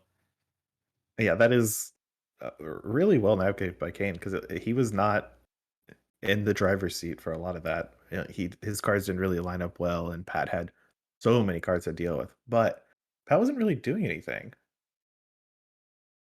Yeah, and I don't think you can afford to be, you know, super reactive in this matchup because of just the way that a time walk can turn things around so brutally. It just you find your window and you make it happen.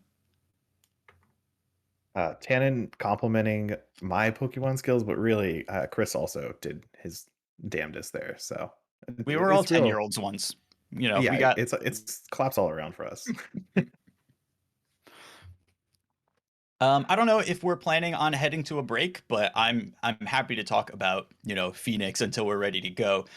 Kane definitely one of those players who is coming to this tournament ready to play Phoenix, and I assume ready to play Phoenix Mirrors. He's top-aided multiple challenges with the deck and has gotten the reps in. This is a player who knows how to pilot these Izzet decks. Yeah, it's Sounds like we're heading right into round 4 pretty quickly, so I think we're just going to take a quick break, and then we'll be back probably just with some coverage straight up. Probably not going to transition too hard, but probably just gonna jump straight in. But we'll see. And I think we may be switching teams, so switching teams that we're following. We may have some different players to cover this round, so we'll check in about that, and we'll be back in a couple minutes. All right, see y'all then.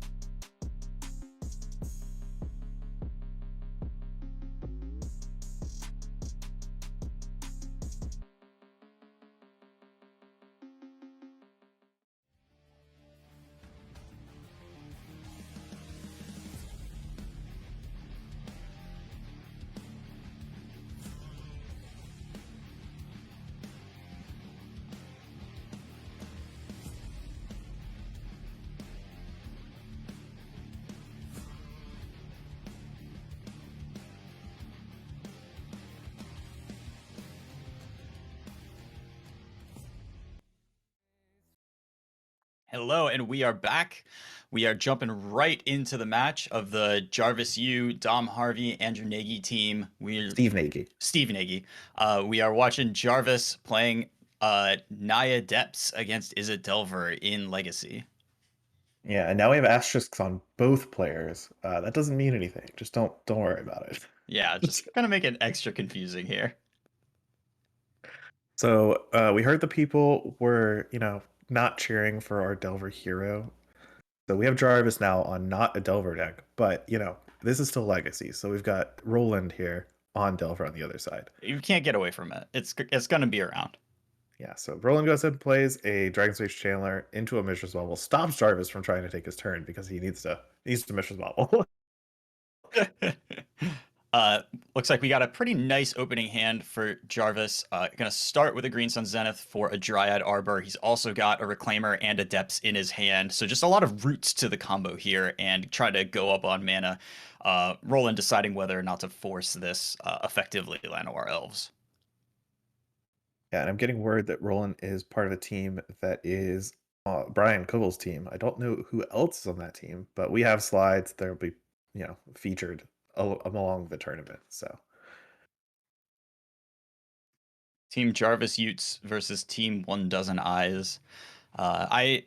It is the Jarvis Utes team a My Cousin Vinny reference, or is it just a Jarvis's old joke? I don't know if we're gonna find that out. I'm positive it's a Jarvis's old joke, but okay. Maybe it's both. So Roland doing a great job of attacking Jarvis's mana here. Without any responses, Jarvis would have untapped with and probably been at 3 mana on his turn. Now he has nothing in play, getting his Green Sun Zenith forced, his land wasted, and Roland has this Dragon's Rage Channeler in play, surveilling off of this Ponder, and with that Bauble, has got to be about ready to attack for 3. Right, Alex Bistecki is the third member of their team. Thank you so much, chat. Solid team.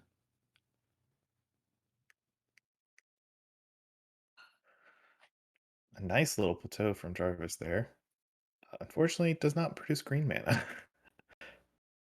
Jarvis choosing not to cast the elf into potential Daze or potential Bolt without 3 lands in the graveyard.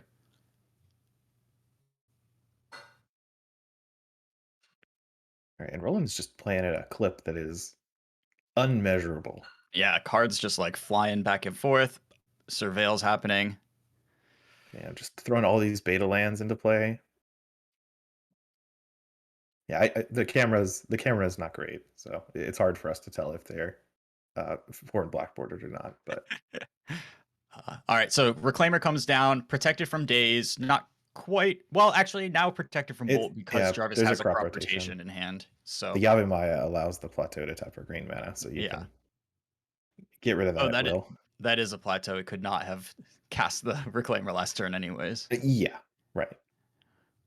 You don't see a lot of plateaus in well, when you play in Naya, you gotta have some plateau.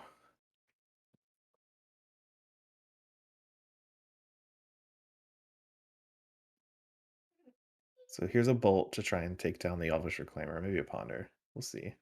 Judge foil Lightning Bolt. Very nice.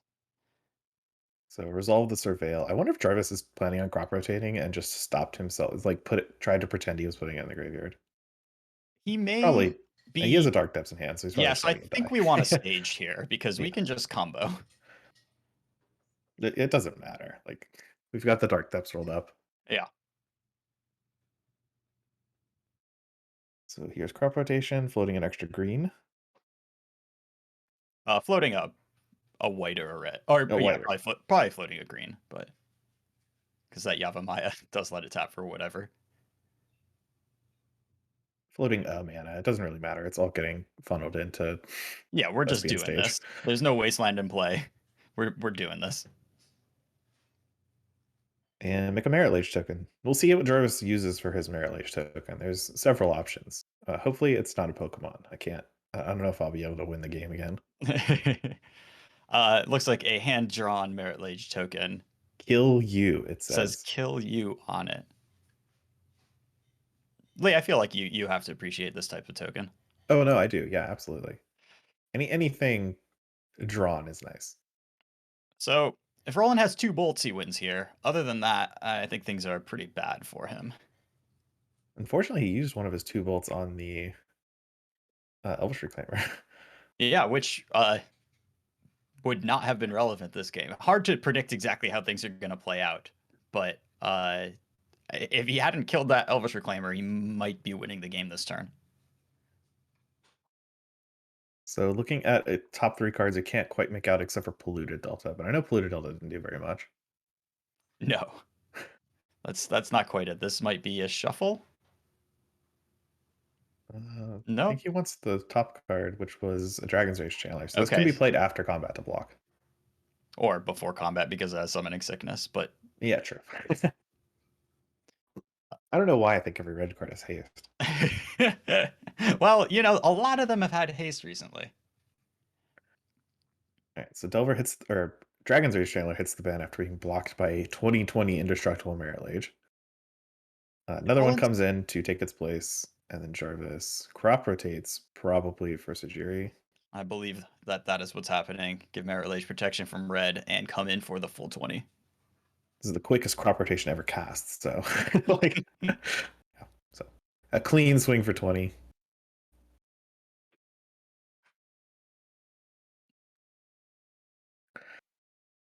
We Twitch chat commenting on how fast Roland's playing. That's just how he does it. Like you don't adapt that sort of speed. You're born with it. You've practiced it. When your deck has this many game actions, you know, it's good to be able to process them quickly, get through them, do some card flicking, ponder your cards straight where they're going. So I'm not actually sure what Delver has in the sideboard for the matchup here. Typically, the well, Submerge is one that Jarvis is going to have to watch out for. That's one that can often be played around, sometimes be played around by keeping your forests from being in play. There's ways of doing it. I think probably with the Naya Depths version that's tougher because your Urborg is Yavimaya, so you don't have as many lines for not being on forests versus Submerge.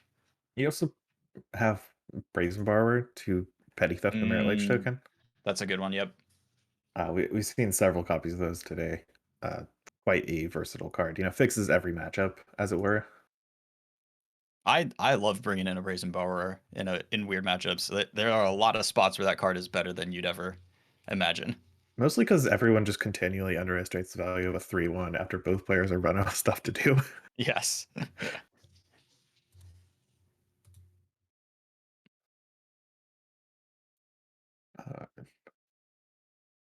Yeah, there's a bunch of Price of Progresses as well in these sideboards.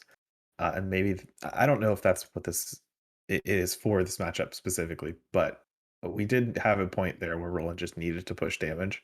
I have to imagine that's mostly for land-based decks. I don't know if, pushing damage in the matchup is... Because you do have a decent amount of controlling cards between Submerge and Brazen Borrower, and also, your Wastelands. So I think you might be trying to play more straight up. Sure.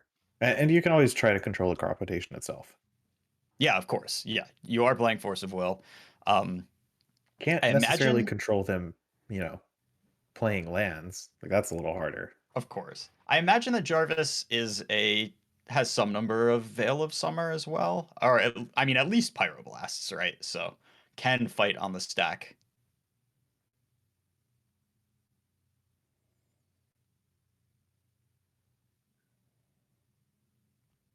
All right, looks like we've got a Depths, Mox Diamond, something draw for Jarvis. There's also Endurance out of the Naya deck. Yeah. Not a card to forget about. No, definitely not. The Steam Vents. Yep, the one Steam Vents when you need the 5th Volcanic Island, but the format will not let you play one.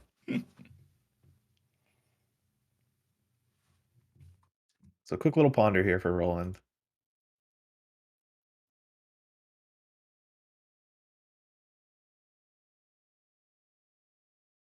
Grabbing a Dragon's Rage Chandler with, I believe, a fetch land rolled up on top. Yeah, doesn't love not having the 1-drop to start, but he did mulligan. And oh boy, what? Oh, Look at the double speed of this Mox hand from Diamond Jarvis. from Jarvis, huh? Is this how we're doing it? There's also a Dark Depths in hand. I Just wonder what the last turn card in hand is. turn 1, Green Sun Zenith for 1 with mana up for days. You know, just how you like to do it. Hard not to force this here, given just the amount of resources that Jarvis has committed. Yeah, for sure. That would get the Elvish Reclaimer, and Jarvis already has the Dark Depths in hand, so with 2 lands in the graveyard, you only need to crack the Wooded Foothills to make that Elvish Reclaimer immune to the Lightning Bolts in Roland's hand. Yeah, and Reclaimer can just do a lot in the matchup anyways. It can also get like Bajuka Bog and other things and play a Has the value game. Thespian Stage and the Dark Thefts naturally. Oh boy, he might just roll this one up without any any of the tutoring or fixing that this deck has access to. Yeah, and Roland can have a window to draw Wasteland, and that would stop Jarvis from activating his combo just yet. These bolts, however, not at their best against this draw. Really lending credence to the idea that that Honor I posed earlier. What if Wasteland was fetchable? I mean, it would make it much harder to justify playing Dark Depths in this format. Oh yeah, absolutely. So Roland is bolting Jarvis to try and scry for cards that interrupt or do something. He doesn't know that Jarvis has Dark Depths, but the way that Jarvis's hand played out makes it very likely that he's going to need to end the game very soon. And I mean, that's what this deck is trying to do, right? At all times, it's trying to assemble Depths combo. So you kind of have to put a lot of your resources into finding a way of stopping that from happening. So here's a fetch into another Dragon's Rage Chandler.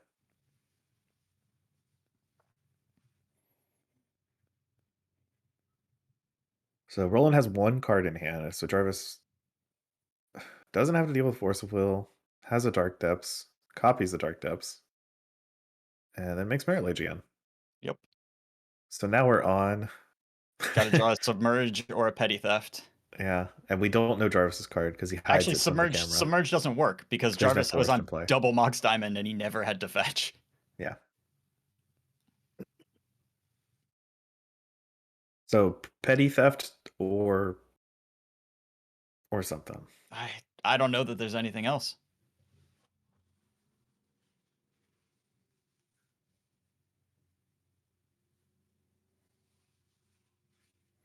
And of course, a crop rotation out of Jarvis would answer anything that Roland can come up with here. So just time. Like this is this thing attacks a lot. Are these Dragon's Rage Chandlers on Delirium? Yes, they are. So they have to attack. And there's a Ponder. Or Rainstorm. Kind of like a Ponder. It's a lot of looks here. Delver in the graveyard. Looking at a card. Couldn't see what it was. I thought it was a Wasteland, but it's a Red Elemental Blast? None of those cards deal with Merit Lage. No, Force Bolt is not quite it here. Price of Progress was the card that was pitched. Ah, I see. Yeah, not great when your opponent has a 0 fetch land and 2 Mox Diamonds in play. 0 lands in play that work on Price of Progress. So attack with 2 Dragon Chandler. 1 hits the Merit Lage sized wall, and Jarvis will soon claim victory at this attack step. Boop.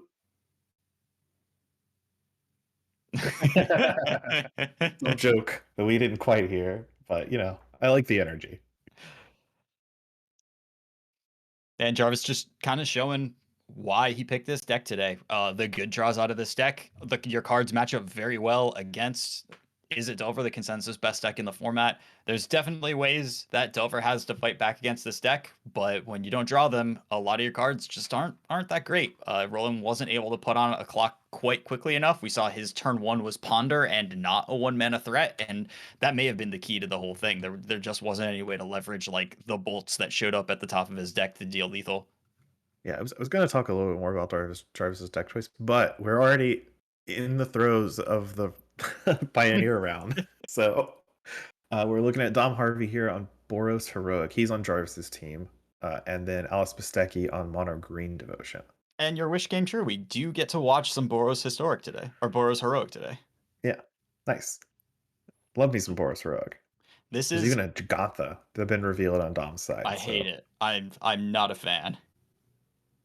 All right, got a nice little revised Llanowar Elves from the Mono Green Devotion side, which meets, of course, a Spikefield Hazard. Beautiful. That's what you want to see from the heroic side. Don't let the mono green deck on the play get ahead of you. And then this is Dom's chance to play a creature, because you can't do much else against Sylvan Caryatid. No, Hexproof. And this is the one you want. This represents the potential for just lethal through almost anything that Alex does, depending on what Dom's hand has in it. Yeah, this is Illuminator Virtuoso, so a double striking conniving card. Yeah. Pretty much this card in combination with God's Willing, it's extraordinarily difficult to block. Alex may focus his energies onto getting like, a Meteor Golem out of his sideboard to try to clear this out and at least put a colorless blocker into play. But there's not a good way. Like, the green deck doesn't really interact. You can't do anything about the creature in play, and Illuminator Virtuoso unchecked can deal a ton of damage. This is a Homestead Courage. Yeah, so Prowess and Connive before the spell resolves. Notably, Alex did miss a land drop there. So just deployed 2 Llanowar Elves, and that's all. That's it. Yeah, but does still have a fair bit of mana available to him. It looks like there may be a Vraska in Alex's hands, so depending on what happens here, may be able to kill this Illuminator Virtuoso. It looks like Dom is tapping out, so. But this is a lot of damage in one attack. Yeah. 5 on the Virtuoso, and then 3 on the Swiftspear. And that 5 is double strike. That is a doubled 5, yes.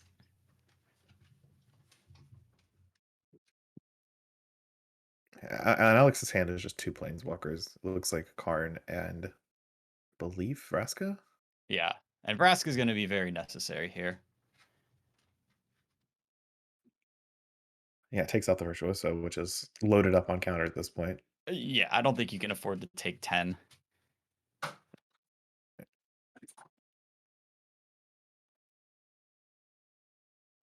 So Llanowar Wastes is the land for Alex there into taking damage to play Vraska. So now the Sylvan Caryatid doesn't have to tap for black mana and can block if necessary. Yep. And that's a pretty good chain of events for Alex. Dom is going to try to rebuild and put another threat into play. Swiftspear is not going to get there all on its own. No, you have to build up another kind of threat turn. So here's 1 Prowess, 1 counter. So that's 3 damage. If he attacks the Vraska, the Caryatid is not forced to block, but Alex is so low in cards that he may want to keep it around. So just let the Vraska go. Yeah, the Vraska's not that great once it's minused and you're low on resources, so you can't really justify sacrificing. There's no Oath of Nissa in play to sacrifice to draw a card. So it's this Caryatid mana is probably more valuable than the 1 loyalty Vraska. Yep, makes sense. Now Alex, I didn't quite catch the green card he drew. That's Torn the Festival? It looks like Torn the Festival.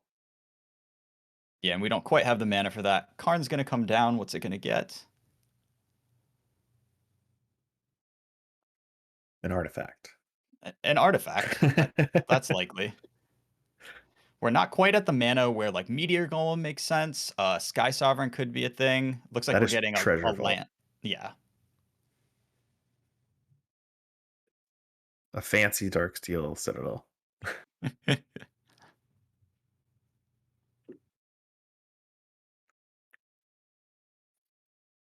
So here comes 10th District Legionnaire into Homestead Courage flashback.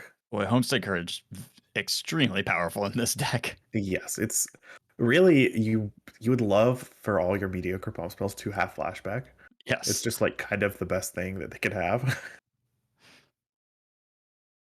So here comes 2 creatures coming in at Karn, both for 3.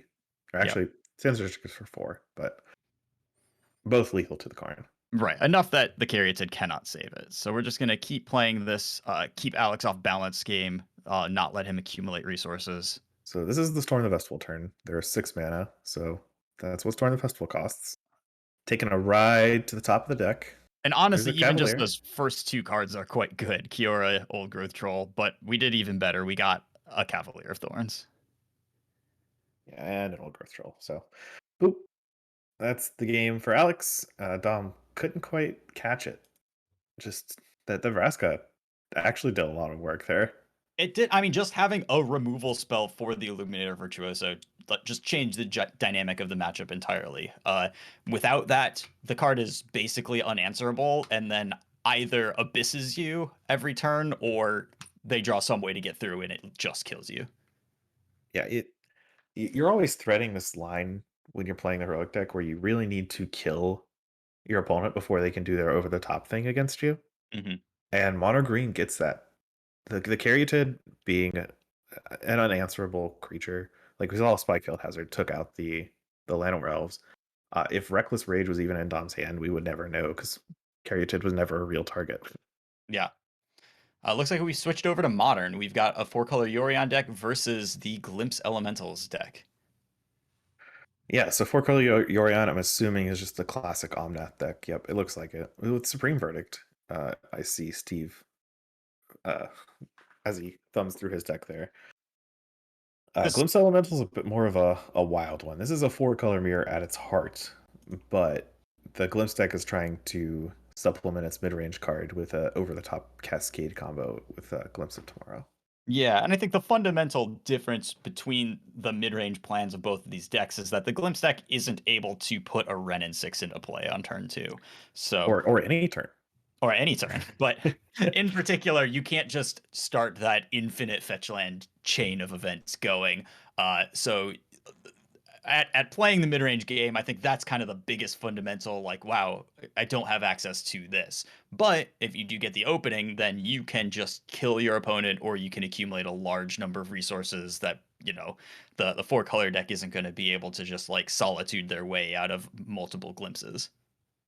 Yeah, and it looks like we're heading into game 2 here, and Brian took the first game. That is more expected. It's not like you have your pants down when you're playing against the Glimpse deck nowadays. Like, it's just a known quantity, but it is strong in those game 1 scenarios in the mirror where you don't have access to all the Cascade hate yet. And in particular, most 4-color decks are no longer counterspell decks. So the game 1s against the Cascade card resolving, you know, there's not a lot of answers to that besides Stick It to Fairy. Yeah, actually, Stick It to Fairy game 1. In games 2 and 3, other than just like Chalice of the Void, stuff like that, Supreme Verdict's actually very good once because even though you're both mid-range decks, the 4-color Yorion deck is fairly good at stabilizing it against the normal mid-range plan that the Glimpse deck presents without access to Glimpse of Tomorrow. But once you introduce Glimpse of Tomorrow, you like basically put your deck into play, and then Supreme Verdict can clean up everything. And there is one in Steve's hand here. Yeah. So unless the Glimpse deck hits the relatively low percentage of I'm going to glimpse so hard that I'm going to deal lethal with Omnath this turn, then that Supreme Verdict does represent a decent safety valve. Yeah, so it looks like we're fetching with both Wooded Foothills and Traverse the Ulvenwald, sans Delirium. The first Traverse is often for a basic land, I have found.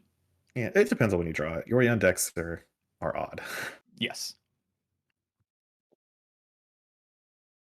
So here's Colony Garden that produces a plant token. One of the actually very important cards for this deck.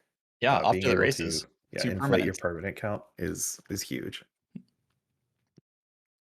Your options for getting permanents in play early without playing 1 and 2 mana spells are very specific options.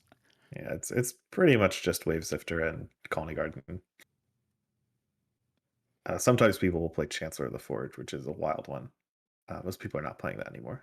It's made a little bit of a comeback, but yeah, it has not been the most common inclusion into the more mid-rangey version of the Glimpse deck.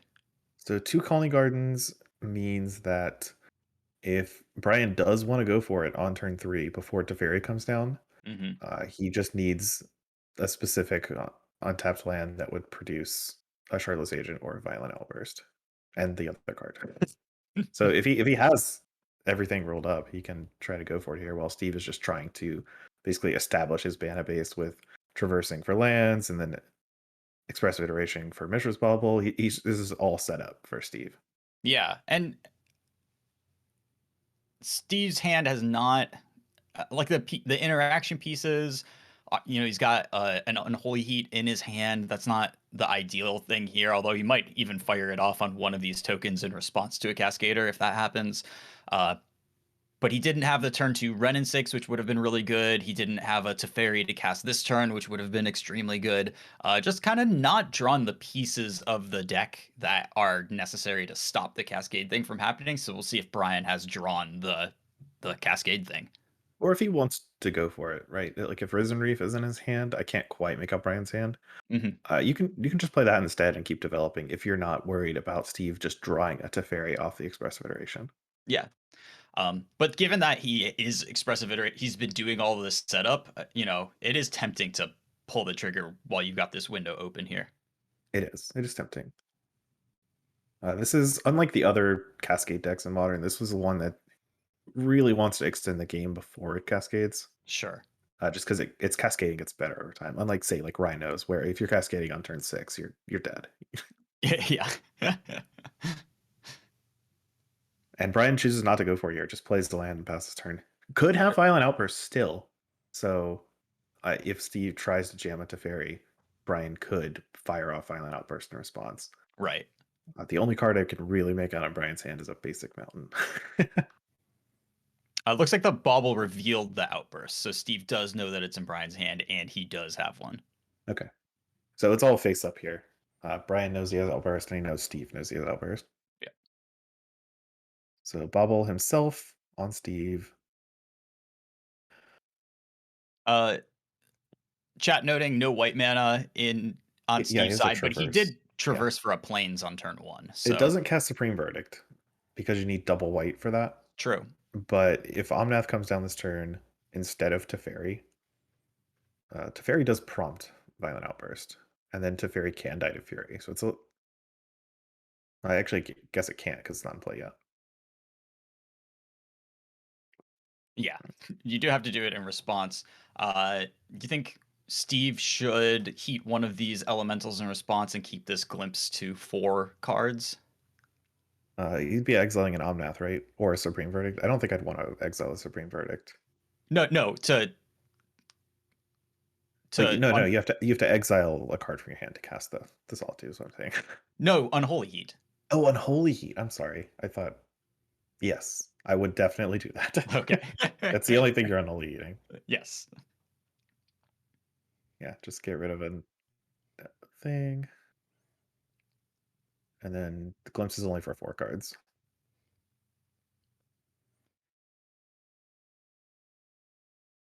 Four-card glimpse is not very good, but no, it's not. You what you're can hoping for. high roll it, like if you hit Nomnath and literally anything really after that. Sure. You're good enough to keep playing the game. And that's the reason why we see the primary build of the Glimpse deck being a 60-card deck and not like a Yorion deck with 12 Cascaders in it. Being denser on Omnaths is just huge for the quality of your Glimpses. Boom. There's Omnath. Omnath, land, and Wave Sifter. That's actually really good pile. That's pretty good.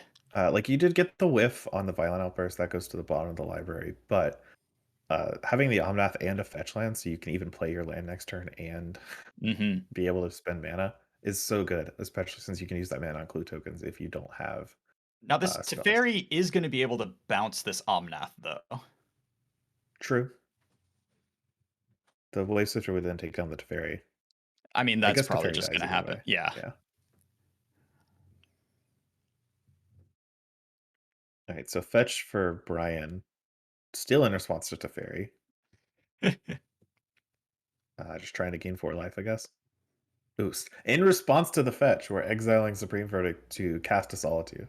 Love it. In response to that. Oh, the subtlety. My goodness. This stack, there's still a Teferi on the stack. Yeah, and a Violent Outburst.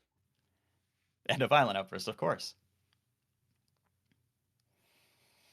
I mean, so Brian is going to get a bunch of mana here. I don't know what else he has in hand. If he has another Violent Outburst or something, I don't know what exactly the plan is.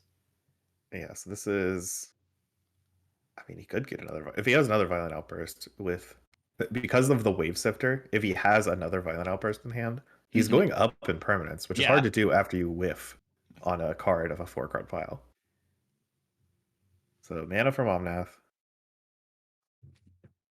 Teferi's still on the stack here. We're just cracking clues. Okay. Okay, that makes sense.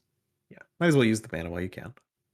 But that does leave Brian pretty low on resources. He's going to be making his second land drop at the end of this, on his next turn. Just a 3-2 in play.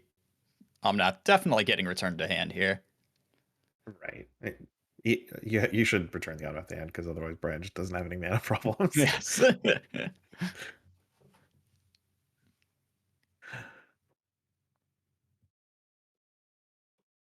right, looks like Brian just forgot to draw his card off Omnath, which is reasonable. There was a lot of stuff going on in that turn. Yeah, you don't love it, but cards in hand is not the metric that this game is being played on anymore. Yes. So this Wave Sifter, which is the glared card if you can't make it out, is going to take down the Teferi. Yep, take down the Teferi. Take down the Teferi. I don't want that in play. I don't know if you noticed, but Steve did remember his bauble trigger there. So pretty good. That's impressive, actually. Yeah. There's a Calling Garden, because Brian can't do anything on 2 mana. Nope.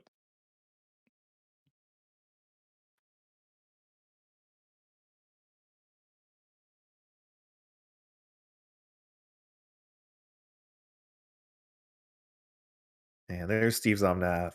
Big ol' Om Daddy. Doesn't forget the card draw. Well, it's easier to remember when it's the one card on the stack. Yeah. It's not like 6 permanents just came into play. Didn't have a fetch land to follow up, so not the most explosive Omnath turn, but still, an Omnath is an Omnath, and Brian only has 2 lands in play right now, going into his 3rd land drop, I guess, of this cycle. Yep. Could do a Cascade for 5 here, potentially. But as, also not, 5 is kind of the break point of like, I guess this is okay. It's not what your goal with the deck isn't to glimpse for 5 permanents, right? Right. It's that was only happened because of Teferi. Like, if your choice is between never glimpsing the rest of the game or Teferi, or doing it in response to Teferi, you just do it. Chad is saying Steve forgot to draw off the Teferi bounce, but that's not something that you're allowed to do. So I don't know if that got missed or what, or if that just didn't happen. There's a lot going on that turn. It's fine. The paper magic rules of as long as both players are an understanding of the game state, that's how it is. Yep. That prevents me from talking a bunch when I'm watching people play. Yes. Omnath attacking. I have it on good authority that this is the indication that the 4-color deck is winning anytime that your Omnath enters the red zone. That's what Max has communicated to me. So good signs for Steve. There is an Omnath on the other side, but it is the second Omnath, and Steve does have a lot more resources here, including a Solitude. Ooh, and there's a fetch land too. So this is fetch land into Solitude. So a free Solitude. Yes, a good old free Solitude. Or 1 mana Solitude. Come on, 1 mana Solitude. Yeah. We pay for that. And, blood, sweat, and 1 white mana. Solitude is it's a little too much easy mode. That card is very powerful. So 3-6. I'm not sure what Brian. This is a lot more mana than Solitude requires. It's Emrakul. Okay, Emrakul's pretty good. I didn't realize that was in Steve's hand. All right, well, that ought to do it, I imagine. Yeah, with Teferi in play and Emrakul, it's not like Emrakul is in danger of being trumped on the battlefield. I guess technically it's not lethal, so here's my hand. Let's get it out of the glare. Just put it in Steve's hand. There's a subtlety, a colony garden, an Omnath, a wave sifter, and a bunch of lands, I think. Yeah. I mean, your plan may just be Omnath Legend Rule, attack your Omnath into their Omnath or into the So Emrakul. it's cast Omnath, subtlety, pitch wave sifter is what I believe it was. That's pretty powerful. And then where does Omnath go? Top or bottom? Doesn't go back to hand. Or I guess maybe it was just pitch subtlety to cast it, and just Omnath is. Oh yeah, you don't cast need now? a target. You can just do that. Yeah. Well, I thought it would be better to put the Omnath on the bottom of the library than anywhere else. Yeah, Because maybe. you can do all three, right? Like you can cast this, you can cast the Omnath, and because then you get rid of the wave sifter, right? Oh, there's a Teferi in play. That's not legal. That's a good. Oh that's yes, that's true. That's a good point. Even though it's his Teferi. You're not used to operating under Teferi when Teferi's on your side of the battlefield, but you can use up all of Brian's resources. You can subtlety, get rid of the wave sifter, cast Omnath Legend to roll it away, attack Omnath into Emrakul, and there's really nowhere for Brian to go from there. So that is going to be going to game 3 here. Sideboards shouldn't change too much, though now Brian does know the existence of Supreme Verdict as a fact instead of just something you have in the back of your mind. Yeah. And now he knows that Steve has it. It's more likely to change your play patterns than your sideboarding plan. Yeah, absolutely. Being on the play is pretty big, though. Now Brian can cast a turn 3 Cascade spell before Teferi has the option to come down. Yeah. Which is not something you typically want to do, but being able to Violent Outburst in response to Teferi, like we saw, is something you usually want to do if given the opportunity. Well, yeah, when the alternative is having a Violent Teferi Outburst in play. hand that you can't do anything about, yeah. Because the only way this deck has to deal with Teferi is attacking it or just furying it. Those are the only two ways. And the savvy Yorion Omnath players, like Steve, will just uptick the Teferi to get it out of fury range. Yep. Subtlety is a very temporary solution, but not super reliable. Right.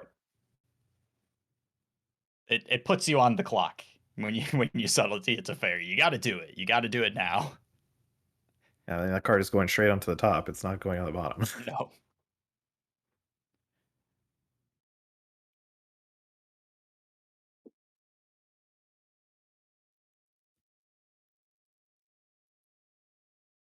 All right, so it looks like Brian took a quick little mulligan there.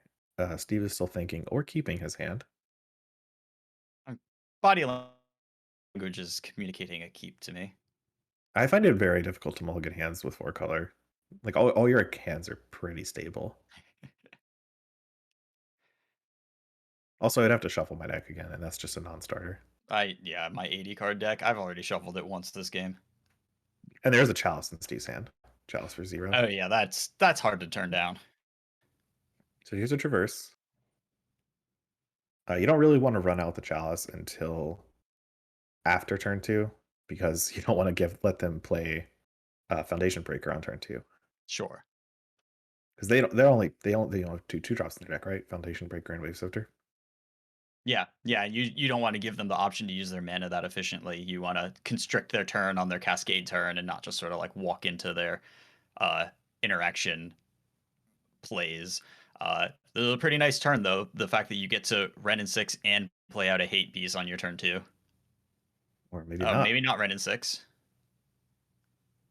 So there's Chalice into pass turn. Is this because Wrenn and 6 isn't castable, or is there a better option? It looks to me like it's because Wrenn and 6 isn't castable. Because I don't think holding up Dress Down here is actually a better option. So right. So here's another plant token and another pass from Brian. And there's another Wrenn and 6. Unfortunately, yeah, there's a Sting Vent, so it was castable, but not a lot to do with it. I mean, killing off the tokens is actually not bad.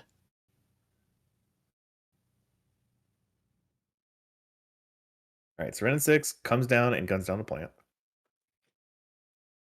I really would have liked to have played that Ren and 6 last turn. I guess I may be missing something here. Yeah, I'm not sure. Couldn't tell you.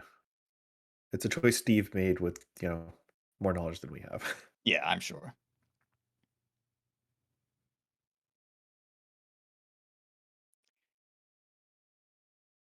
Brian, now in that spot of I got my Cascaders in hand, there is a hate piece in play. I don't have a lot of ways to find the answer to the hate piece.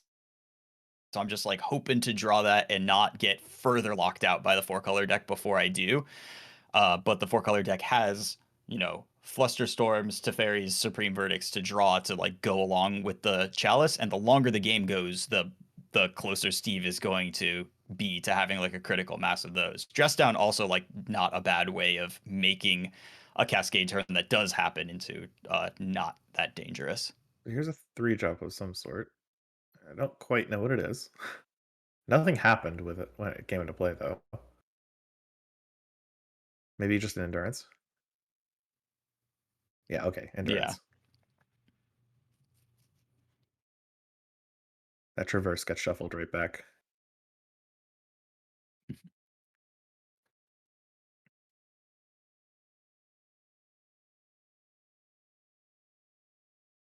I mean, this Ren 6 is going to be on plant killing mode now because Yep. I can't do anything else. Nothing to get back. It's just a young pyromancer now. Field plant. Endurance does take down Ren 6, which is fine. I believe Steve has another Ren 6 in his hand, though.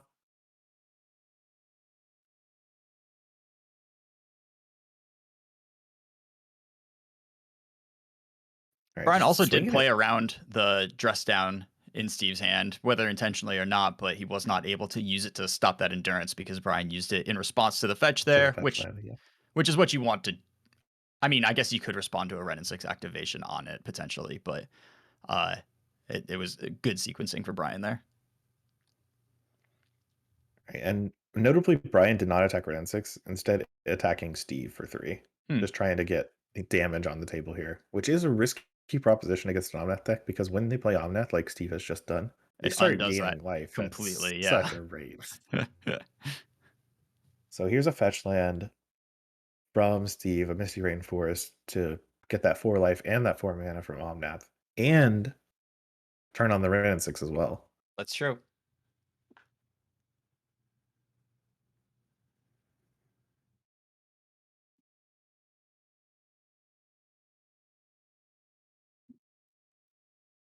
I don't know if Steve does have a Teferi in hand, right? So he could even double down on the hate pieces here and use the Omnath mana to just cast Teferi. Yeah, and I think that that's really what you wanted to do.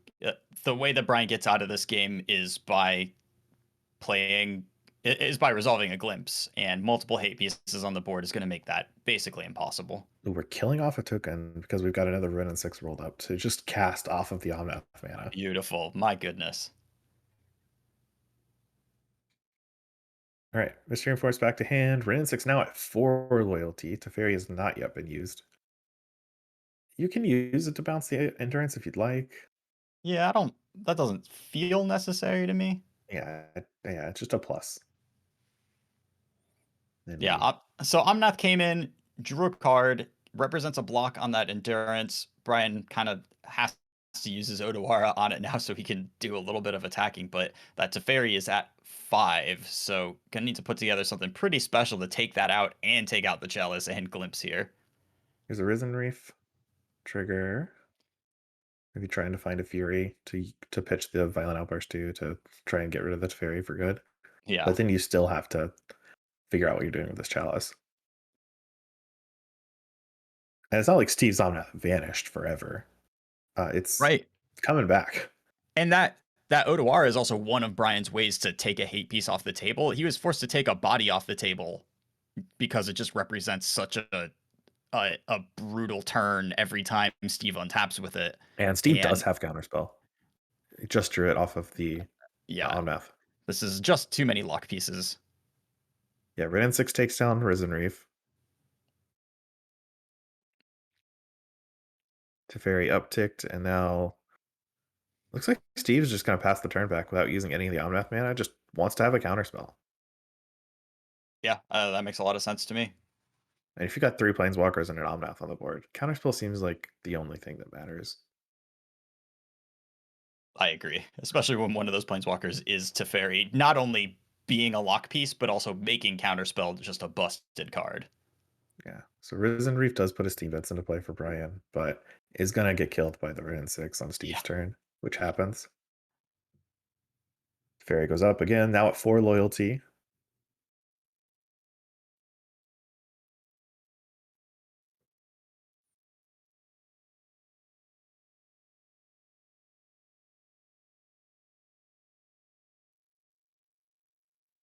Do you think a bit to think here? Just kind of has it all and wants to make sure his turns are the most impactful as possible. Right. You don't want to. I think you have it pretty much locked up. You don't want to fall from 95% to 90% and then lose on that 5% difference. So, just sequencing properly and making sure that you don't walk into something that you could easily play around with this many resources.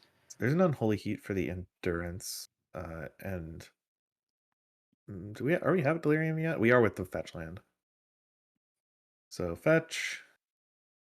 No Endurances can be played in response because Teferi is on the battlefield. Steve has free reign over his turns. Yeah. That is the brutal thing about the Teferi in play. Not only does it stop the deck from doing the thing it wants to do, but it also completely negates a lot of your interaction ways to play Magic the Gathering. Yeah, Teferi is quite a powerful one. It's not bad. Back in the day, we played 5 mana Teferi, and we're very happy with that. Like the creature version. Yes, yeah, that was well back in the day, but it did allow you to mystical teachings for your creatures, so that was cool. Yeah, I mean, this Teferi also allows you to do cool things, like cast Prismatic Ending on your opponent's turn.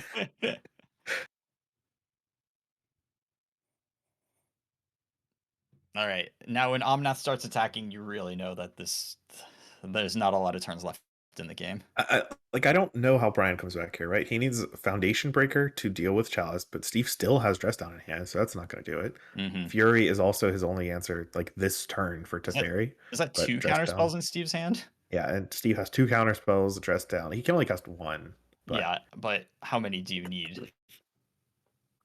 So if Brian can cheat some lands into play somehow. Yeah. So you're just safe casting this counterspell here, right? Because Brian just doesn't have any way to be threatening on 3 mana this turn. Yeah, so there's a Fury.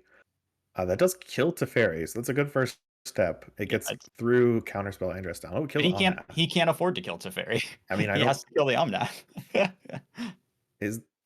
Look, I don't think you're doing a great job either way, but yeah, I'm just saying, getting out of this game if the hate cards are still on the table. Like, that's the power of Omnath is, yes, there's a card that's locking Brian out completely from playing Magic, but if he kills that, then the Omnath is strong enough that it's also just going to end the game before he gets to do anything. So he has elected to kill that first, and now this Teferi, like, how is that ever leaving the battlefield?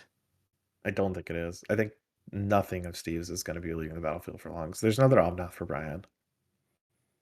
There's another counterspell in Steve's hand. Yep. And that's it. Could have also done a Dress Down Unholy Heat combo there, potentially. Yeah, that's just being fancy for fancy's sake. Well, but Counterspell in hand is a more powerful card, right? Kind of. Like, what are you countering? I don't know. I think the strongest card to counterspell in Brian's deck remaining is Omnath. Yeah. Like, everything else just doesn't matter. Like, if any card that Brian would cast that counterspell would be good against, Dress Down is effectively counterspell.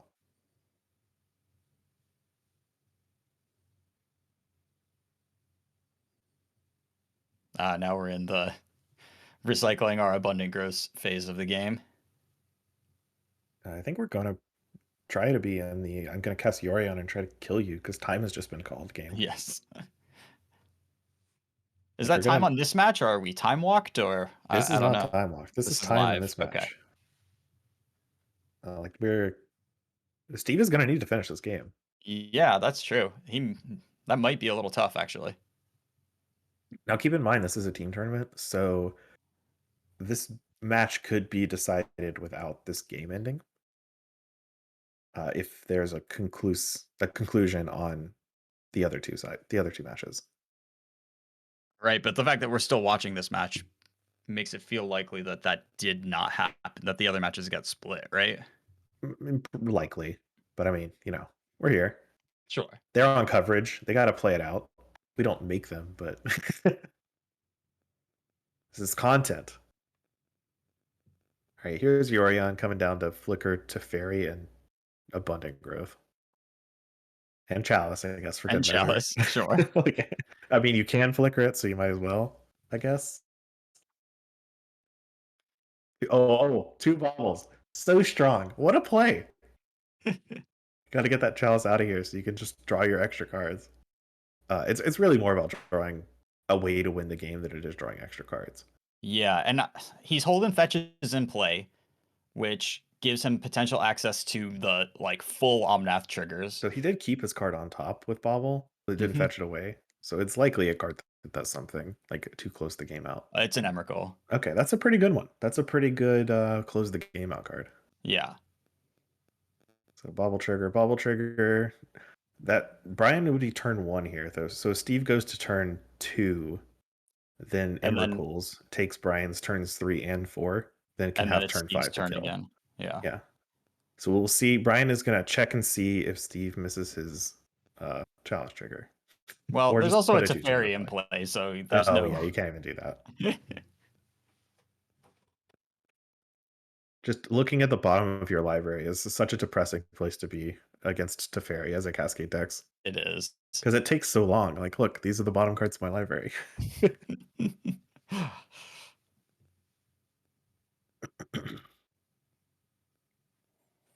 All right, so Steve untaps here. Poised to Emrakul. Even gets a little extra mana by cracking his fetch with Abundant Growth on it to put another type in his graveyard.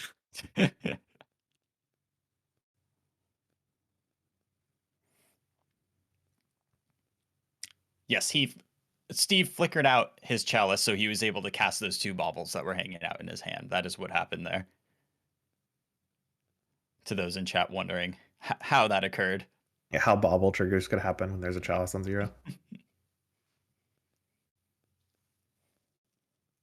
right, just put the Emrakul on the table. I'm begging you, Steve.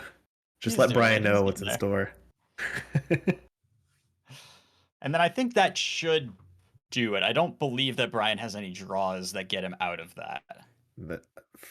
From what I'm aware, I believe this is turn 2, but I could be mistaken. No, time was called on Steve's turn, so this has to be turn 2, I believe. Yeah, I'm not positive. They don't have a die or anything indicating it, but we'll be able to determine it, when the match is ending.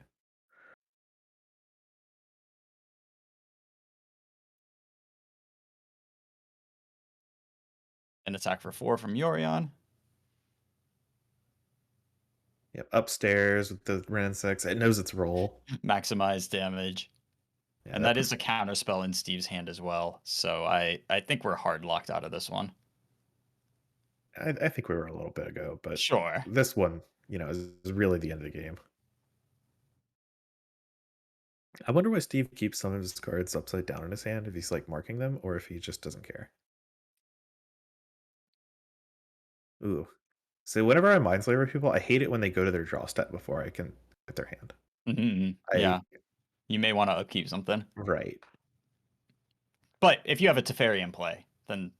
No, I understand, but I have a hand as well, Oh, I guess that's fair.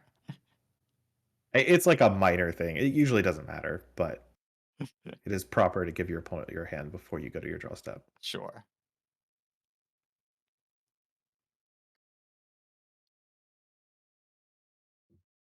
I can't see what Brian's hand. It's a Violent Outburst and a bunch of Glare. I think there's a Fury in there. Fury was the card draw for turn. The middle card is a mystery of a Scalding Tarn. So even worse than a mystery. Yeah, so gonna Fury to take out the Shardless Agent. And then Scalding Tarn failed to find. Get to shuffle.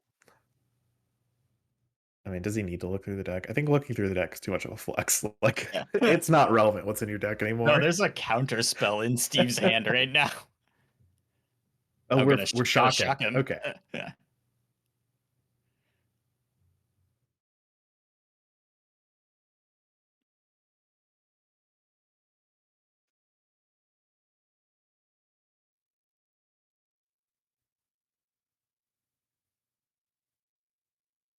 We're getting chat saying upside down cards are known information from Bauble. Any card known by opponent was upside down, but Brian is not playing Bauble, so I don't know. I'm not confident that that's what's going on there. It's possible known information is upside down. That's a good way of tracking it, but Yeah, I don't think it was usually due what to that permission indicates. bubble. Could be the fetches from Renin 6. I didn't see what he had upside down. But anyways, that game is over. Trial.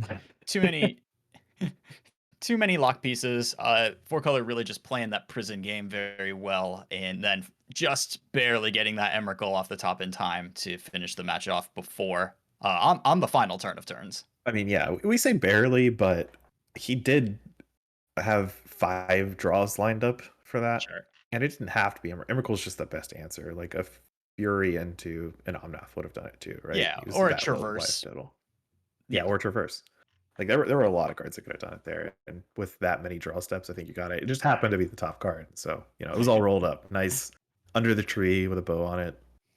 Clean, very clean. Yeah. Cool. I think that's going to be the last match for us today. I believe we're going to leave you with in the capable hands of HAIYUE and Manny DAVOUDI, and that should be fun. I will be keeping an eye on this. Probably get something to eat and then turn the stream back on. Yeah, I'm in the same boat. I'm too invested now. Like I've watched the first 4 rounds and we switched teams. I've got to keep watching. Yes, absolutely. I'd love to watch Dom and Jarvis and Steve. So love to watch Magic generally. Definitely really appreciate Anurag for doing all the work to bring this stream to y'all, and happy to keep watching it. Just nice to have Magic coverage again. Yeah, absolutely. If y'all haven't already, I'm sure Anurag will throw up like an advertisement slide at some point. But just drop him a follow. That's the freest thing he would ask. He's just trying to hit numbers so that he can get bigger organizers to give him more stipends so he can bring up better coverage. So look, there we go. So that's the easiest possible thing you can do if you just want to see more coverage of Magic. And it's a click up a button on Twitch. Yep, definitely. Oh, good job pulling it through. And for all of y'all in chat calling out the MTG Grindcast, thank you so much for listening, and thank you for tuning in. We do have a podcast. Check us out. I think we do pretty good. Yeah, but I did see everyone's comments while we were commentating that they enjoyed us on the podcast and all that. And I thank you for all that. I didn't want to enter the podcast to call that out, but I did see all of it. We do feel loved. But yeah, I think that is it for us. I don't know if Anurag wants to let us know what the plan is from here. We'll keep talking until it's time to put up some ads. But cool. Then thanks so much. Appreciate y'all, and enjoy the rest of the broadcast. Yeah. Quite some time now, just to see you again. And I've been counting days to get away, to see you again, been finding ways to get away, to see you again, see you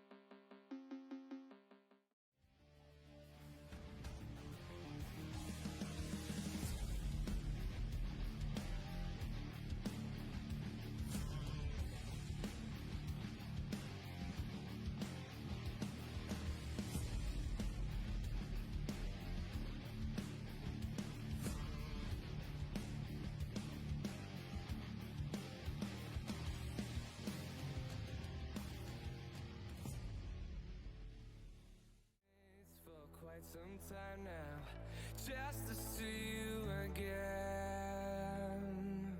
And I've been counting days to get away, to see you again, see you again. Been finding ways to get away, to see you again, see you again.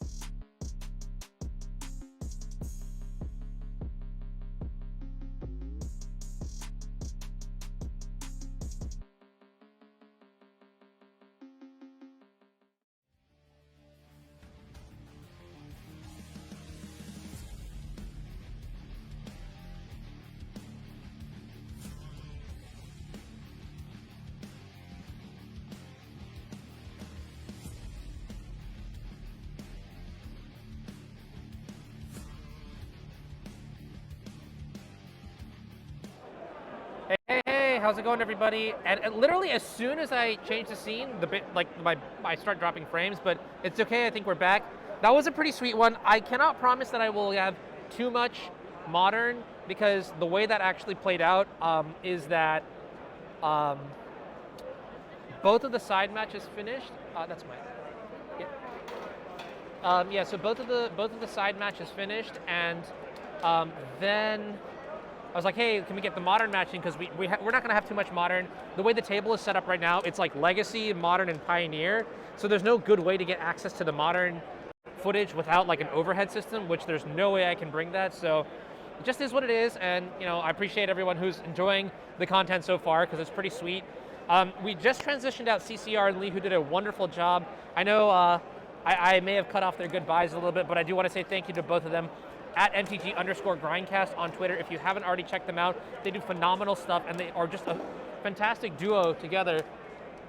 Can I talk to you in a second? Yeah, I heard about it, yeah. Yeah, so upcoming we have HAIYUE and Mani DAVOUDI. They're just like, I don't know, Canada's like best commentator pair, I guess. I don't know, that's just my opinion, but you can feel free to disagree and be wrong. I'm okay with that. I love their work. And I think they're actually going to be doing some work in, well, I know Monty's going to be maybe doing work at Worlds. So that's the kind of the caliber of commentary we have here today. I'm going to transition to them in just a second as players are starting to seat for their rounds. So let me go ahead and do that. And I hope you guys will enjoy.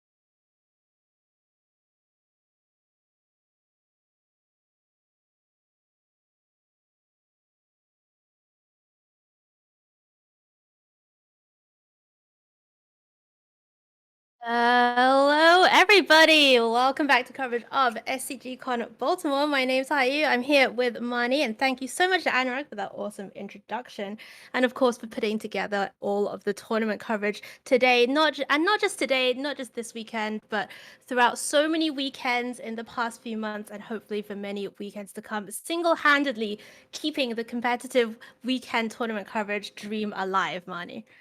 Yeah, absolutely. I think just seeing what Anna has been able to do with it, what feels like a limited setup, even though in many ways it isn't, and getting a very dedicated team of passionate casters together just for, if nothing else, the love of the game and bringing commentary and casting and coverage to people at home has just been incredible. And the past few months of tournament coverage for a lot of these events wouldn't have existed without him, which has just been awesome both to watch and to be a part of.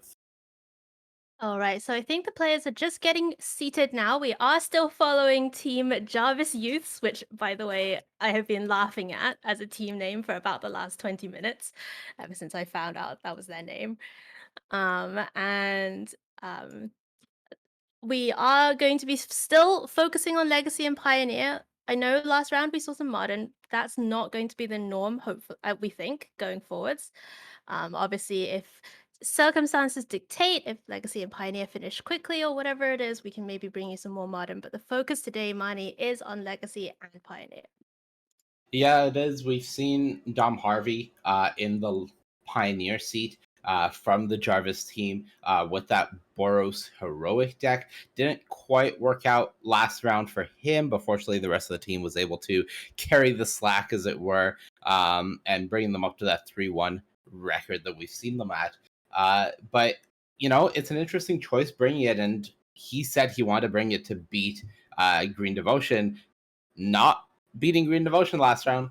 We'll see if that continues to be a trend or whether he can turn things around this round. The Boros deck is scary, Mani. It's when it starts going off, and you get these 1-drops and 2-drops, and they have a billion counters on them, and then they use Brave the Elements. Everything has pro green. Just get through it. It does work. It does work if that's your goal. Yeah, it absolutely does. Just, having the word draw card stapled onto a ton of cards and being able to just chain together spells using flashback escape just to get that additional velocity, definitely something that gives this deck a lot of resiliency compared to maybe some of the boggles types decks that we've seen in other formats. But I believe we're starting off with Jarvis actually on the Legacy Oh, hello. on Yeah, let's go down. Let's check out the action. Jarvis Yu, who, by the way, is often on these streams doing commentary as well, just bringing that depth of experience, shall we say, to these broadcasts today in the player seat in the feature match area with Naya Depths, and going up against Craig Boblier, who is on an unknown Yorion list.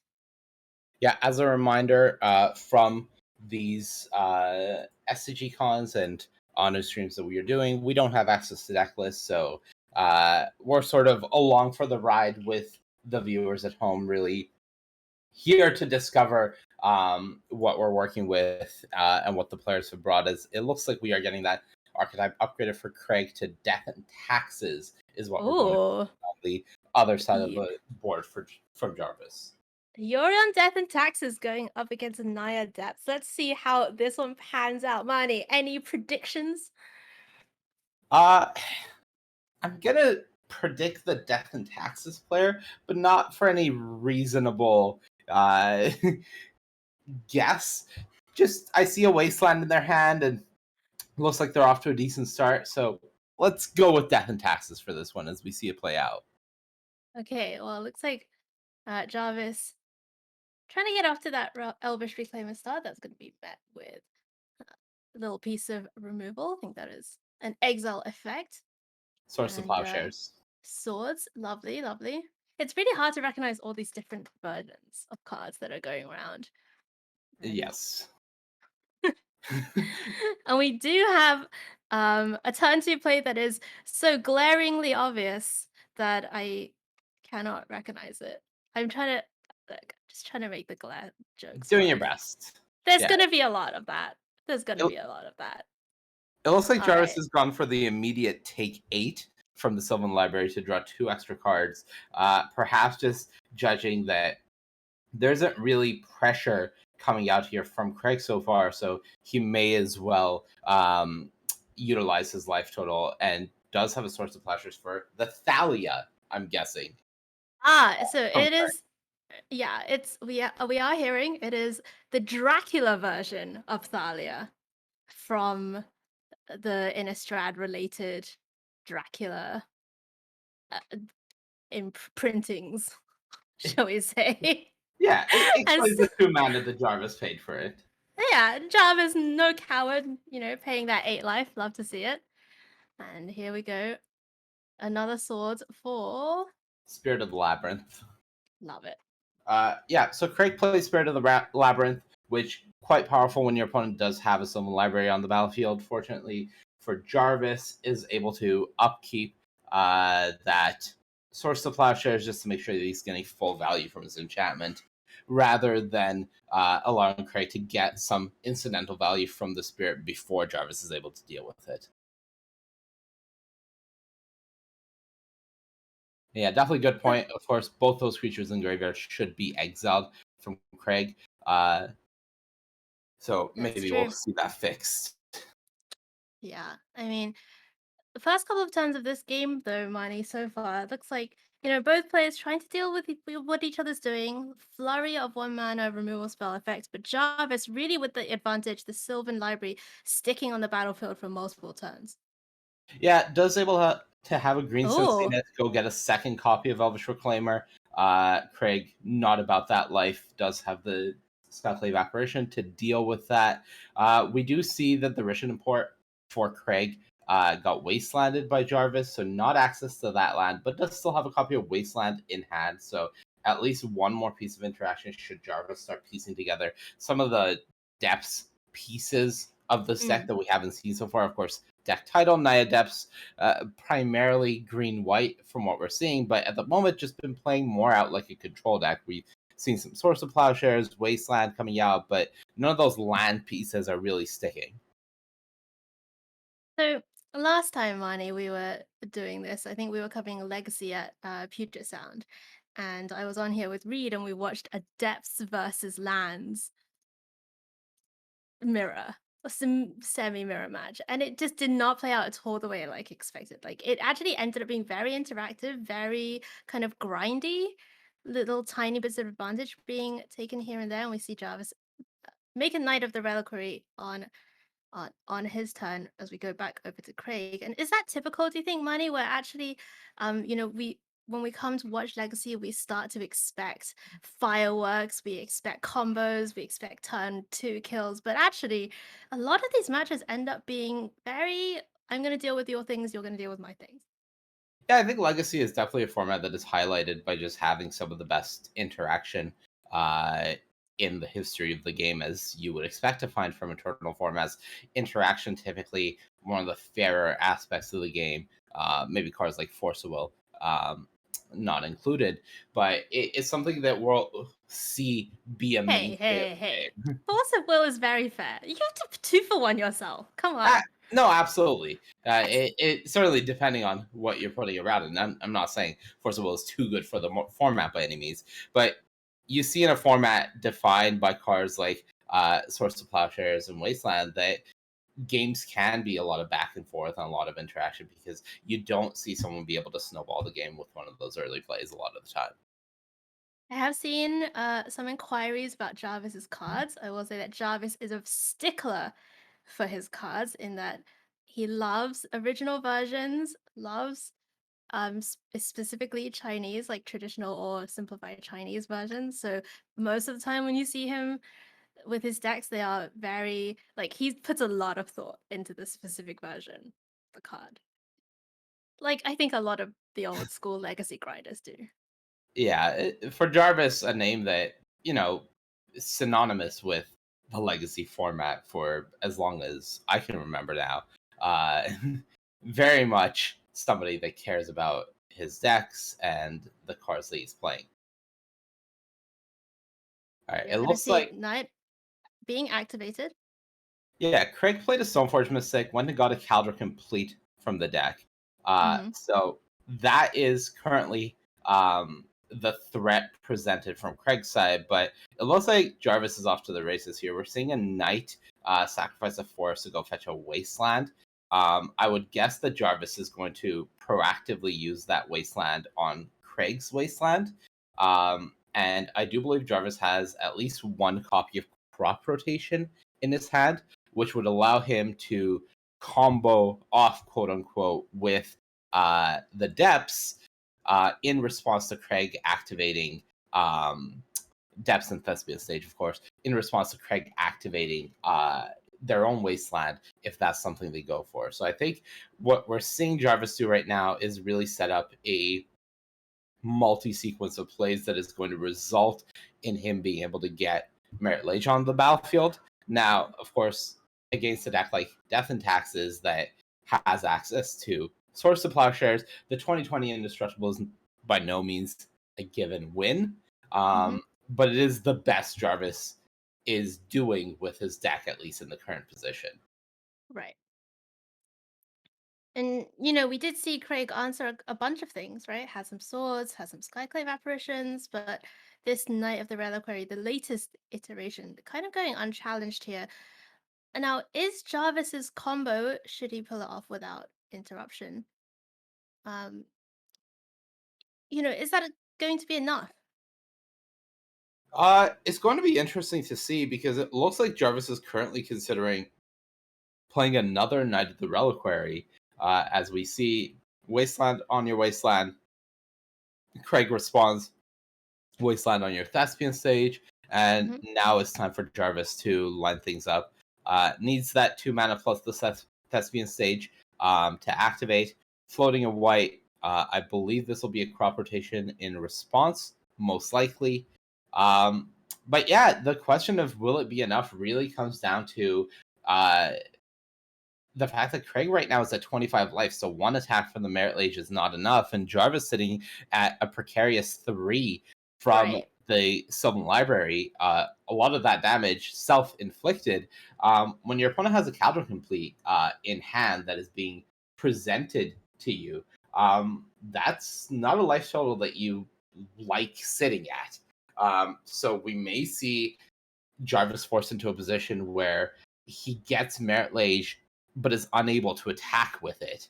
And if that ends up being the case, then things could go really wrong for Jarvis against a deck that features Flicker Wisp as another way of sorcery speed removal.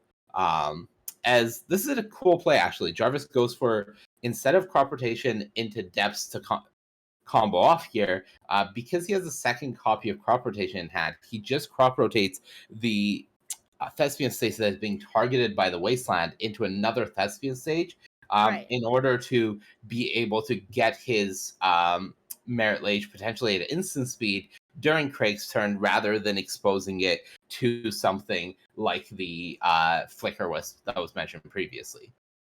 We do, however, see Craig simply activate Stoneforge Mystic, put that Culture Complete on the battlefield. It does have haste. In we go with the team, and that is going to do it for game number 1. So Jarvis, having really drawn a lot of cards and dealt himself a lot of damage, not quite able to get there in the end with the Depths combo on that turn. Yeah, and that's one of those situations where at some point, if you're sitting in Jarvis's seat, knowing your opponent's life total is above 20 and one hit of your combo isn't going to do it, you have to ask yourself, am I putting myself in too risky of a position by going so low with the Sylvan Library? As we did see that all it took for Craig to finish that game was putting the Counter Complete on the battlefield, and even if Jarvis went and got Merit Lage, the two Skyclave apparitions would be able to cross the finish line for lethal damage, even if the Counter Complete gets blocked by the 2020. So a situation where it almost feels like Jarvis may have flown too close to the sun there, in terms of digging, while knowing that your opponent is at a higher life total than one attack will provide you. Look, who hasn't been there? You know? Who hasn't looked at 4 fresh cards and just thought, I'd like all of these, please? No, absolutely. Look, I know better than to be in the anti-draw card contingent while on a cast. I was gonna say, I'm not going there. It's not just me, okay, Money? It's not just me as an individual. I'm here as a representation of the entire community of people, such as something that happened to me earlier this week on playing Vintage Cube on Modo. My opponent plays Dark Confidant on 2 and just flips Archon of Cruelty on 3, and it was fantastic. It was the best thing ever. Yeah, I almost scooped in admiration. You have to respect that. That's just good deck building. It's just good deck building. They drew it up that way, and it just works sometimes. Yeah, greatness at any cost. And if the cost is sometimes you lose the game because you delve too deep, there's always a game 2. Yeah, there was some mention of potentially Jarvis having access to Maze of Ith in his deck as a target for crop rotation that he could have used at some point in that game. Of course, again, just as a reminder, while we are following Jarvis and his team throughout this tournament, we don't have deck lists. We don't know exactly the makeup of their deck. So your guess is as good as ours whether there is a Maze of Ith in the deck or not. I will say that knowing what both of us know about Jarvis, if there was a Maze of Ith in that deck, that is something he would have thought about in that position. So given that situation, I would even venture to say it's more likely than not that he doesn't have access to it. But with that said, it's all speculation. It is. And as we go into game number 2, Money, perhaps we can have a little speculate about what may have come in from the side for both of these players, especially I think for Jarvis, who struggled a little bit there. Yeah, I think for Jarvis, the big thing is really just trying to have more resiliency against this green-white depths deck. Is a bit of a deviation from what we've seen in the past, but just looking at sideboards of decent examples recently, I do see cards like Minsk and Boo in the sideboard that Oh, feels like it really, yes. it amplifies an additional plan of attack. And looking at that first game, I think that's the type of game plan that Jarvis might want to be putting forward against the amount of removal that this Death and Taxes deck is putting forward. Yeah, just a good mid-range kind of threat, putting out creatures, making them bigger, and generally kind of just if you can get that down and get it to stick, trying to like get across some of that disruption, some of that taxing that that Craig's deck is gonna do. Yeah, mulligans for both players, but we do see sort of the ideal start coming out despite that. Jarvis does have the turn one Sylvan Library with the Mox Diamond. Craig on the other side does have, I believe, the Ether Vial, unless I'm sorely mistaken. So about as good as you can hope for, regardless of which side of the table you're sitting at right now. Looks like it's gonna be a Thespian stage. Followed very quickly by Knight of the Reliquary. So Jarvis off to a great start here, kind of turboing out the library into the Knight. We do see a counter go on that Ether Vial. Yeah, Craig does have Ooh, is that a the Caracas? answer. That is a Caracas as well as Spirit of the Labyrinth. So Spirit shutting down the Sylvan Library. No more extra draw for Jarvis, who once again drew 8. So really just cementing that Jarvis is a man with a plan here this weekend when it comes to the Death and Taxes matchup as well as Sylvan Library in general. So Library shut down by Spirit of the Labyrinth, and that Caracas on the battlefield means that Jarvis will have to keep that in mind in terms of at least aiming a wasteland at it before he goes for any merit lage play. Let's see what Jarvis has in store for us this time. Does look like it's going to be a Green Sun Zenith. Yeah, Green Sun Zenith for 2 here. What is Green Sun Zenith getting? Going into the deck? That's an excellent question. It looks like an Outland Liberator, if I had to guess. Oh, okay. We'll wait for confirmation, but just looking It through looks like it. other Greenwhite depths lists and of course the checklist card coming out. Outland Liberator is gonna give Jarvis an answer immediately if he wants it to this Ether Vial. He has taken the time to dig out the copy, so perhaps going to keep it on the battlefield. But I think something that you do need to do in the spot as Jarvis against this Death and Taxes deck is just make sure that before you're able to stabilize, they haven't put together too many pieces of hate. So, well, is the Spirit of the Labyrinth an enchantment? it is. So you do have 2 options for it. I think in Jarvis's spot, the Ether Vial is probably a bit more scary right now. Though it really depends on whether Jarvis is treating this matchup more as ships passing the night, where he feels like he should be prioritizing his own game plan, in which case he'll go after the Spirit in order to be able to draw more cards, or whether it is important to him to disrupt what his opponent's doing to buy himself more time. This should be a Skyclave Apparition. At least that was what Craig was originally eyeing. This is not Skyclave Apparition. That is not Skyclave Apparition. And Spirit of the Labyrinth goes down. I It's mean, Council's you've got to Judgment. Council's Judgment. Oh my goodness, which edition of Council's Judgment? Great question. No answer. I mean, Craig is really, you really got to give it to Craig. Coming on here, feature match area. Let's just play every single secret lair and or alternate version of things, and I respect that. Absolutely. I am a fan of blinged out cards, and fortunately, the options for blinging out decks, especially as you go into older formats, just continue to grow. And looking at Craig's deck, it's really a thing of beauty. And you know what else is a thing of beauty? I do in fact spot a Planeswalker in Jarvis's hand, and here we go. Minsc and Boo, Timeless Heroes. This is not something you are gonna see in your legacy leagues on Magic Online because the card is simply not there yet. And it is going to come down. And when, yeah, let's get it on screen there for everyone. When it enters the battlefield and at the beginning of the upkeep, you make Boo, which is a legendary 1/1 hamster with trample and haste. You can +1 to put 3+1/+1 counters onto one target creature with trample or haste. Usually, of course, you're going to be putting that on Boo. And it's just a different axis to attack on, Money. It absolutely is. I will say that Caracas is, I believe, quite good here against the legendary hamster token. And that Skyclave apparition coming down now is an answer to Minsk.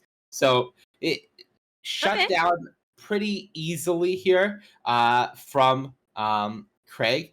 Of course, the Caracas does have to tap this turn for the second white source to cast the Skyclave apparition, so at least one more hit of Boo coming. But a relatively clean answer from Craig, as well as being able to wasteland Jarvis's wasteland, meaning that Craig's Caracas at the moment is uncontested. And something else to note is that Craig actually blocked, I believe, with the Spirit of the Labyrinth. Spirit of the Labyrinth got Outland liberated. Oh, it got Outland liberated. Okay. Yeah. So in response to okay. Yeah.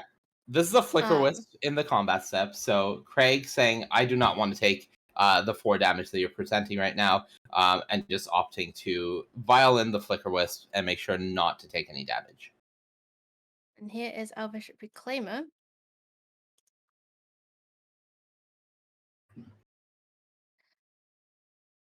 So, going back to the discussion earlier about what Jarvis's game plan is, and I think every turn we've really seen him try to be proactive. I'm going to draw cards off the Sylvan Library. I'm going to prioritize my Elvish Reclaimer. I'm going to prioritize trying to just get my very powerful game plan going, play out the Minsk and Boo, and try to go over the top, really, of what Craig is doing. Yeah, that's been the game plan so far. I think something that we are seeing definitely play out is just how many raw disruptive elements Craig has access to. We've seen Jarvis have some amount of disruption, but so far Jarvis has gotten Wastelanded. Jarvis has gotten Spirit of the Labyrinth. He's been Skyclave Apparition. He's been Flicker Wisp. Now we see a Stoneforge Mystic come down, finding a Caldra complete. There's still the ever-looming threat of Caracas on the battlefield. Field of Ruin available for Craig on an untap as well. So it just feels like there's so many disruptive elements being presented by Craig. And for Jarvis, he never has really been able to mount a momentum from his side. He's always playing off the back foot, it's felt like, both games, where even when he played a powerful card like Minsk and Boo, well, Craig was able to fortunately cleanly answer both sides of it and is still at 20. Right. And we do tend to think of this deck, this depth deck, as something that can kind of just do the thing out of nowhere. But Craig has the Caracas, has that, has Vial going. And just the mana advantage from being able to use that Vial multiple times, the advantage from having all of these kind of cards that end up being getting you 1.5 cards worth of value, has worked out very well for this Death and Tax deck.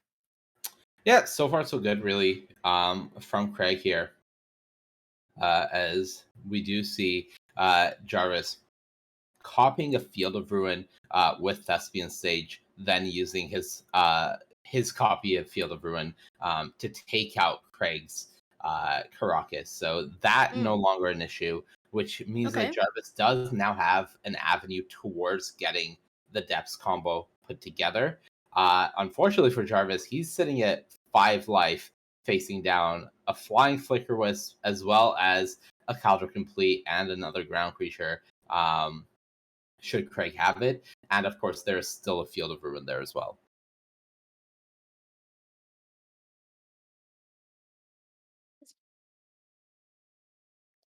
So what is the line? Like, what is your way out, Jarvis? It's a good question. We, of course, don't have full information about what is in Jarvis's hand. It looks like a crop rotation, So the line for Jarvis, should he have access to another land, would be to crop rotate for Dark Depths and just put Merit Lage on the battlefield. But of course, as we saw last game, Jarvis is in a position where Merit Lage may just simply not be good enough right now. As you There's see, a blocker on the he's the most- ground. Flicker Whisper's in the air. The Stoneforge and Skyclave Apparition and Cauldron Complete coming down. So 4 attackers he can block. The biggest. I mean, he can take 3 from Flicker Wisp, 1 from Stoneforge, and go to 1 yeah, potentially. in theory, Jarvis does If have nothing else changes. right. In theory, Jarvis does have a blocker for Caldra Complete if he has the mana. Of course, this is all speculating on Jarvis having found the untapped land. Right. Oh, as we're being pointed out, there is a Yavimaya on the battlefield, so Jarvis doesn't actually need an untapped land, as Yavimaya will allow Dark Depths to tap for mana as part of the combo. So definitely a great point, meaning Jarvis does have Merit Lage available to him in this position right now. And Merit Lage being available means that if Craig attacks, Jarvis has access to it. Of course, with that Field of Ruin on the battlefield, Jarvis has to do this combo before that point. Though now finding a Wasteland for Jarvis does mean that he can once again Wasteland this Field of Ruin, then allow the Merit Lage to come out at essentially instant speed during Craig's turn. And that means that Craig isn't able to attack with this Flicker Wisp safely, as at 20 life he is being threatened. Right, so we see the Cauldron Complete come out. No Violin from Craig last turn. And it is going to be an attack with, I think that is the Flicker Wisp getting in alongside the Cauldron Germ token. Now Jarvis is going to be a buzz with activity as you see him very, very quickly start to. Oh, that's not what I thought it was. All right. Jarvis says go for the Tower of the Magistrate.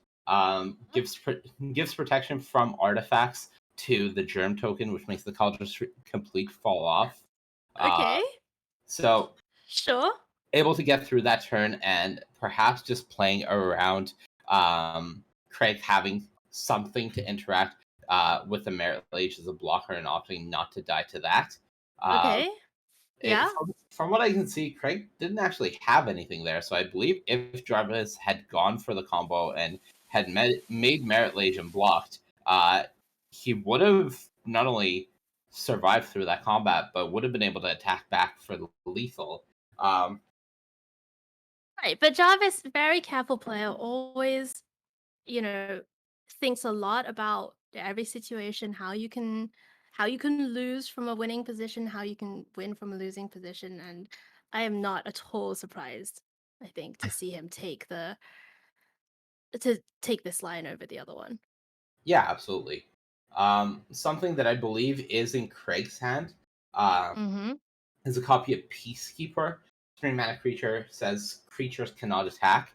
So now knowing that the threat of Merit Lage is looming from Jarvis there with the depths and stage on the battlefield, that is something that Craig has access to. But still, we have to see what Jarvis is able to put together here. I believe Craig's hand is another copy of Stoneforge Mystic, as well as Peacekeeper. And given the Field of Ruin on the battlefield, Jarvis does have to, again, main phase sorcery speed this Merit Lage and say, all right, what do you have? Okay, so for the first time in this particular round, we see Merit Lage hitting the battlefield on the side of Jarvis Yu, our featured player on Team Jarvis Youths. And we go over to Craig, who does have the ability to stop this Merit Lage from attacking, we think. But decides to put Yorion in hand, has a Flicker Wisp. Yeah, well, he has the Vial on 5 specifically. This was something that Craig has been setting up for. Is having that Vial on 5 means that he can go for the maximum Yorion. And this Yorion will allow Flicker Wisp to deal with the Merit Lage, as well as you to get another Stoneforge Mystic trigger, another Skyclave Apparition trigger. You get another Germ Token, not so relevant as Tower of the Magistrate, still available. Yeah. But you get to essentially reset Jarvis here and force him to do it all again. Something I'm a little surprised is not seeing Craig blink the Ether Vial.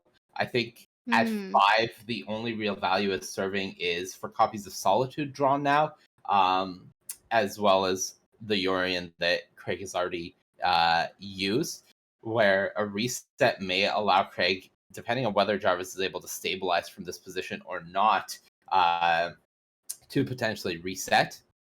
We see Jarvis using the Elvish Reclaimer in response, finding a Sajiri Step to give protection to the Merit Lage from white, so protecting it from the Flicker Wisp.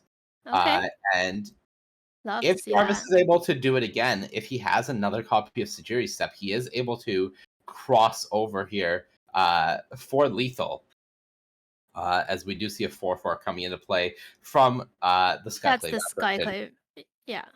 Being flickered. Good. Okay, good. So at the end of Craig's turn, once everything has come back in, we see Cauldron Complete came back in, made another gem. So that's on the battlefield. Yorion down, Flicker Wisp down, Merit Lage still alive, Stoneforge Mystic down. I believe it fetched him as that was GT from the side, and Skyclave Apparition got the Elvish Reclaimer off the board. Yeah, and for Jarvis, no. Is there a way to get through the Yorion and the Flicker Wisp for Jarvis? Not in hand from what I can see. It looks like Jarvis still thinking about the Sylvan Library here. But as far as I can tell, Jarvis did not have a way here to get through. Does attack with the Merit Lage. Okay. We see Craig, of course, block, doesn't want to die. And now coming back from the other side, we're likely going to see an attack from just Yorion here from Craig, with the backup of Peacekeeper should things go wrong. Of course, the GTA doesn't really do anything, considering... His Thalia. Yes, there's a Thalia coming down now. And... Oh my goodness, and that's gonna do it. Wow, Jarvis had nothing there, and that Yorion coming down, resetting the board, really did it for Craig there in game number 2. So we are gonna see Yorion Death and Taxes, 80 card Death and Taxes win this one, as predicted, by the way, Marnie. Got it right. Over Naya Depths. 1-0. Yeah, look. Yeah, I was gonna say get on the board in the first round we're doing. That's what you want. Absolutely. Impressive stuff from Craig. Honestly, that game looked clean. We saw a lot of decisions where Craig just made sure to maximize the spot in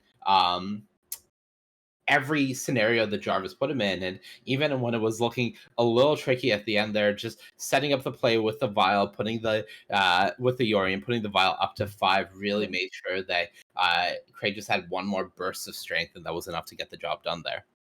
Yeah, you can really tell from the way that Craig played that he knew exactly what he was doing every turn and exactly how to deal with the threats that Jarvis was putting out. So great stuff there. Unfortunate, of course, for our future player Jarvis Yu, who will have to rely on the rest of his team. And we are going to go and watch the rest of his team play now. We have Dom Harvey on your right this time. Don't question it, on Boros Heroic in the Pioneer seat going up against Mason Furniture. We actually see Mason being up a game, so let's see whether Dom can turn this game around. Boros Heroic with Giganta as the companion. It looks like maybe Dom is taking a mulligan here. Yeah, Mason seems to be sitting fine on their hand, and I see Forest, so maybe Mono Green Devotion again. And HAIYUE, we talked about this coming into the round. Dom Harvey said he brought Boros Heroic here this weekend with the aims of beating Mono Green Devotion. So maybe dire straits here if Dom is down a game again here to Mono Green Devotion. It is tough, but this heroic deck mulligans pretty well, money. You normally you think of these kind of small decks as, oh, you need a critical mass of things, but a lot of the cards draw cards. Many of the cards draw other cards. So you can, if you have a good 6, What about a good you can definitely get there. Okay. Oh, this is actually, we are actually hearing that this is game 1. So we are going back to the start of the round, and we're going to actually be able to bring you the entire match, which is very sweet. So we will get the UI updated for you all in just a moment, and we see Dom Harvey leading off with Sacred Foundry. Meanwhile, Mason already down with the Elves and the Wolf Willow Haven. That's not the start you want to see if you're against Mono Green. No, it really isn't. And, significantly less dire straits for Dom, considering no longer down a game as we first expected. But with Mason being able to Oh go my for goodness. the turn 3 Cavalier of Thorns, while Dom has Ouch. no turn 1 play on a mulligan to 5, this is a not great start here for Dom so far. All right, let's see whether this Illuminated Virtuoso from Streets of New Capenna can help Dom get there. These lists have been evolving. Like, I've seen quite a few versions of this heroic list floating around. Virtuoso definitely one of those pieces that is clunky, feels clunky, which is a weird thing to say of a 2-drop because most of the other threats are 1, but the effect is so powerful. The effect is so extremely powerful. Just having a creature that, as part of your combo turns, is just able to make sure that you're able to keep going and going and going.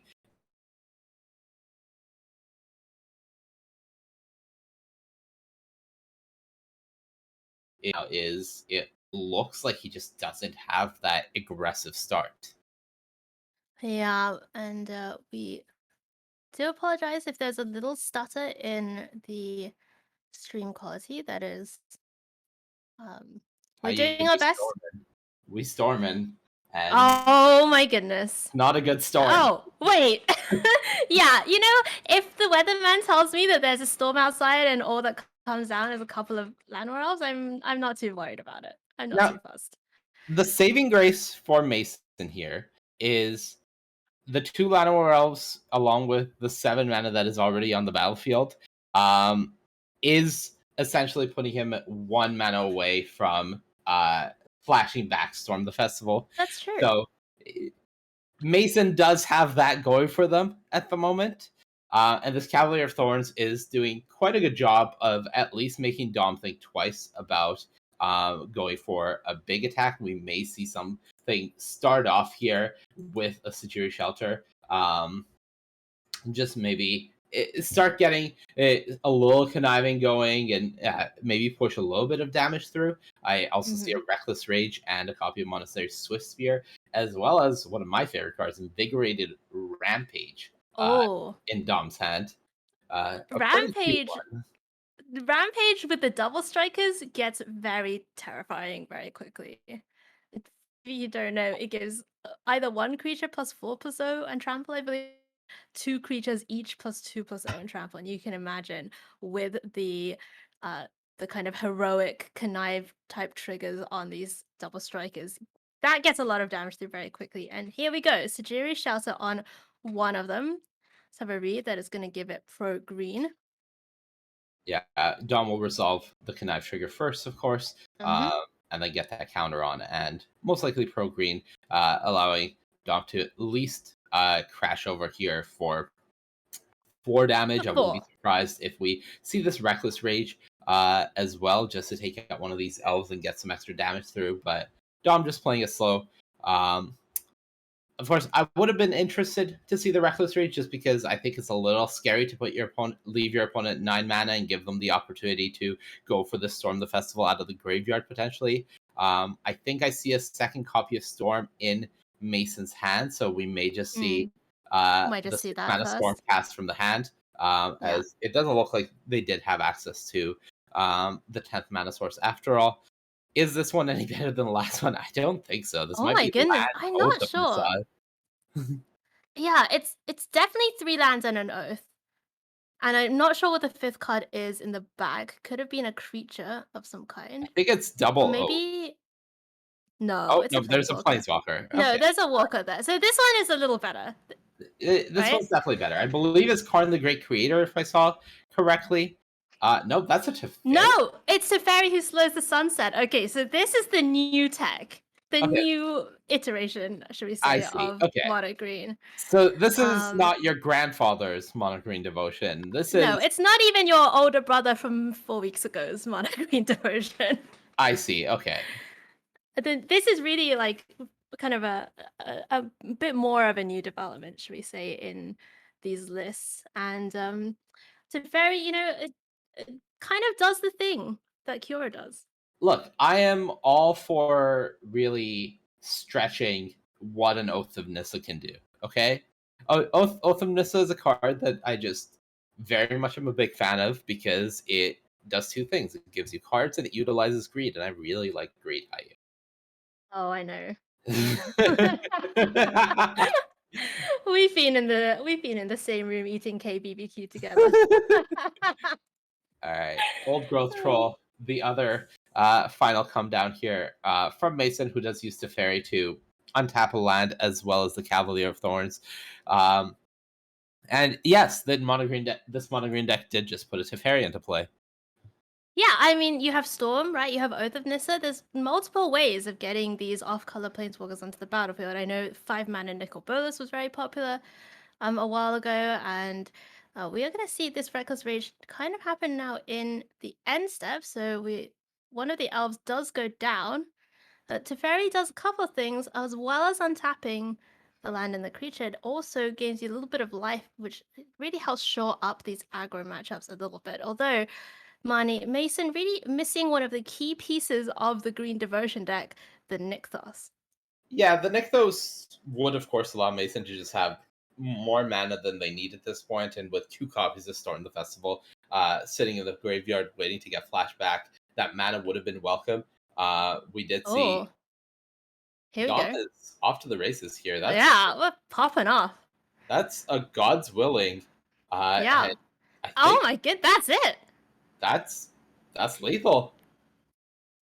God's Willing. Oh is my they get goodness. Rampage and end you from Dom Harvey. So we're talking about everything that Mason has on the battlefield. Doesn't even matter. Does not matter. How Not scary even Double slightly. Strike is, and that's the power of Illuminated Virtuoso in this type of deck. We see 4 copies of God's Willing for a reason. If you're against Mono Green, all of their blockers are 1 color, and you're able to just go right in. And this is exactly why Dom Harvey said that he was bringing this deck to counter the mono green threat. You can let them go off. You can let them storm multiple times, put a bunch of things out, get their fancy Teferi who slows the sunset down. But ultimately, it does not matter if they can't block your 10/10 double striker. It really does not matter in the slightest. And Dom just making not exactly quick work, but that game didn't last that long. However many permanents were on the battlefield, like let's just face it, that game was maybe like 5-6 turns in, and it was over. So that was a relatively fast game from the Boros Heroic deck, and looks like we're joining the second game a little ways in already. So we see Dom with a -3 Swift Spear down. Mason's already at 17, presumably from an attack. And here is... Mason does themselves have the Oath of Nissa, and I think that's a Cura down as well. So yeah, Mason played Cura, untapped land, and played down a redundant Oath of Nissa there, just finding a forest. Dom has been interacting a little. We do see a portable hole on the battlefield. Not quite sure what that ended up taking out. Perhaps an elvish mistake. I think an elf. I think an elf is under that. I see a text box, a power and toughness box. So this early in the game. Yep, that makes sense. And not a great turn 3 for Dom. Just putting Giganta in hand. What about Vraska? Yeah, this is something that we are seeing from these mono green decks. We see the black splash coming out from Mason as a main part of the deck in order to play Vraska there. But also, again, with Ultimate, so you can really push your mana base in terms of what planeswalkers you're able to play. And we saw Teferi come out no problem last game from Mason. Of course, that was off the Storm of the Festival, but it's all about consistency in this mono green deck.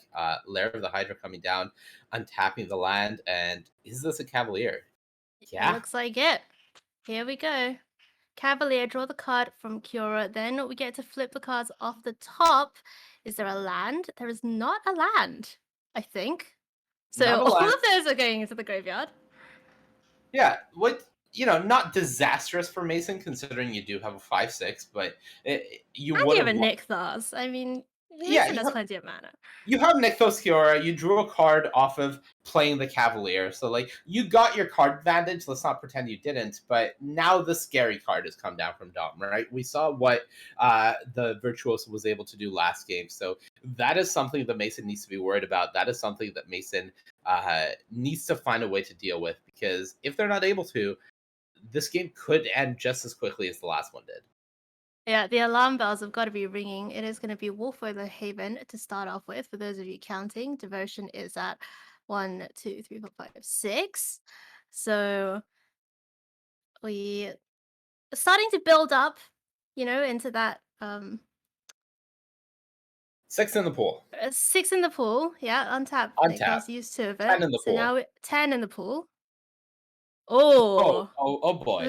Okay, second Nykthos, tap that 14 again. in the So pool. 14 in the pool. This Lair of the Hydra is a 13. All right, 18 damage coming on through. Mason is tapped out and all in. Dom Harvey, can you piece together lethal next turn? Is the question that Mason is currently asking. I'm at 16. If you can 16 me, you have this game won. Otherwise, It's possible.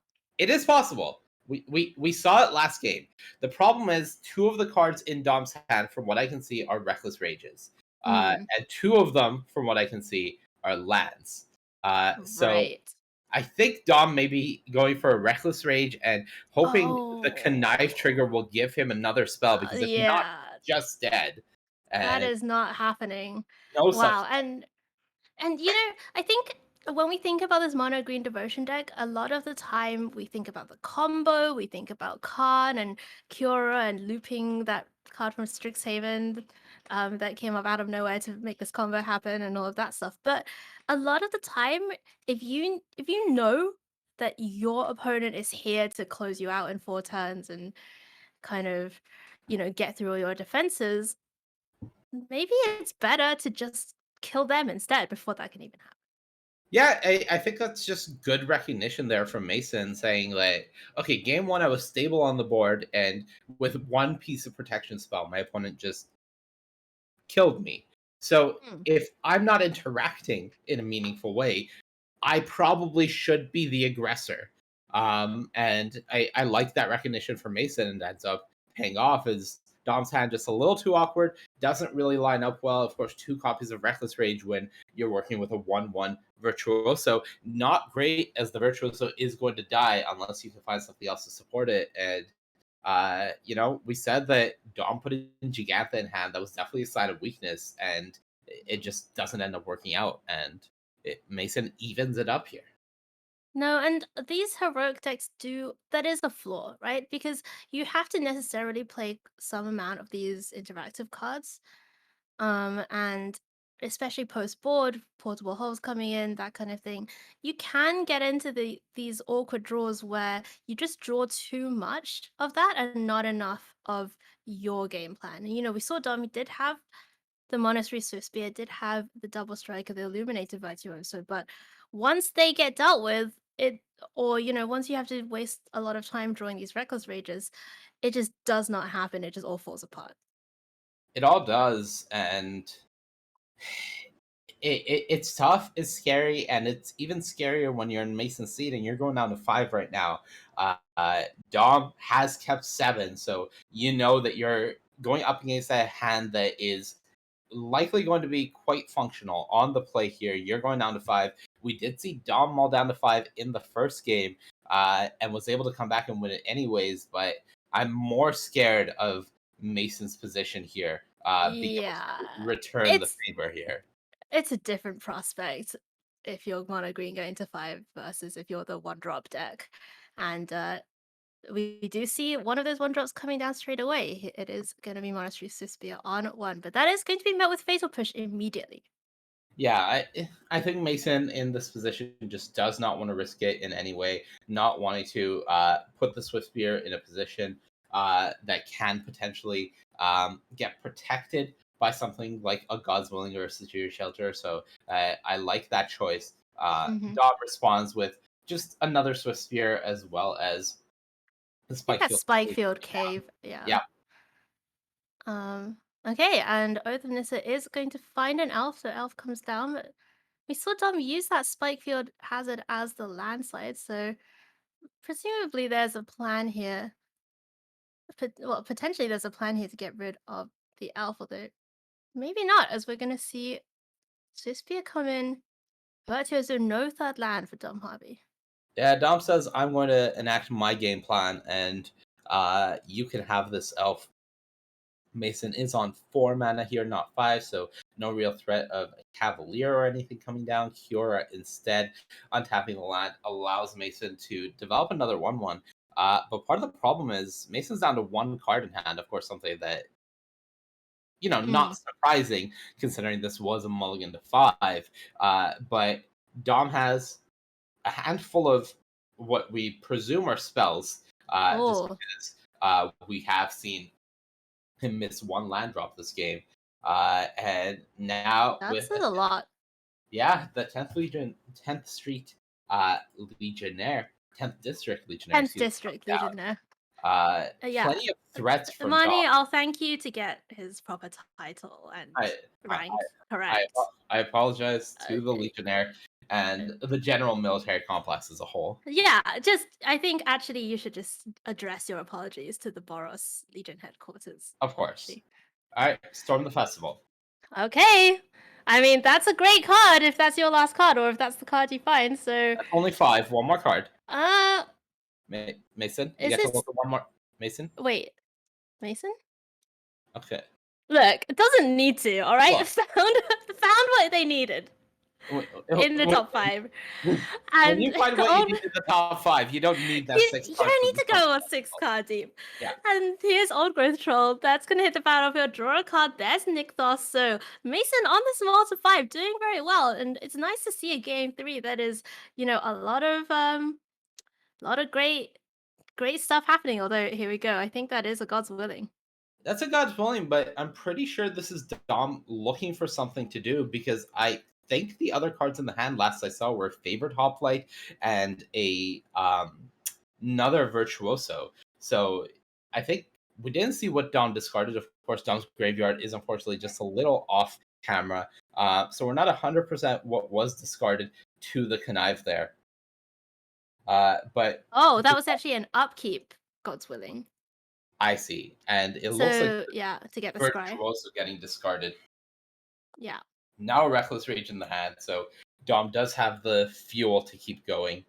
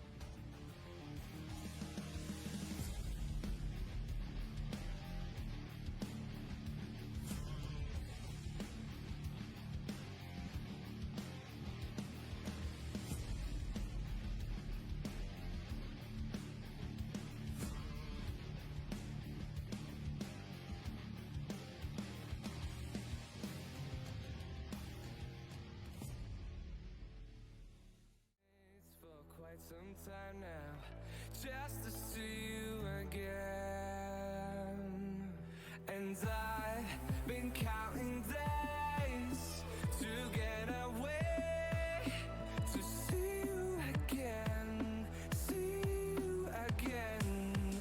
Been fighting ways to get away, to see you again, see you again.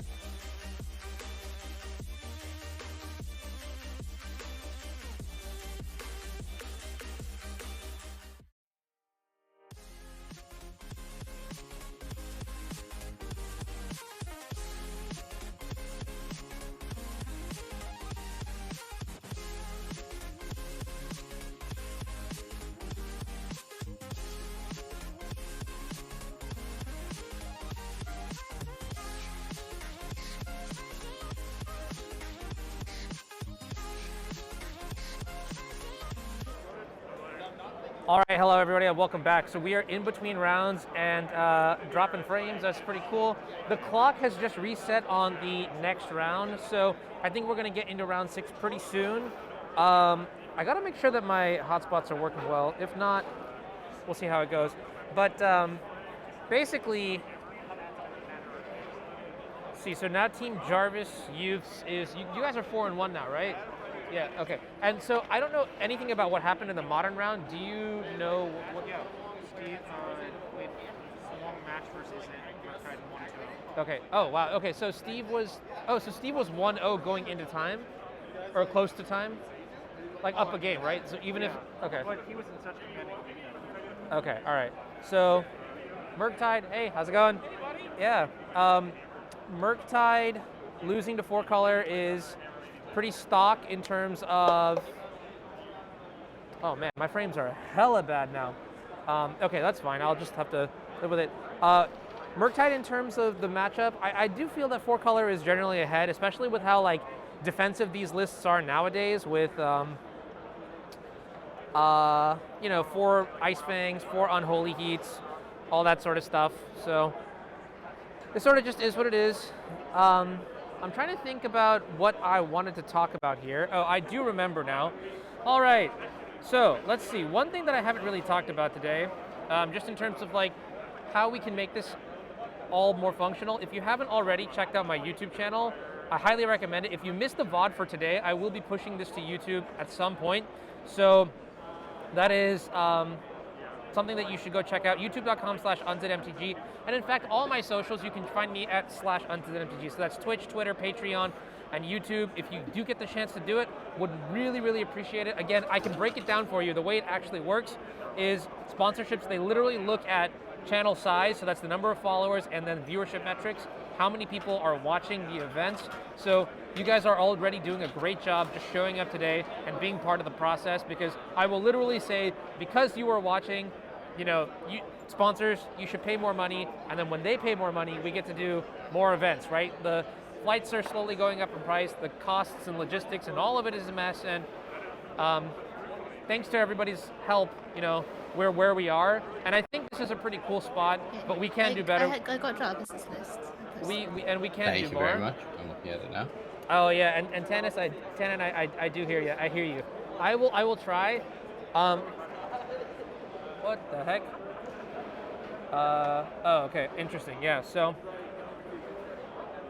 Okay, that's about it there. I'm trying to think. So anybody else? So let's think about the featured teams too, because we had Koval, whose team we saw play against Jarvis earlier. That was a pretty sweet one where we had Glimpse Elementals against the 4-color deck. We have Jarvis, who is here. We have Kane, Nam, and Kruger's team that we saw earlier. I talked with Scarlett Chen's team. They are Rodney Bedell's team as well. They are 3-2, so you know that's still a live record for day 2. And then other teams, I'm not sure how Julian's team is doing. That's Team Tryhards. We have the team that I have not seen at all today, as I think pairings are going up soon. So the team that I have not seen at all this weekend is the Ghosts of SCG Pass, which I thought was a very funny name. What table are you guys at?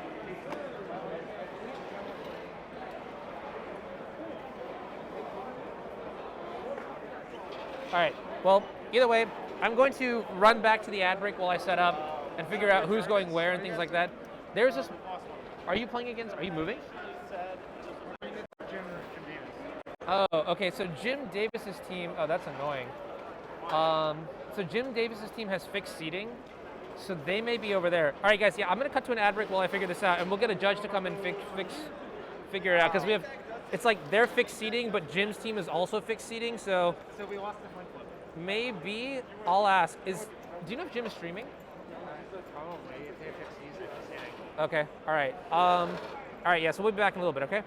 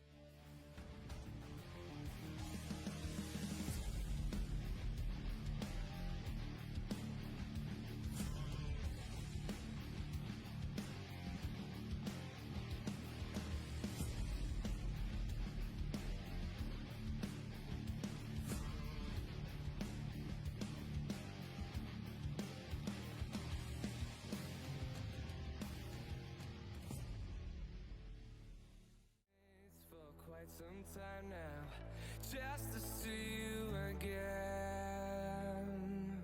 And I've been counting days to get away, to see you again, see you again. Been fighting ways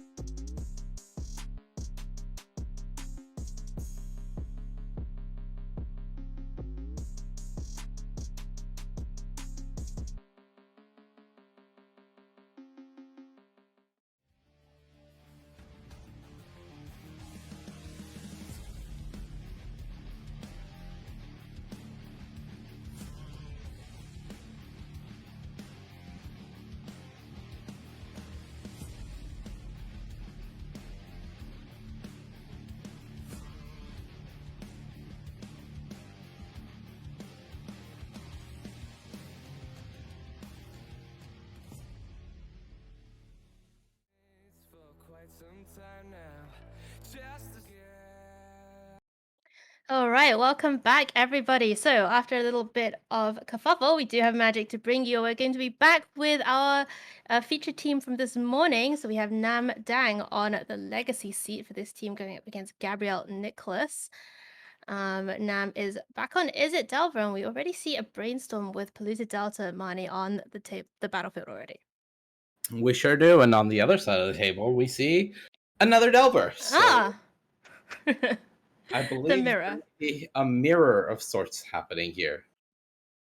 So how does this mirror play out, Mani? Is it like a play draw thing? Like how does that the dynamic work? Hey, I think there's going to be a lot of interaction flying back and forth is what I expect to see.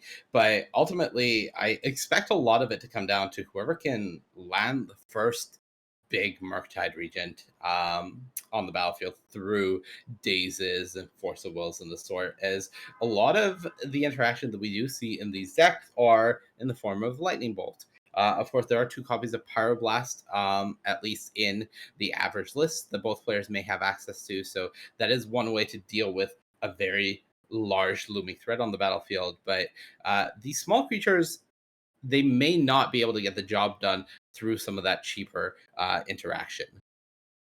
So it looks like Nam is just going to Wasteland Gabriel's Volk and then pass the turn. And we see Gabriel not flipping anything to Delver, just playing out another copy of Dragon's Rage Channeler. So everything still small over on the side of Gabriel, but that's a lot of threats out on the battlefield.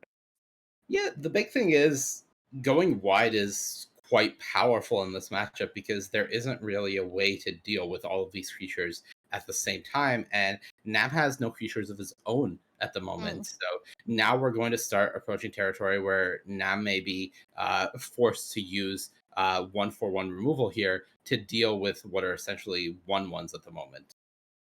There is going to be Brainstorm. Yeah, I see a Force of Will being put back on top along with one other card. Nam playing cards very close to the chest, both literally and metaphorically. Yeah, I think he put a Force of Will back, potentially held onto a Lightning I Bolt. think he kept the bolt, yeah. Yeah. Okay, and so we are going to see one of the Darcys go down. Now, what can Nam put together here? Yeah, there is a copy of Expressive Iteration available for Gabriel Nicholas. However, we've seen Nam really go after those volcanic islands from Gabriel, so it hasn't been able to flip Delver, unfortunately, up to this point. Hasn't been able to hold 2 lands on the battlefield long enough to really be able to fire off this Expressive Iteration and get value from it. I think that's a Flooded Strand that was drawn for the turn now, but as things stand, Nam has really done a good job of just making sure Gabriel is both being hindered in terms of resources and not being able to mount that much pressure, only chipping in for 2 points of damage a turn. So let's keep an eye also, of course, on the Delirium count. It is 2 types right now, only creature and land, but that, of course, that can change very quickly with Dragon's Reach Channel on the battlefield. Yeah, the spells in Gabriel's hand, by the looks of it, are Expressive Iteration and a Daze. Not quite sure what the last one is yet. I think it it's looks another like Delver. Yeah. I think it's oh, here we go. All right, so it's Murktide Regent time. Now I'm playing Murktide around Regent. Daze. Yep. 3 spells exiled, so a 6/6 coming down and Daze played around. It's a Murktide, not a Delver. So a Murktide of their own. Oh, wow. Gabriel. Okay. Yeah, but Gabriel's one it's gonna be much smaller. With 0 instants and sorceries currently in the graveyard. Does have an iteration, like you said. So we could be seeing a little card draw action. Yeah, but it looks like Land iteration. Yeah, is not interesting. too common of a line. Land iteration is, but something that must be noted here is Gabriel has 4 volcanic islands in play now. So in terms of lands that they can be fetching. Of course, there's a copy of Mystic Sanctuary, there's a copy of Steam Vents, and there's an island, but the value of fetch lands is going to quickly go down as Gabriel goes through the actual fetchable lands in their deck. So Brainstorm, let's see Force what of Will, Gabriel red card. decides. Yeah, I mean, I think the red card is. Lightning Bolt by the looks It of it. looks like a bolt. New frame Lightning Bolt. So Force of Will is the one heading to hand. I would guess that we're going to see Lightning Bolt go to the bottom and Brainstorm exiled, but nope, the other way around. No, Brainstorm goes back in the deck. Lightning Bolt exiled. Only Brainstorm a fetchable red little source tricky. is Steam Vents. Right. Brainstorm is a little tricky, I guess, if you know, if you have to crack the fetch in order to play it. It definitely is. And now we're going to see Gabriel announce the shock as well, as just looking through the graveyard, confirming all 4 volcanic islands are in play. So most lists do play a Wanakahi Steam Vents, and that's what's going to come down here. Gabriel does have the DRC trigger as well as Nam, just marking the life total change already. Maybe a little ahead of himself, but not too much. Hey, it could be. No, it couldn't. Look, Nam has But- no intentions of countering this lightning bolt. That's what he's saying. Of course, that makes sense. That makes sense. We know Nam pretty well, and Our fellow Vancouver compatriot. fellow British Columbian, Canadian Vancouverite, and yeah, mostly getting that Darcy trigger, putting another land in the graveyard. Gabriel really trying to build up a graveyard for this Murktide in hand, and it's not going that well. Not going that well is definitely the theme of this game so far for Gabriel, who has really just had like these 1/1 creatures from the beginning, flooded quite a lot, and just nothing really happening. Meanwhile, I think Nam has an expressive iteration of his own in hand, has a force, there's a bunch of other cards. All right, Oh. and Nam. Everyone's on this land iteration plan. Like maybe in Legacy, the spells are just so cheap that land iteration is just normal. Yeah, it really does feel like both players are just prioritizing the fact that you're not playing that many lands in your deck in the first place. Your game plan isn't exactly to get land advantage from expressive iteration. You're looking to get ahead on spells. So just making sure that you're playing around things like days and double days even is very helpful. And we do That's see a bauble, by the way. that is a bauble. We do see Still no spell. Still no spell. Flip. Nam is feeling the pressure of his life total now because he is at 10 and we saw him leaving back the Murktide region, just respecting the amount of damage that this Dragon's Rage Channeler is able to represent, as well as should the Delver finally flip that turn. Of course, we should remind everybody watching at home that Delver has been on the battlefield since turn 1 for Gabriel. I think we're somewhere in the vicinity of game turn 6 to 7 now, and the Delver has not flipped.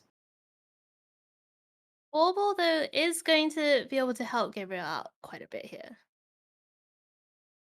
Yeah. Did we get was there a Surveil trigger? There was a Surveil trigger. Gabriel opted to keep it on top, I believe. Yeah. Now the Murktide coming down, Nam will likely respond with his Force of Will, which Gabriel has a Force of Will of his own for. Wait.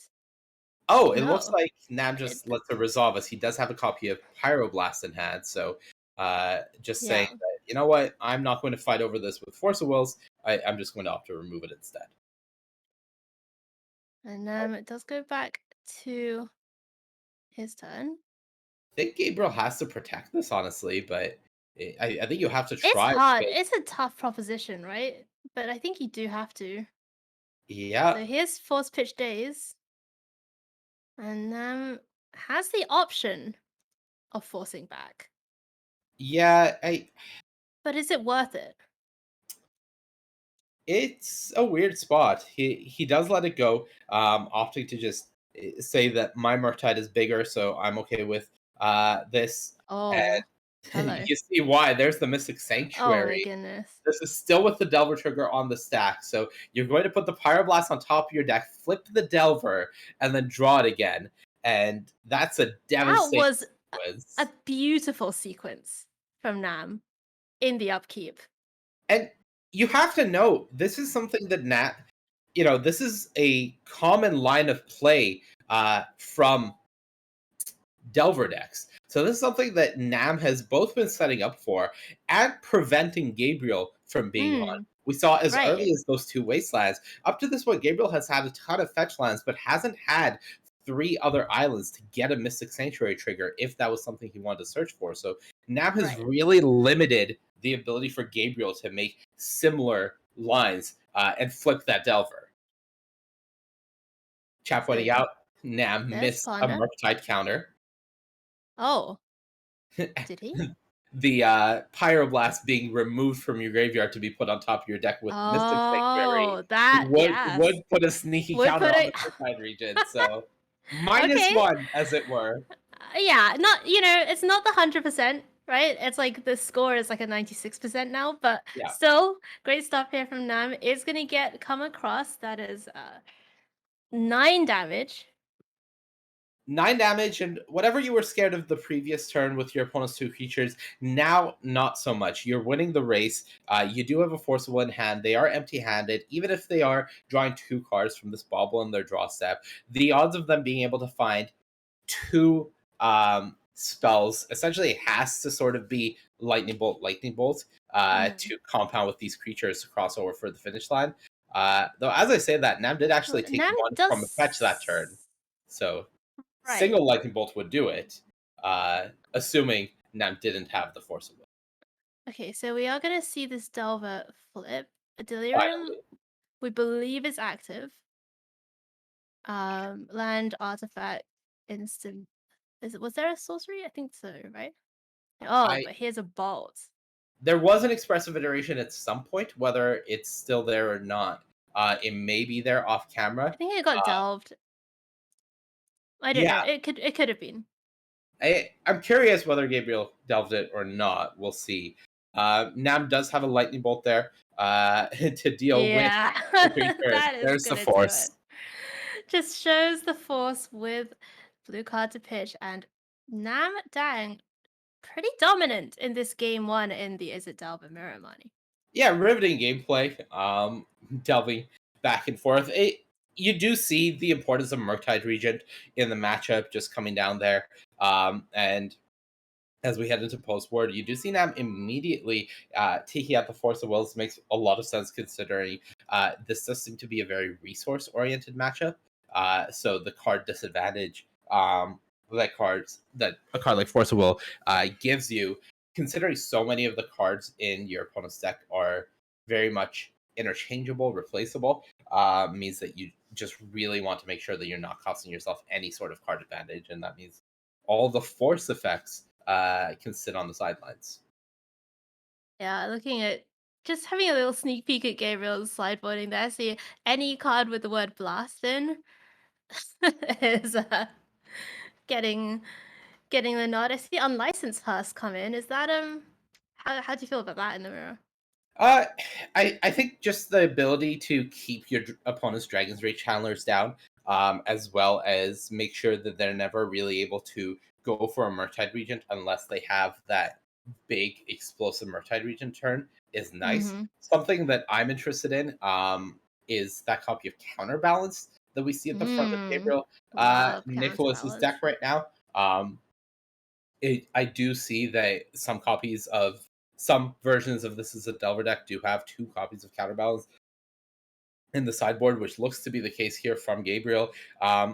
Not sure if I saw them in Nam's sideboard, so curious to see if this is a plan that both players will be on, or if this will be sort of a lopsided post-board where Gabriel has access to the counterbalances, but Nam doesn't. Considering so much of this Is a Delver deck costs 1 mana, from both sides, it does seem like the sort of game plan where a counterbalance coming down from either player can really shut down potentially a lot of the Right. spells I from the mean, other it's side the mirror. without Right? much Like, effort. that's what mirror means, you know? Like, your spells are kind of the same kind of mana values as each other, counterbalance. Certainly been, I would say, pretty prevalent in these lists from what we saw last time around and also today. And we saw Gabriel also getting rid of all of the forces from the main board as well. Yeah, I think both players definitely on the same page, at least in that regard, that Force of Will and card disadvantage not where you want to be. Gabriel with the turn 1 fetch into Dragon's Rage Channeler. So here we go again. And on the other side, Lightning Bolt. It's Bolt. And yeah, there is not mana to counter that from Gabriel's side. I don't know if there's a daze. There might be a daze in hand. Could not quite see. Gabriel is shuffling, so the fact that the DRC has not gone down is not an indication of anything in and of itself. And we do see the Surveil trigger as well. Nam says, all right, that's fine. Your DRC remains alive. Okay. Still only a 1/1 for now, though. Let's see. That is a copy of Delver. Second copy of DRC. I believe Steam Vents was in hand as well. Oh, and a Ponder plus, I think, City of Brass. It's a Wasteland. Oh, Wasteland. It's one of the Wasteland arts. So Gabriel definitely has the type of draw where you can really bury your opponent using that Wasteland of the early creature.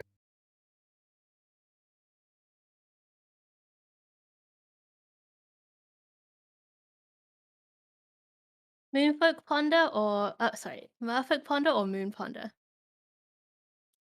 I personally prefer Moon Ponder, but considering I started in Lorwyn, there is a special place in my heart for the Merfolk Ponder, but not enough for me to play it at this point.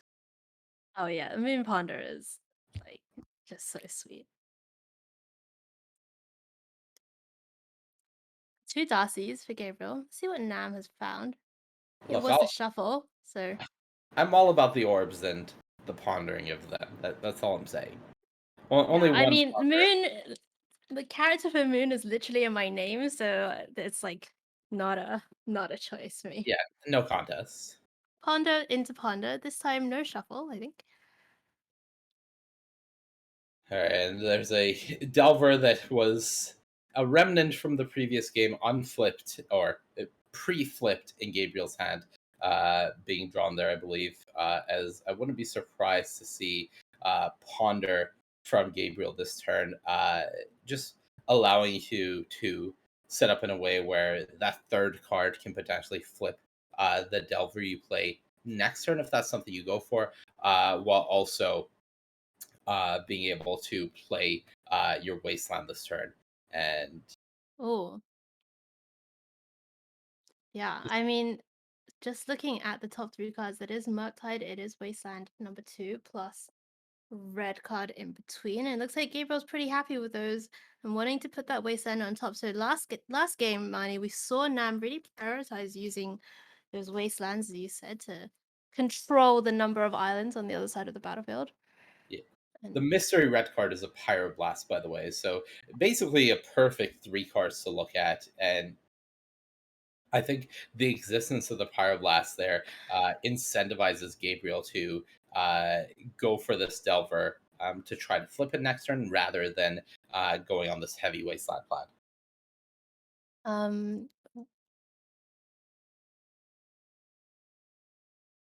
The Delver... It got dazed. Dazed? Yeah, okay. Yeah, so Nam dazed the Delver back to his turn. Here's the Bolt. Yeah, we see half of the play. We see a Brainstorm. Unfortunately, no shuffle effect to follow it up. So, quote-unquote Brainstorm locked at the moment. No way out of whatever cards Nam does have on top. But it does look like plenty of interaction available for him. I think I saw another copy of Lightning Bolt in the hand, as well as a Pyroblast. However, we are seeing that wasteland plan now start coming into effect, and that means that Gabriel is attacking Nam on multiple axes. So there is that interaction. So here's the second bolt takes down the second Darcy. Delver. Let's see if this Delver flips. Oh, of course, Gabriel knew it was the Murktide Regent, so no Delver flip, but potentially a big, or at least a reasonably sized Murktide. Yeah, there is something awkward. There is Pyroblast in hand, though, right? In Fanam. Yeah, this is the awkward part of Gabriel's sequencing of attack first, then do this, where he could have, at least in theory, if he's planning on wastelanding Nam, wastelanded pre-combat on the untapped land, and then played this Murktide, which wouldn't get immediately dealt with by a Pyroblast, and then Nam would have to use his 1 mana on his next turn to deal with a Murktide. As things stand, Nam did have free reign on his turn to do something. Ultimately, didn't find anything to do, so it didn't end up mattering, but some small interesting sequencing there. And Nam is just full of interaction. That's the second Pyroblast taking down the Delver. Oh my goodness, and this is going to be an absolutely massive Murktide Regent now for Nam, if there is nothing but like that. If there is nothing. Yeah, Nam had other than that. 50% of information. He knew one of the cards in Gabriel's hand was a Lightning Bolt, as revealed by the Delver flip the previous turn. Unfortunately, the other one was the Pyroblast that Gabriel needed to deal with the Murktide Regent. So Murktide down for Nam. We do see a copy of Expressive Iteration in Nam's hand. Had the option to play it last turn, opted not to. Most likely a nod towards Daze. He played his Misty Rainforest and then opted not to play the Expressive Iteration, just saying that I don't want to play this iteration in my current position without having an extra bit of mana to work with, and I don't want to play it without playing a land into a Daze, so I'm just going to wait a turn, considering you don't have any creatures to pressure me right now. And you know what, Mani, I know we've seen these Delver matchups a lot, especially people who play Legacy a lot, but there's just so much play, so much like flexible, dynamic, kind of on the go strategizing and kind of changing up of how fluid you are and what you're prioritizing at any given time, that I find these matches really like scintillating to watch. Very much so. I love interactive matchups, so I'm just really enjoying this. We did see Gabriel play the first counterbalance that they found. Nam had the third Pyroblast of the game to answer it, and there is a copy of counterbalance on the other side in Nam's hand. If you would like to return the favor here against Gabriel. Looks like though it is going to be. Is that Maddening Hex? Great. Yeah, that's. I think so. Excellent. That is another card, I believe, that you do not see on Magic Online. It is Maddening Hex. So whenever Gabriel casts a non-creature spell, roll a d6, and Gabriel takes damage equal to the result. Yeah, just a really powerful ability here. And counterbalance down already as well. So first of all, Pyroblast targeting counterbalance. So Maddening Hex is going to happen. 2 damage. 2 damage, but the big deal right now for Nam is he has the counterbalance on the battlefield, or he had the counterbalance. There it goes, thanks to Pyroblast. But with Maddening Hex on the battlefield and no pressure currently from Gabriel, a lot of what the Delver deck does to mount pressure when they're behind is cast 1 mana spells to try to piece things together. And anything that Gabriel tries to do in that regard is currently going to be met by a die roll. And if those die roll results don't go in Gabriel's favor, this game could end very quickly. Not something you see very often on the competitive constructed tables in kind of the modern era of Magic. They'll just take 1d6 of damage, but Gabriel, I think, lining up to play this Murktide of their own. Nams did hit the battlefield. It is sticking for now. In Nam's hand, if I remember correctly, is a Daze, and Gabriel is currently tapping out for this Murktide. So if that is in fact a Daze, Nam would be able to Daze this Murktide. Oh, here we go. And return a Mystic Sanctuary to his hand. I am curious what this is if it is a 2-mana piece of interaction, Gabriel does have a Daze of his own, and oh my goodness, Oh my there it is. goodness. It, Yep. Sanctuary as well. Just the ultimate gross. here. So gross. Oh my goodness. All right, will he miss another trigger? This is the big question. Yeah, let's find out. Fire Blast. Yeah, that seems good. That seems helpful. Maybe iteration as well. Iteration. Oh, did not miss it this time. Yeah, let's go. That's Round of gonna be 8 applause for damage. Nam Dang. 8 damage And coming across. and there it is, the handshake. I was gonna say 8 puts Gabriel right within range of that d6. But not needed. Nam takes this one down. The Delver Mirror going to Nam Dang in just 2 games.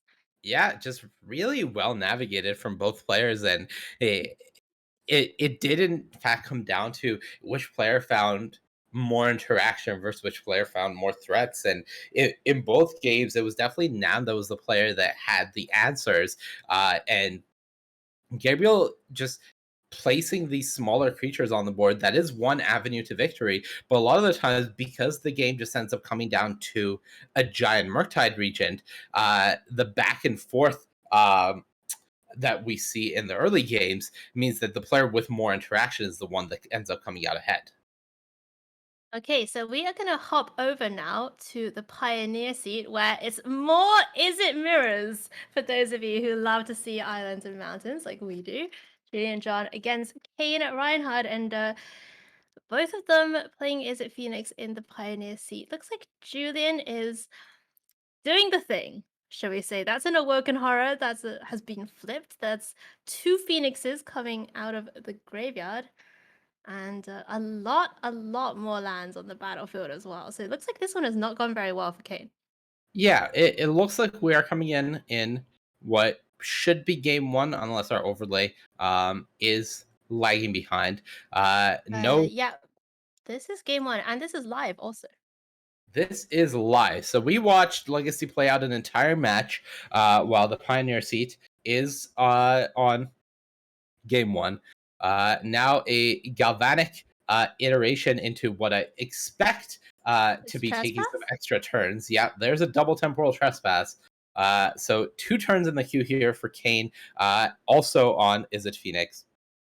And we'll see what he's able to do with the first of 2 extra turns. I did see pieces of the puzzle there in Kane's hand, and a Ledger Shredder. So already a good start for the first turn with a copy of Phoenix in the hand available as well.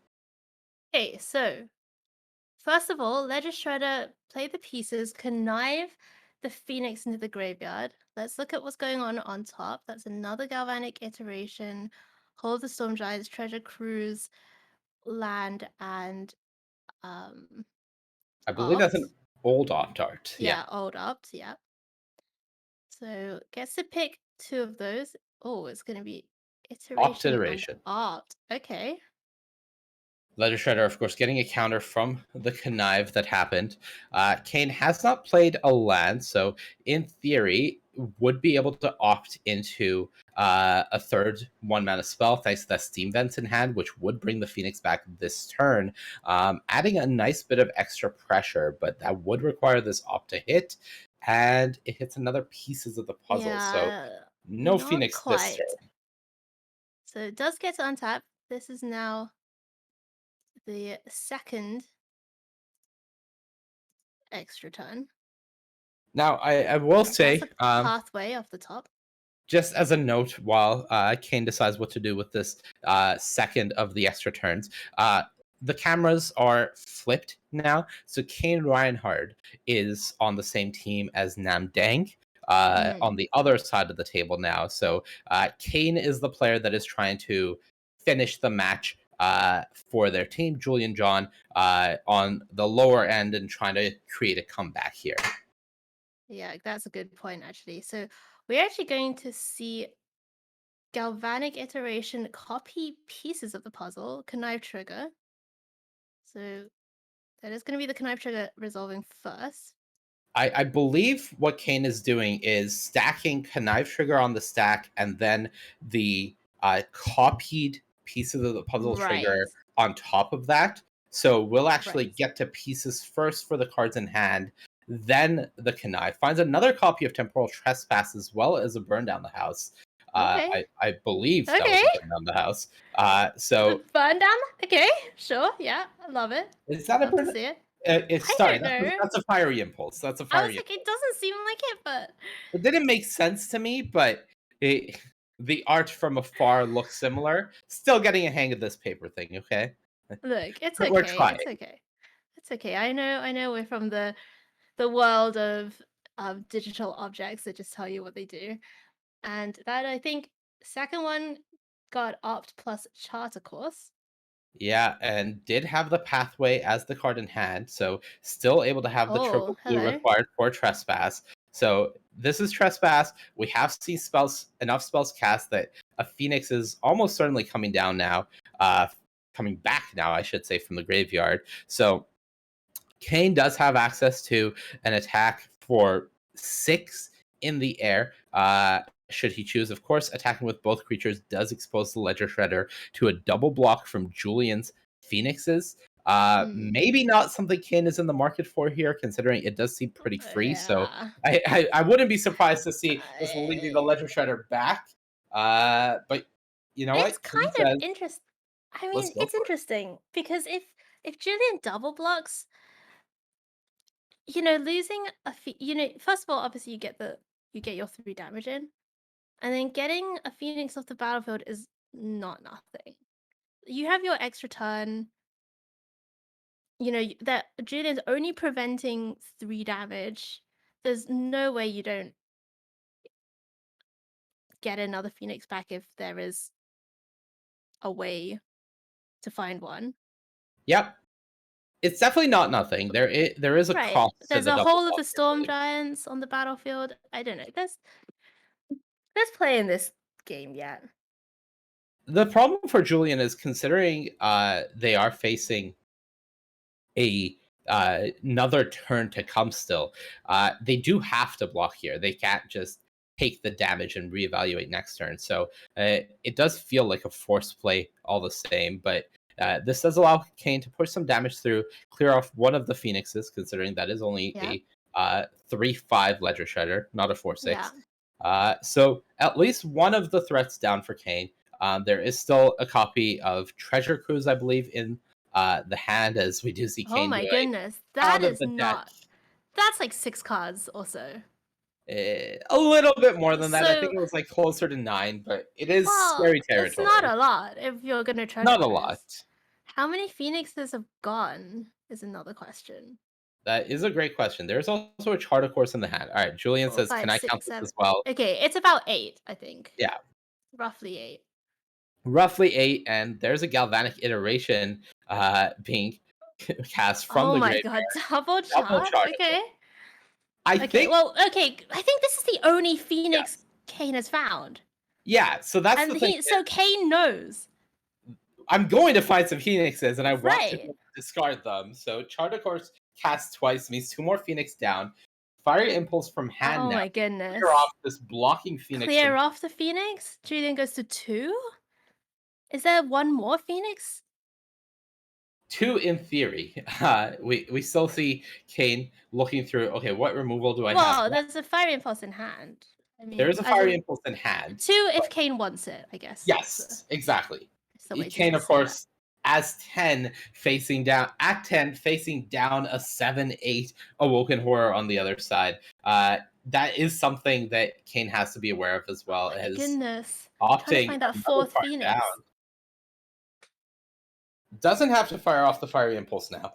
The opt will be enough to bring back the 2 Phoenixes. So does have that option available here. And we'll see how many of these end up attacking. Right. I believe the number is between 1 and 2 and never 3. Yeah, So I think this is what Kane is running through right now. Okay, it's gonna be 0. The answer is 0. The answer is 0. Julian, by the way, has 2 copies of Phoenix in hand. 2 copies Oh of my Phoenix in hand, goodness. another one in the graveyard. Here we Now, go. Trespass Here for we Julian. go. It's Yeah. double trespass time. Julian has, if they want, the air domination. Yeah, the I first think spell, second spell. What's happening here? Julian just realizing. Oh no. So they've gone for iteration trespass, but the trespass that they have announced, they didn't actually have enough cards in the graveyard for. I see. So that's not going to work out how they want it to, unfortunately. But Yeah, the that is double lightning axe discarding a Phoenix will be enough to still elicit the concession here from Crane Reinhardt. Yeah, and Kane knows what's up. Very upstanding guy, and I'm pretty sure that when you've played this matchup this many times, the writing's on the wall, even if the sequencing gets a little muddled up in the final stages of an extremely long game as we see the players shuffling up for game number 2. I believe when we joined this game, Mani, there was 17 minutes on the clock plus any extensions. So now I would guess there's maximum 15 minutes, Well, we don't including know. extensions. Yeah, so we should note that this But team, very graciously, they were sitting down for their match when we caught them. Our main team that we were watching, they had to move to another table because of fixed seating for their opponents. So we almost didn't have a feature match this round. These teams moved over for us, and the head judge graciously gave them a time extension to accommodate the move. So we yeah, don't know what that extension is, but they do have time, and they do were have nice time. enough to give us a feature match. So big shout outs to both teams that were willing to make that happen. 17 minutes left, including the extensions. Oh, wow. Oh, it was including? No. I, Oh, wow. Okay. that is what we're getting told from Anu. Right. If that's the Okay. case, this is. Cool. Okay. So for Kane, it's going to be a little bit of catching up to do, right? The Phoenix deck is pretty interesting because even though Phoenix looks like kind of a broken card, it's actually not a deck that kind of goes bish bash bosh. Like, it's not like the heroic deck that we saw in Dom Harvey's hands last round. It does take a little bit of time to set up. It takes a little bit of time to find your Phoenixes. It takes time to flip your thing in the ice if that's your game plan. We know Kane post board, I believe we saw earlier on the stream, Money, has kind of this young pyromancer-ish sideboard plan as well. That doesn't kill you quickly either. Right, and this is Pioneer Phoenix, so there's no faithful suiting. You don't have the same potentially explosive. Okay, on turn 3, I have 4 Phoenixes on the battlefield. You don't have those same draws in Pioneer Phoenix. It's a little bit more fair. Of course, you are still doing extremely powerful things, but a lot of those powerful things actually come a bit later on when you're able to put together some extra turns like we saw Kane doing using Galvanic Iteration plus Temporal Trespass, for example. That's one of the big pop-off plays that this Pioneer version of the Phoenix deck has access to. You do have to feel a little bit, I think, for Kane in that last game, since clearly it took until the last 8 cards of the library to find more than one Arclight Phoenix. But that's the way it rolls sometimes, and we're going to go into game number 2. Let's have a look at this hand, and that is going to be a mulligan. Just a single land there for Kane. Yeah, there was a Seagate Restoration. The big problem was the rest of the cards. There was the pieces of the puzzle. There was an Abrade, but there was also 2 copies of Phoenix in the hand that you had no early draw spells for, no real way to discard. So the hand just wasn't really doing anything for Kane. And consider you're on the play here, and right now the name of the game is you need to tie this up before time gets called, because otherwise you are just going to take a loss.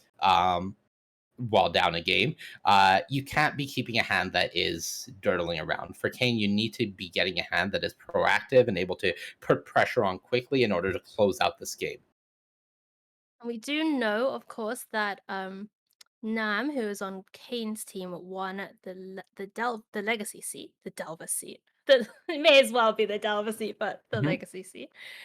So Julian really needs a win here for their team. I wonder if we don't have any news from the modern seat just yet. If We don't know how Kruger's doing. So for all we know, Kane's team may have already won this round. But if Kruger has lost the modern seed, then it is all coming down to this match. And given the amount of time that is or was left in the round, right now the name of the game for Julian John is survive.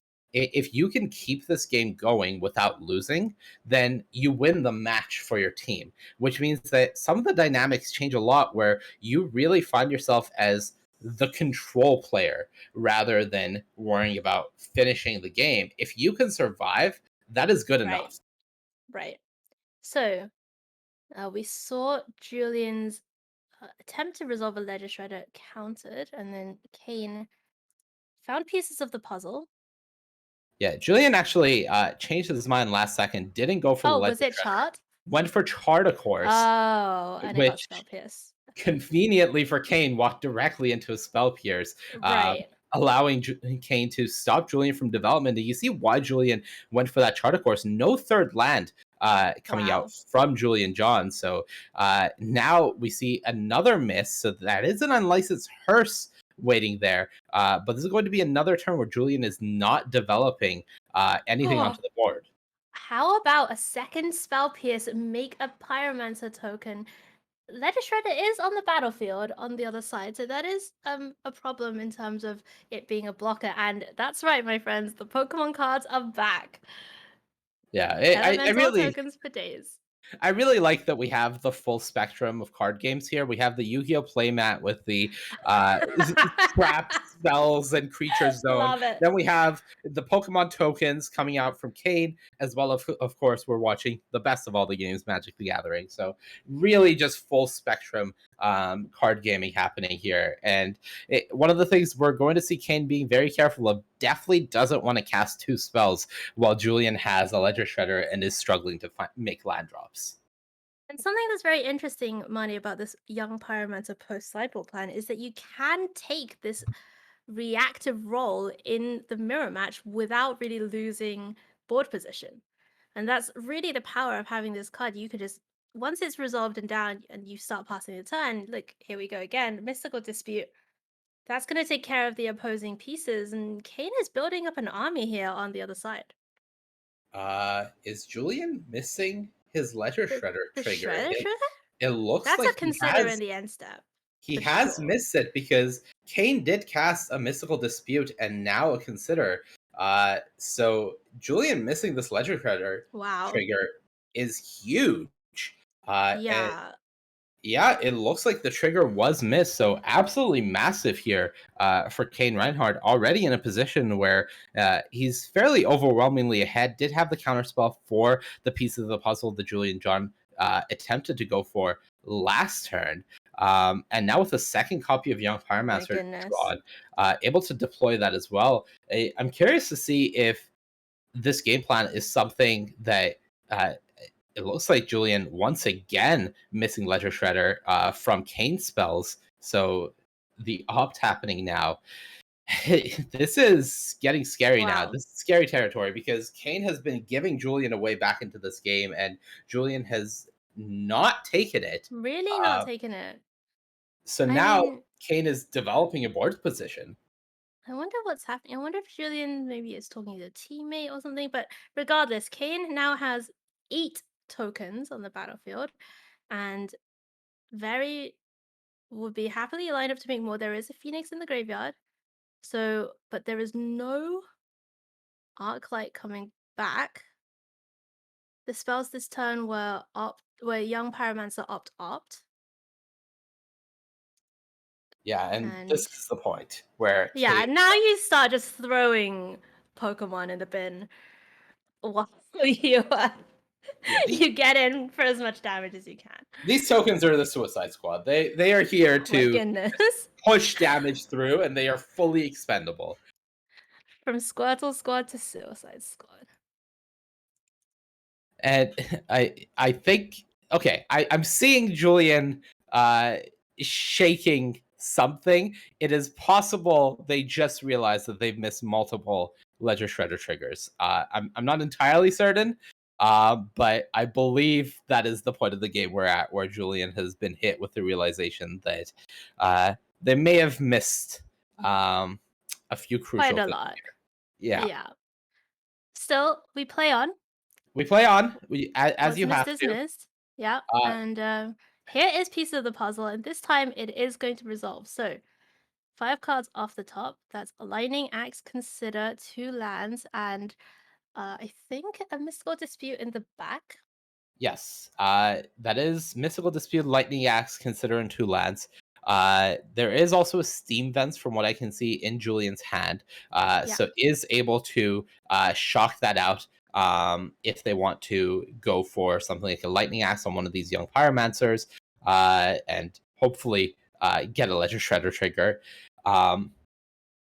But yeah, counting carefully to make sure that Julian doesn't shock themselves into death with the horde of attackers on the other side. There's going to be a Lightning Axe, Pitch, Phoenix on one of the young Pyromancers. So we see a trigger. Ledger Shredder has text. it happened. All right. It did. Great success. A No land counter. discarded for Julian. No counter. counter. No Phoenix coming back. As that is as that is only It was the second spell. 2 spells cast that turn. That's the word I'm looking Oh for. my goodness. And Kane is starting to fire up the whole of Storm Giants, coming in with the entire team. And Julian's at 13, has to chump that 7/7. This is going to be 9 damage coming through Julian at 13. And this young PC sideboard plan has really worked out very well for Kane. Yeah, even if Julian had access to Anger of the Gods from the sideboard and had boarded it in, he would still not be in a good position here, as that would leave him with 1 mana facing down a Hall of Storm Giants that has Ward 3. So it My looks like kingdom for a blazing volley. Yeah, so Julian looks like going for a Treasure Cruise maximum delve here by the looks of it. Just try to find a way out of this game, but I don't think that way is going to exist. And I believe that's all it takes for Kane Reinhardt to be able to tie up this match and head to a game 3 with just enough time left for this to at least give him a chance at avoiding the draw. Oh, there was a Crackling Drake we saw go into the graveyard, and that is going to do it. So we see that Julian's sideboard plan at least involves some number of Crackling Drake, the powerful 4-mana flyer from Guilds of Ravnica. Yeah, the Crackling Drake we've seen in... I'm gonna be a little bit of a digital zoomer here. In Historic, play a huge part in wow, Manny. Phoenix Mirrors. I know. How do you like your cards changing what they do every 3 weeks? Don't judge me. I'm not judgmental. No, I leave that to our lovely friends in chat.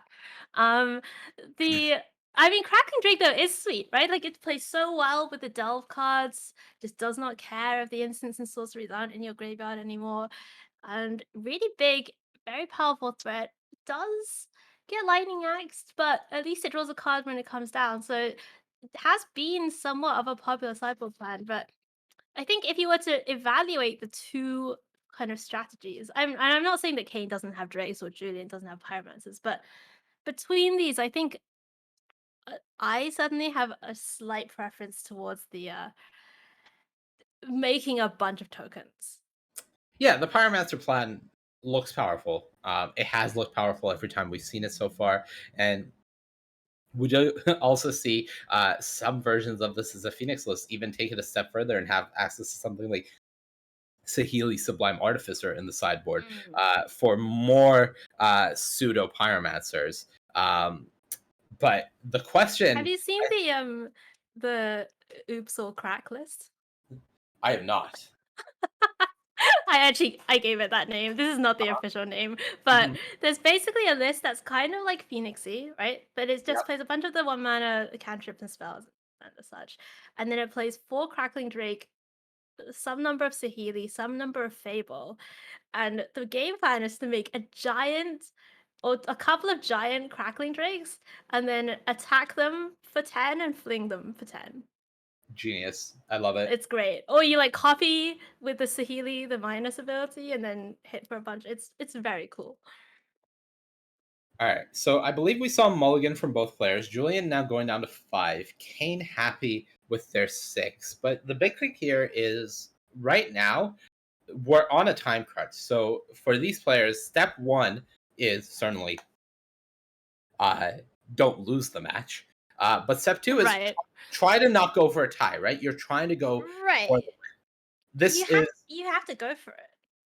Yeah, this is currently more applicable to Julian because if both matches somehow end in a tie, then Nam's win in Legacy, both of the remaining matches end in a tie, Nam's win in Legacy will be good enough to get the win for Kane and team. So it looks Julian, at least somewhat pressured here. Well, and also pressured by going down to 5 on the play. So let's see what Kane is working with. It is going to be Opt first. I see a copy of Arclight Phoenix in the hand. Julian has pieces, has Crackling Drake, has, I think, an island and cruise. Treasure Cruise. That is an Anger of the Gods drawn. So if Anger wasn't in the deck last game, it is definitely in the deck. Yeah, it's here now. And that is Iteration and Mysterious Blue. I think Charter Course. Yeah, sure, look like it. And that was a really nice draw for Julian to draw the Anger that turn, notably. Oh my goodness, look at this. Oh boy. Oh my goodness. Kane finds 2 Phoenixes from his own pieces. They both go in the bin. And like, this is, this puzzle is like one of those 7,000 piece for a month long. Oh no. Oh my, is that a whiff? That is a full whiff from pieces. Oh my goodness. It does put a Phoenix in the graveyard, so it's not completely wasted. But considering the potential of what pieces can do, as we saw from Kane, finding 2 spells and putting 2 Phoenixes in the yard, that's a pretty devastating return pieces from Julian. And if you see your opponent doing this, you are not happy because that is Opt, that is Consider, and that is a Treasure Cruise. Draw 3, 2 Phoenixes left cleanly in the graveyard. Those are going to be coming back, and wow, they are coming across for 6 damage. Does Julian have the second red source? Because oh no, Kane does have the untapped blue source. So even if Julian finds the second red source, this has to be a spell pierce going both ways. And Julian, as far as I can see, doesn't have access to a spell pierce. Kane is also, by the way, maybe having to discard a 3rd Phoenix to hand size. A little over encumbered here. Just a little weighed down. Just my offloading goodness. a bit. All right, Julian finds another Crackling Drake, not the card you wanted to see. That is Lava so Coil awkward. here will likely be met from a spell pierce coming down from Kane. Julian going to start things off likely with a Treasure Cruise, though, considering there's so much graveyard to work with. Yeah, Thanks let's to see. pieces of the puzzle. Let's see what Julian is finds of this Treasure Cruise. It's gonna have to be quite something. It looks like iteration into Treasure Cruise may be the line for Julian, considering hand is awkward, you need something to happen, but this just allows Kane to counter the iteration. The cruise will resolve anyways, Right. but at least Julian won't get 2 copies of it. Right, but you're also not. I mean, one of these was going to get counted regardless. Yes. You're not that upset to have the iteration in the graveyard if there's a later on. That's a couple of lands, which is good. Julian definitely needed the mana resources, and I think that's another Opt as well. The Mystical Archive Opt. Yeah, and there have notably been 2 spells cast this turn so far for Julian. There was the iteration in the cruise, so if Julian goes for the Opt now, there is a Phoenix in the yard to get back. So that is something that Julian has access to if they want to go for it. But Decides it not looks to. like with the anger in hand, Right. likely just saying, I want to anger your phoenixes away without getting rid of one of my phoenixes, and I don't want to put one of your phoenixes in the graveyard here. Okay. So that does make some sense. Yeah, let's just get those life totals updated. So Julian's at 14, Kane at 17, having bolted in that the backside of Seagate Restoration. And you know, we're talking about Julian being choked on red, but Kane is also on the 3 blue sources, although I think that is a Riverglide pathway in hand. There is at least a Hall in hand and another Riverglide pathway. Did discard a Riverglide pathway last turn, so I think the lack of red source is less of a concern for Kane, both as they've been indicating as such, and also because we see no Anger of the Gods in Kane's hand. Likely not a strategy that they're too heavily in on if they are going for Young Pyromancer post-board. It finds Galvanic plus Consider off pieces. Trying to figure out what the best way of kind of just deploying this turn is. I think Kane, I mean, definitely has a Consider, definitely has a land, so if there is another 1 mana spell, which I think there's an opt hiding out in the back there. Kane also has access to a Spell Pierce, so it is entirely possible that with Anger of the Gods in mind, we're going to see Kane just say, I don't want this 3rd Phoenix coming back. I'll take my 6 damage, play a tap land, and just leave up the Spell Pierce. So if you don't have a 5th land, your Anger is not resolving. We do see Julian does have the 5th land, so Anger is still a possibility here. And I wouldn't be surprised if that's the first thing we see Julian lead off on. Yep, well, here's a land.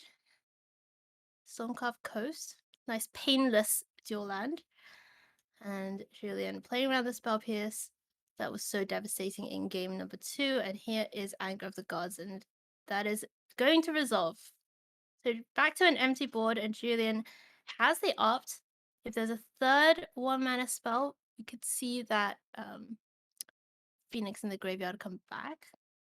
Yeah, I see 2 Crackling Drakes and a Lava Coil. I don't think that last card and an is iteration, I think. 1 mana spell. So it has to be off this opt that Julian finds the way to bring back the Phoenix. Is it there? Looks like a cruise to me. I think there's a cruise. Yeah, I don't think it is there. Although 1, 2, 3, 4, 5, 6. Okay, so not enough to cruise for 1. If you want to keep the Phoenix, and we are going to go back over, and it is considered in the end step for Kane. I think.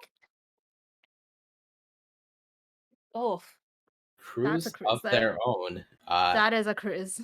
And off camera just a little bit, I saw Kane tick up a die, so I believe we are in extra turns now. And if that's the case, I'm very curious what turn we're on. It's on 3. It's on 3. We're on according turn 3 to our already. producer. Now, notably, Julian is at 8, I believe. The life totals may not be updated, as Kane has hit with 2 Phoenixes twice. So if Julian is at 8 here, with a Hall of Storm Giants and another Phoenix in Crane's graveyard, it is not unbelievable to believe that Kane could win this game during the turns. If this is trespass, Kane is going to take all the remaining turns. Take all the turns? And that'll be the win. Oh my goodness. With all of the Storm Giants. Wait, but Kane, Julian... Okay, but Julian might be able to counter one of the copies. Julian doesn't have a counter. I don't see it That's in hand. yeah, I don't think that there's a mystical... I don't think that's a spell pierce, so... I mean...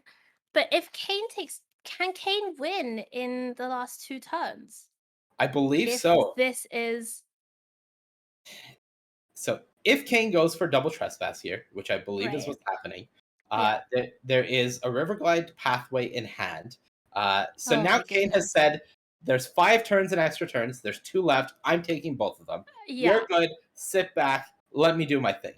Now, and this, by the way, is how it works, my friends. For those of us who are a little bit rusty from, paper tournaments and extra turns over the past couple of years. If you just gazump those turns, oh my goodness! And it is Spell Pierce. Wait. Okay, Spell Pierce, one of the copies. With this, it's interesting. The Spell Pierce is the third spell for Phoenix. Right. But if Julian had, let's say, a Fiery Impulse or a Lightning Axe here for the Phoenix, then Kane is essentially giving an out here to Julian.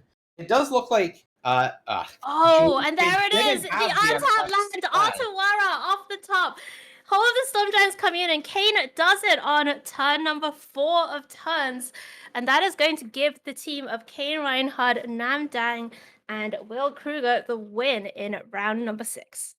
Yeah, really impressive stuff from Kane. That match, in my opinion, was just an absolute delight to watch. Honestly, as much as the viewers at home may hate me to say this, I think both of the blue-red mirrors were just absolute clinics and really well played, really interesting decisions, and a lot of fun to watch. Huge congratulations to, of course, Kane Reinhardt and Nam Dang on getting the respective wins for their team and moving up to 5-1 now after 6 rounds here in Baltimore. Yeah, that is going to put them in a great spot to get going into the last couple of rounds of today, and of course looking forward to tomorrow as well. Meanwhile, though, we are going to take a quick break, and when we come back, hopefully we'll have our feature players from the afternoon back in this area. Everything will flow again after the break, and it probably will come back, give us a little bit of an update on where we are. So we're going to go away for a few minutes, Magic, after the break. Do not go anywhere because it has been fantastic today, and we're going to be finding out who makes tomorrow. And I've been counting days to get away, to see you again, been fighting ways to get away, to see you again.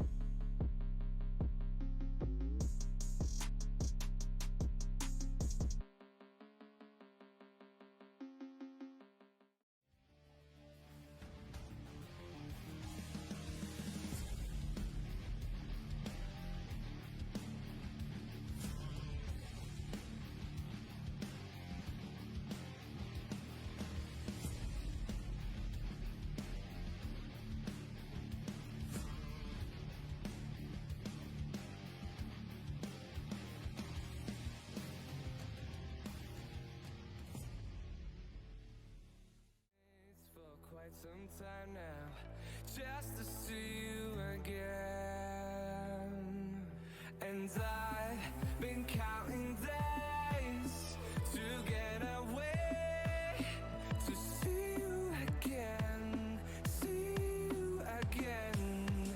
Been finding ways to get away, to see you again, see you again.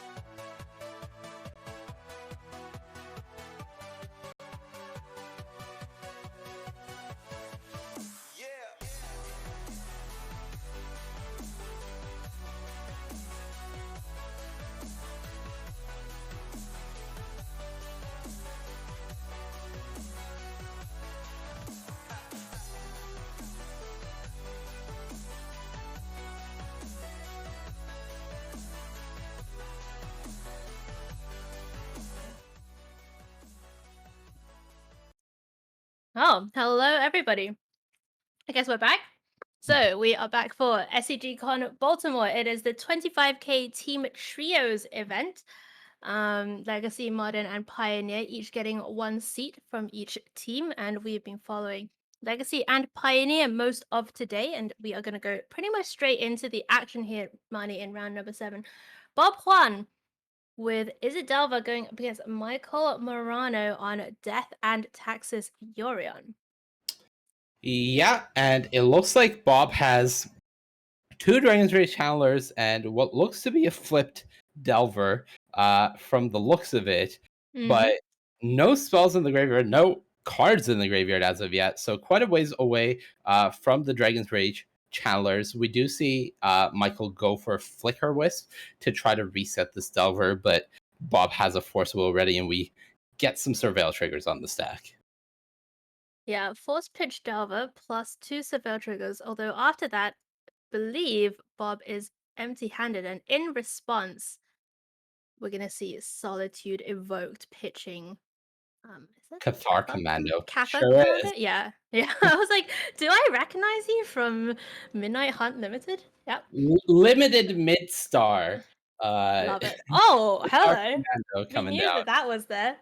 Flip that one off the top and surveil a couple of things. Trying to find some lands. No That lands. is not a land. None of those are lands. Do it all again next turn. Keep another expressive iteration in hand. Probably Delver hitting the exile to join his compatriots, and Lightning Bolt heading to the bottom. Just all the Delvers just having a little fun little tea party there in the exile zone. Yeah, and the Spirit of the Labyrinth is still on the battlefield, notably. Michael, of course, is down to 10 health. Oh no. Oh no. Oh no, That's no, a no. Numazawa's GT. That's That's it. That's That it. is Bob Wang just Oh my knowing goodness. when they are defeated. That is wow. Okay, so Death and Taxes takes down this one, and maybe, Marnie, this speaks to why this Death and Taxes deck is seeing a little bit of popularity, certainly among the teams that have done well. Definitely has a lot of tools for the most common matchup. A lot of tools and, a shocking amount of power for what is essentially a mono white deck. Yeah, we are hearing, though, that Bob did actually mull to 5 in game number 1. So that perhaps also explains the lack of resources that Bob had going on there. But still, good result for Michael Morano in the first game, and we are going to sideboard. What do you do if you're Delver against this Death and Taxes deck? What are you bringing in? What are you cutting? It's a little tough, considering that your counter spells aren't particularly good in the matchup between cards like Ether Vial and Stoneforge Mystic, they have a lot of ways of dancing around your counterspells if necessary. You do want to front load as much removal as you have access to. One of the unfortunate things is something that we see Delver decks currently regularly relying on are cards like Pyroblast and Hydroblast, or their Elemental Blast counterparts, just because of how powerful they are in the Legacy format. One place where they're not so good is against Mono White, where they manage to completely dodge all just colors. That do not do anything. And Yeah. that is a pretty interesting axis to kind of attack this metagame on. If you know that Delver is this popular and you know that they're bringing, you know, over the 75, like 6 copies, maybe sometimes even more of this kind of effect, like, why not? Now, look, we don't have exact deck lists. I've been saying this all day. I will say it again. So we don't know exactly what Bob is bringing in the sideboard. But I can tell you that at least some versions of Delver decks in the format have access to cards like Electricity or End the Festivities. So some way to deal 1 damage to all creatures your opponents control. So depending on which of those effects and how many of those effects Bob has access to, that's something they're definitely going to be interested in, just to be able to pressure Spirit of the Labyrinth and Flicker with some Mother of Runes, and even if you have a bunch of those creatures out, being able to deal with all but one of them. Definitely something that you're interested in. But for the most part, it definitely feels like Death and Taxes is coming in at an angle that Delver maybe not as prepared to answer, considering how many of your tools are much better against other blue decks. Yeah, and you know, I did try to take a little peek at Bob's sideboard, at least what was left in the sideboard. And we saw Force of Wills being cut, maybe not all of them, but certainly a couple of copies at least. Of course, all the blasts, Force of Negation not making it in. And it does feel like the options are somewhat limited. And that is going to be another mulligan. Yeah, limited options, and Bob just further not being helped by his deck at all. Just mulligan to 5 in game 1, at least 1 mulligan here in game 2. Michael seemingly happy with their hand, and you know that makes a lot of sense, considering a lot of what Michael is doing lines up very well against what Bob is doing, and the reverse is not true. So one player looking for very specific tools to fight the matchup, while the other player, most of their hands are going to look serviceable. Right. So let's have a look at whether Bob can. Oh, are there any lands? Oh, I think that is another Zero Lander. You could just tell from the body language, it is just devastating. Nobody wants to be in that spot. And I think we have all experienced just that, the kind of pit in your stomach. Yeah, and you know, it's one thing for it to happen in any Magic event, but it feels, at least in my experience, it's always felt extra bad in a team event where Right. you're trying your best for your team. You are 1/3 of this machine that is operating together, and to have that feeling of helplessness and to feel like there just wasn't anything you could do to put up a competitive fight for your team, it almost adds salt to the wound. So definitely feeling Bob's pain in this position is finally able to keep a 5. Not the most impressive 5, 3 lands, a bauble, and a boom bust. One of those lands is a wasteland. So at least a little bit of interaction, but it's not a good hand. No, it's not. It doesn't have any threats. Really, just a bit of bauble, just a bauble for a bit of kind of, you know, cycling through the deck. And we are going to see Bob shuffle away the top card of the library, not liking what they saw there. So if you're in Michael C, you're maybe not, you know, obviously not relaxing, but you know that your opponent hasn't really found what they're looking for. Sorry, not boom bust. I meant dead gone. Excuse Dead me, as Gone? I'm being corrected. Dead gone is the card for Bob playing. So shock / bounce spell is the split card there, as we see Bob a little lucky Rob on the table, and Michael ready with the turn 1 wasteland. Oh So my let's try again goodness. next turn, Bob. I think that's a daze. That is a daze in hand. There's a Mystic Sanctuary It's picked okay. up as I well. mean, it's an island. You know, It's a land. Yep. it's a land. It does it. You can daze with that. Now lightning bolt And I picked think up. that's a yeah. Okay, and Bob, I think does actually have a volcanic. So kind of getting a little bit better here. Still no threats available. But it's a different story on the other side of the battle that field for Michael. Yeah, now we see Bob being the one to start wastelanding. Of course, Field of Ruin, pretty devastating against these Delver decks. Typically, they only do end up running one basic. So if Michael starts activating Field of Ruins, we see another one in hand and starts chaining them together. They do just become straight up destroy your land, fetch one out of my deck. And Bob wanted to prevent that position as much as possible, but I think as And far now this Rashad port is active, tapping down that bulk every turn. Bob did not find a third land. and that's the volcanic island going as well. As I said, these Delver decks, they don't run a mountain typically. They only run the island. So now no red sources for Bob. We do know that there is at least that red split card as well as a lightning bolt in the hand for Bob, but doesn't actually have access to the removal spells that are in his hand right now. Some consideration to using Dead Gone in response to the Rashad port. Yeah, it's definitely a good question. Michael just doing a little count of what is happening so far, just making sure the life totals and everything is correct here. But it's tough. Right. And oh my goodness, and that is a force of will. Just this is just devastating for Bob Juan. It is being pointed out that that red card is a rough tumble. Not a dead gone, which is a sorcery. Wow. Okay, so you know, there was consideration. Yeah, I mean, at first I was like, "Wow, Marnie's wrong," and then it turned out chat was also wrong. So now I don't even know who to trust. Not Anu. That's the answer. Is not Anu.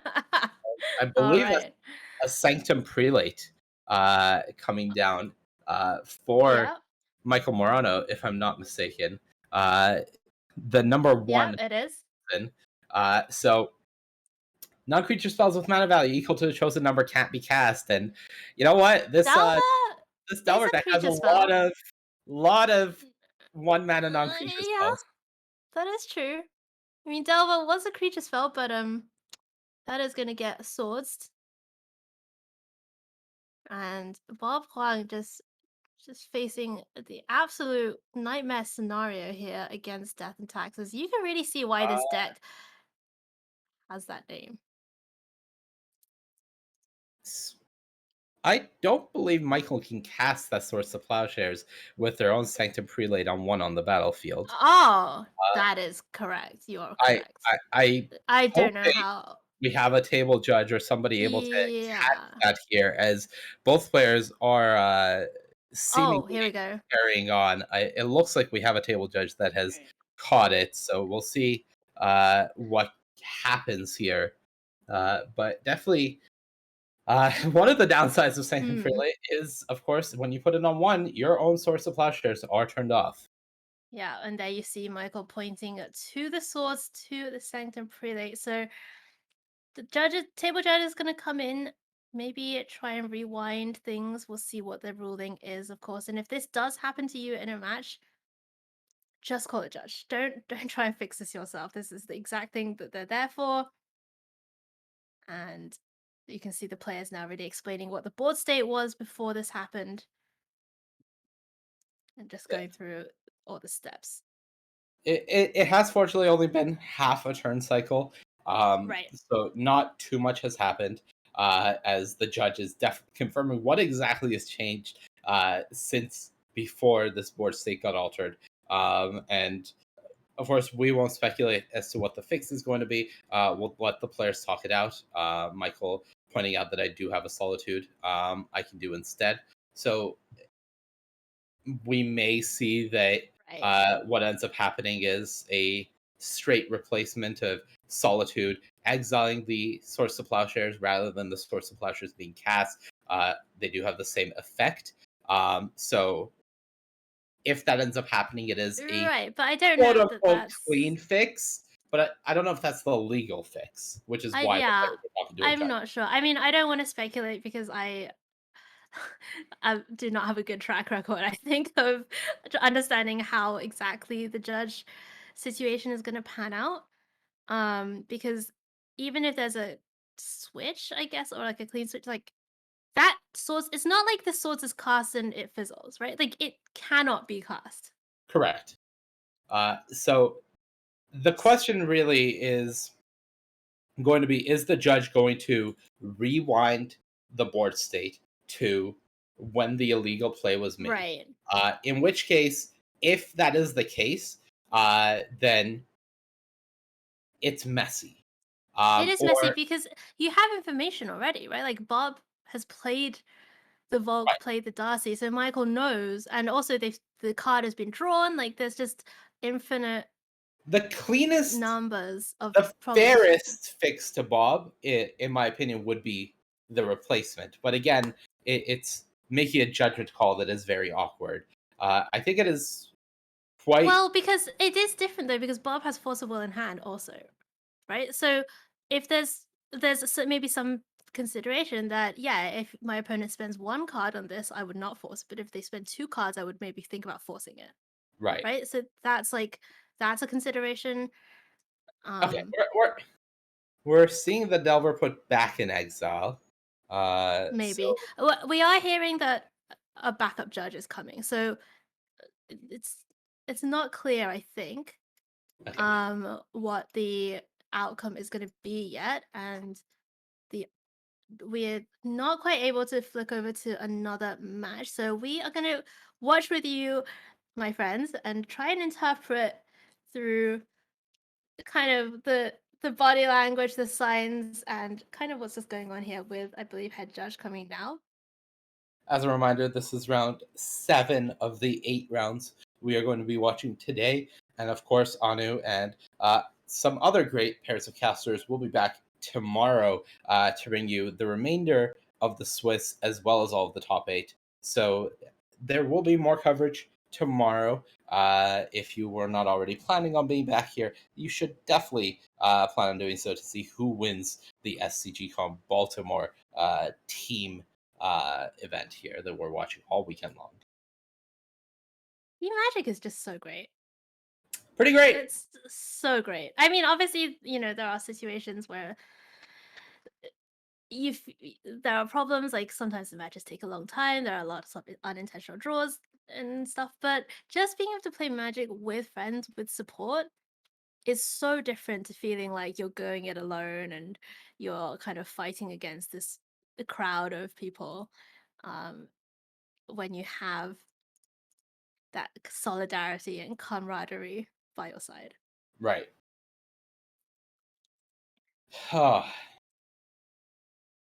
We do see the judge explaining what exactly is happening.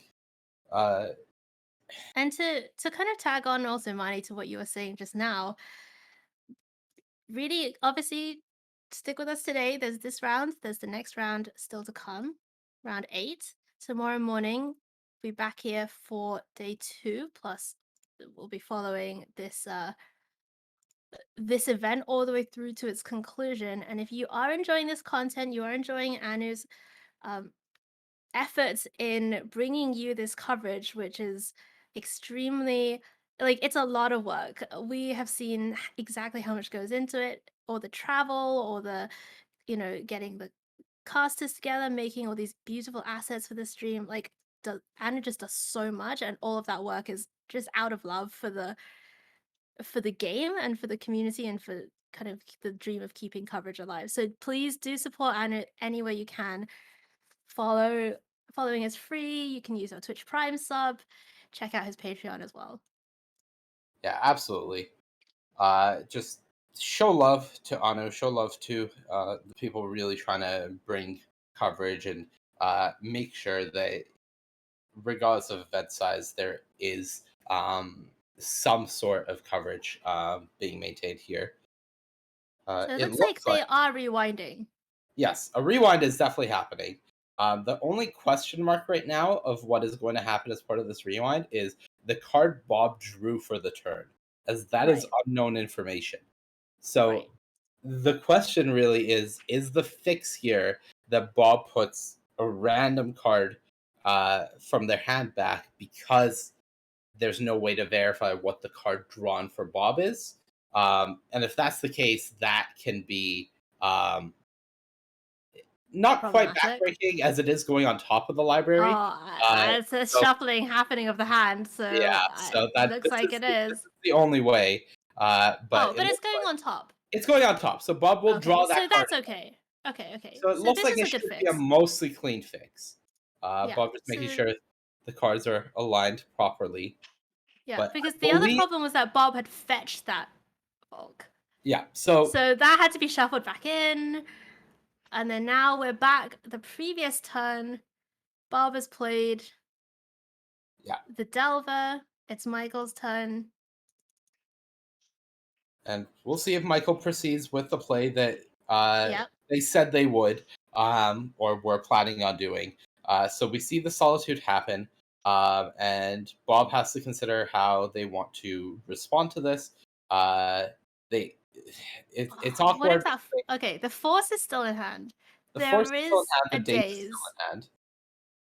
So there could be a Force pitch daze.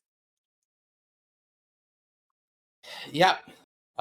We have of course gone back. So the card on top of Bob's deck is a fetch land. We know that. The Right. Dragon's Great Channeler Okay. is back in Bob's hand. Right. So if this Delver survives, it will not be flipping. Right. We know that for a fact as well. Right. Michael, of course, pitching the now uncastable Source of Plowshares, thanks to Sacer pretty late, to the Solitude. So even if the Solitude gets countered, not losing too much here, and it looks like Bob is considering the Force of Will, pitching the expressive iteration, and Michael has the backup Solitude. So we are more or less in the same place, just with Michael being down an additional 3 cards to where they were before the illegal play.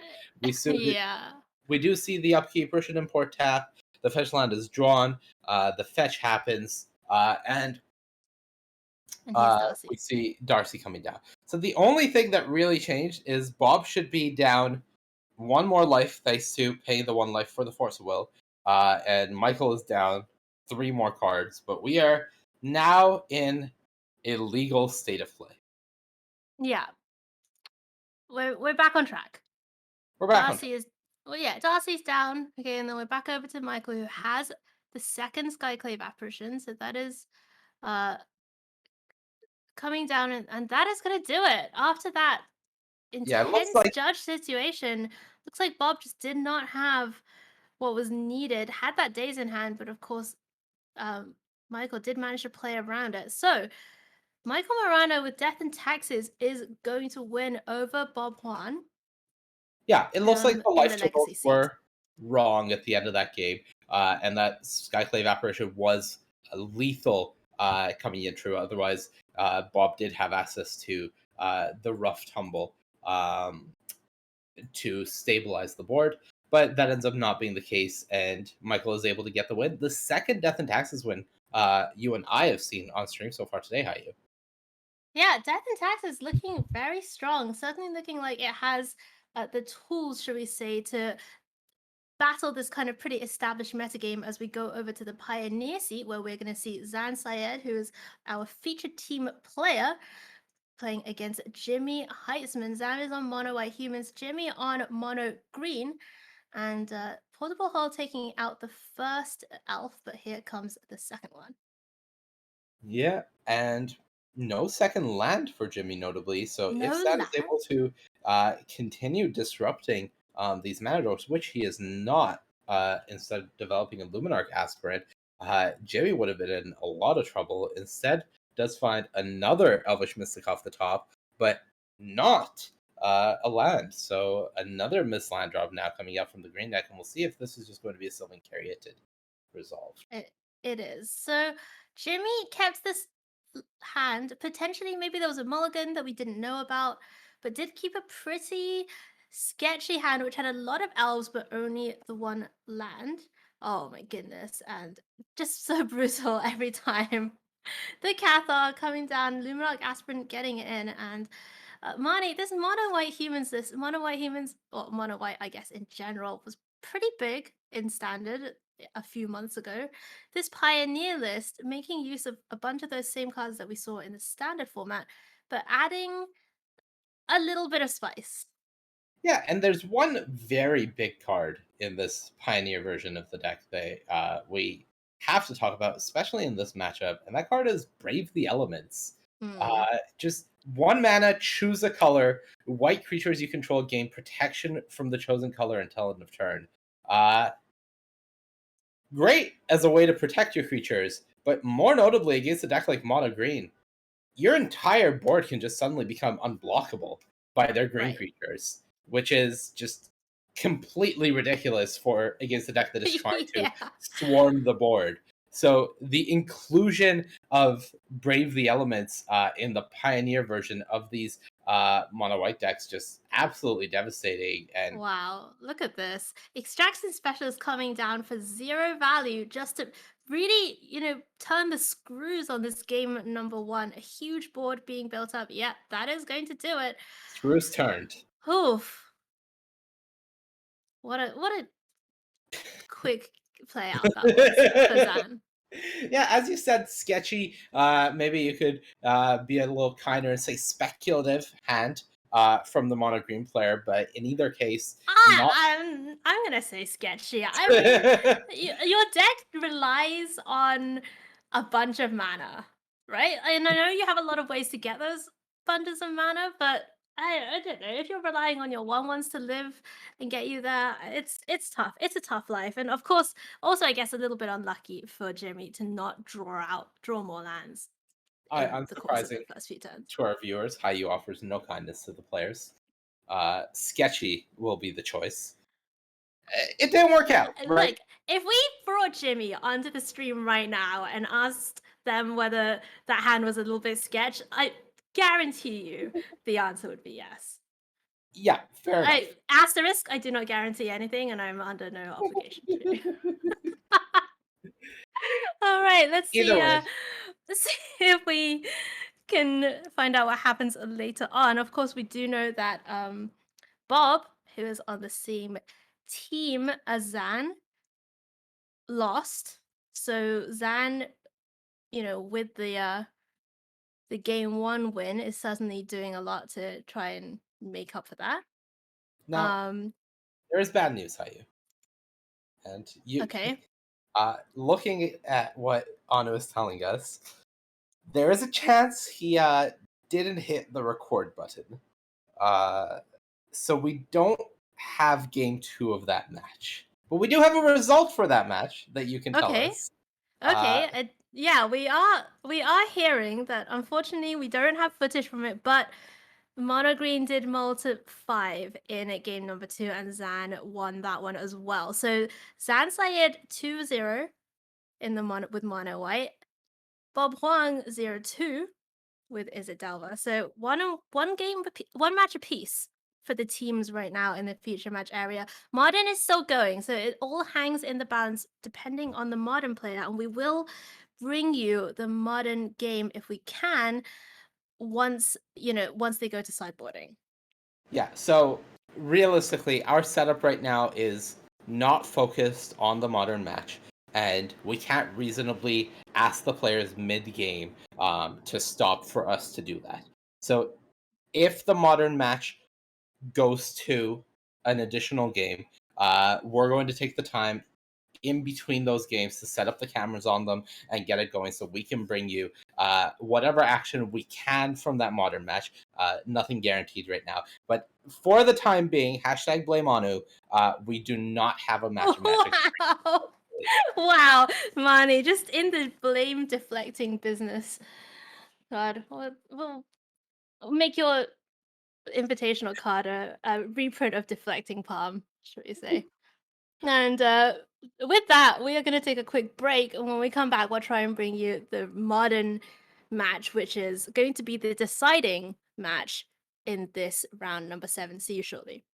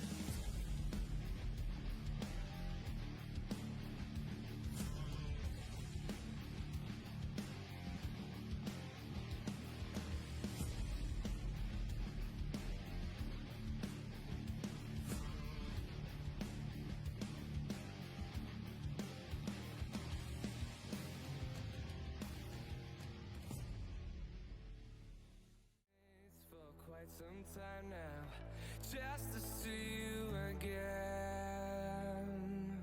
And I've been counting days to get away, to see you again, see you again.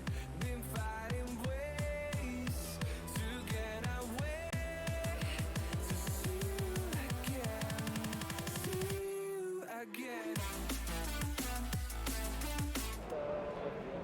All right, hello, welcome back everybody. Now, if you were watching the ad break, super props, but you probably saw a certain face here that was on the screen not only once, but now twice for me in real life. So if you're living under a rock, I mean, this guy, Brian Koval, Bosch and Roll on YouTube, on Twitter as well. Anywhere else? Those are mostly the places. Yeah. I technically have a Twitch, but I don't use it. I technically am on Instagram, don't use it. Oh, okay, fair enough. I mean, YouTube is a good place to be for daily Eternal Magic content. So youtube.com/BoschandRoll. Hit the follow, subscribe button, sorry. Hit the subscribe button there. But Brian is one of our featured teams for the weekend, and you can't see it here, but his team name is 1 Dozen Eyes, and it took me a while to realize the reference was to them just having, like, glasses. Yes, they all had glasses, yeah. And apparently 1 Dozen Eyes is a magic card too, I didn't know that. It is, yeah. It's from Mirrodin. It's a, you can make 6 bugs or 1 beast, and you can entwine it. Oh. So, Okay. or it's 5 bugs. That's how you get the Dozen Eyes. 5 times 2 okay. plus I was 2. gonna say the Yeah. math doesn't add up, but then also Yeah. right now my brain is so fried at this stage of the day that I was just gonna trust you for it. You know what I mean? I feel you. You guys are doing pretty well in the event, I heard. We are slightly better than The Walking Dead. We are X1-1 with Okay. 1 round left to play in day 1. I don't know who's going to slide into day 2. There's like a record cut and then also a number of teams cut. Right. I don't know what our draw does for that, but we're just going to try to win. Okay, yeah, that's good. If you win, it doesn't matter. Right. But teams is also really weird because the nature of teams, there's a lot of games that just like do not finish. I don't think too many game matches have been going to time, which is to me kind of incredible both for the players but also the staff, just like being able to resolve everything super quickly. Yeah, it's been lucky. Yeah, and so that is something that is just to be noted. So I agree. I think from what I remember, in fact, I could even let's see if I have it handy. I have the slide that I was supposed to use and I just like didn't. Yeah, here we go. Okay, check it out. So this is the actual structure for the event here. You have 8 Swiss rounds, so that's going to be today. Modern Legacy Pioneer, as we've been watching. 18 match points advances to Sunday, but I also heard the top 20 teams. So if there's a team that is in 19th or 20th that is not 18 points, I think they also make it in. So for you, that doesn't matter because you're just going to win your next round. But for people that are like super close, like if Bob's team goes like X2-1, you know, they might have to get a little bit lucky in the last round. So historically, they have also invited everyone with the record of the team in 20th. I don't know if they're still doing that, but like that was a thing in the past. Yeah, I remember that, right? So that was not explicitly mentioned on the site. So I'm not going to assume that's true. Agree. Yeah. It's that's how I make an ass out of myself, and I've done that quite a bunch. So let's keep our asses on the seats. You're playing Modern, and while you weren't necessarily, you were on the camera actually, because you were like the only Modern match that has been on this weekend thus far. Yep. So that in and of itself, pretty sweet. If I recall correctly, you were playing Elementals, but no Yorion because you had Cascade spells in your deck. So tell me about that. Yeah, I'm playing the Glimpse of Tomorrow combo. That's the Warp World from Modern Horizons 2. You basically just get to be the 4-color Elemental deck. I got Omnath, I got Fury, I got Risen Reef, all those things. But then I can also go way over the top in the mirror. Okay. Yeah, I've seen some ridiculous screenshots. Now, like I'm thinking like going way back in time, there was like a Glimpse of Tomorrow build that like almost broke Magic Online. This isn't that one, right? No, there's like Gas Pedal Down, Chancellor of the Forge, like crazy, anything to get a permanent into play. Oh wow. Okay. I'm just playing 4-color Control without Yorion and a couple of Glimpses. Okay. Like the smallest package possible. Yeah. To just like be a 4-color Elemental deck. Okay, that makes sense. And the upside here is like, what's the benefit to playing a deck like this as opposed to the full-on combo or the full-on Control? Because against the decks that pack hate, everybody has hate. Like Chalice of the Void's just in every sideboard. Teferi's 4 of in most main decks in this format. And all those just brick Cascade spells. So you don't want to be too heavy in one direction. Okay. And then if you want to be able to go over the top like I don't want to slog through 4-color mirrors where Yeah. it just comes down to Emrakul and who Okay. can find her first. And I beat 4-color a couple times today where they resolved Omnath, did the trigger, got 5 mana, cast another thing, did another thing, attacked me for like 9 or whatever, and then I just like auto-wire their Teferi in the end step, untap, go off from just lands in play, Okay. and I'm suddenly competitive again. Gotcha. So Yeah. I'm not afraid of a 4-color mirror, but I genuinely think that going way over the top is a kind of a solution to it. Okay, and I mean that was the thesis behind Emrakul to begin with, right? Right. Because like in the 4-color mirror, you have both players have so much value. Emrakul is a very good way to sort of deny that, but now you're saying that this version goes even over the top of the over the top. So this is like we're in Cloud 9 kind of right now, almost just chilling. Yeah. Yeah, I mean it comes at the cost of like violent outbursts in your deck. And sometimes you draw that when they have Chalice, or Okay, sometimes you just yeah. draw the Cascade spell, and then I play Fable of the Mirror Breaker, so I can like loot it away and then endurance it back into the deck, Okay. or just like suspend it the old-fashioned way. Ah. But that's never a thing you want to see. There's no brainstorm in the format to Yikes. just put it back in one shot. Fable is maybe one of the most. I was talking about this on stream the other day. It seems like one of the most powerful cards just printed recently. I've seen it in Legacy in the mono red deck. It's a banger there. I've seen it in Modern too. It's a banger there, and even in Pioneer, I don't know too much about Pioneer, but I would imagine if it does see play there, that it is It does, yeah. banger there as Yep. well. So that card is really, really good, and good to see that it does stuff in your deck as well. I do remember when you're talking about going over the top too. We didn't get to showcase it on stream, but the match that you were playing against Team Jarvis Youths, which is still funny. Average age on the team is like 41, by the way. Yes, yeah, and Jarvis Youths. Relative to who? yeah, exactly. But anyway. I think Dom is Dom the youngest one? Yeah. Dom's actually pretty young. That was an old joke on Steve and Jarvis. Their average age is probably closer to like 27. That's funny. That's funny. I wouldn't be surprised. But I heard you like glimpsed for like 15 or something like that, and Steve didn't even bother. He just like picked up his cards as soon as he put it on the stack, right? I mean, you want to see what comes out because like you can just hit like 3 Shardless Agents, 3 spells, and like a bunch of lands. Okay. But more often it's like in Omnath, which immediately triggers off all the lands that come into play. Yeah. And some way to draw cards like Wave Sifter, making card advantage, and frequently you just pop off again. Like Okay. Risen Reef, you just like draw, Violent Outburst with my floating Omnath mana, off we go. Yeah. So a 15, it should get there. Okay. But sometimes I've done a few for like 5 or 6 this tournament out of desperation where like you can definitely miss. And when you're going low, something like Unholy Heat becomes really relevant because Okay. you go from like 5 permanents to 4. Yeah. And then it's like shit. Yeah, that's a big drop off, right? I mean, mathematically, you could. Yes. You can 20% of your permanents Oh, are gone. We got a nerd over here, ladies and gentlemen. Yeah. I Don't see. ask me anything more complicated than that. Yeah. Okay, that's interesting. Did you have any highlight moments from the event, or like your matches, or even maybe your teammates' matches? Because if I understand correctly, Roland playing out his famous fully foiled, all Japanese Delver deck, and I think that's not the only full foil Japanese deck that he has. It's no. Legacy deck, mind you. So that means that like the duels are expensive because those are black bordered. The foils are old, so they're very expensive, and they're also like the old, very original art. So And I mean, they're altered as well. His duels are the only non-foil objects, but like his Force of Wills are Alliance's Japanese foil, which is not a thing that exists unless you have it made. Okay. So he's gone really deep on this project over the last 2 decades I've known him. Damn. I think my headphone just died, so Mani or HAIYUE, if you're still there, if you just say something, I want to know. Oh, yeah, okay, I guess, okay, never mind, I guess it didn't die. Looks like time just got called in round 7, so there's one more round. Okay, so I'll wait for the announcement because it's loud. Yeah, I have a great Poggers moment to share. Poggers moment? Oh, Poggers, okay. yeah. That's not YouTube talk.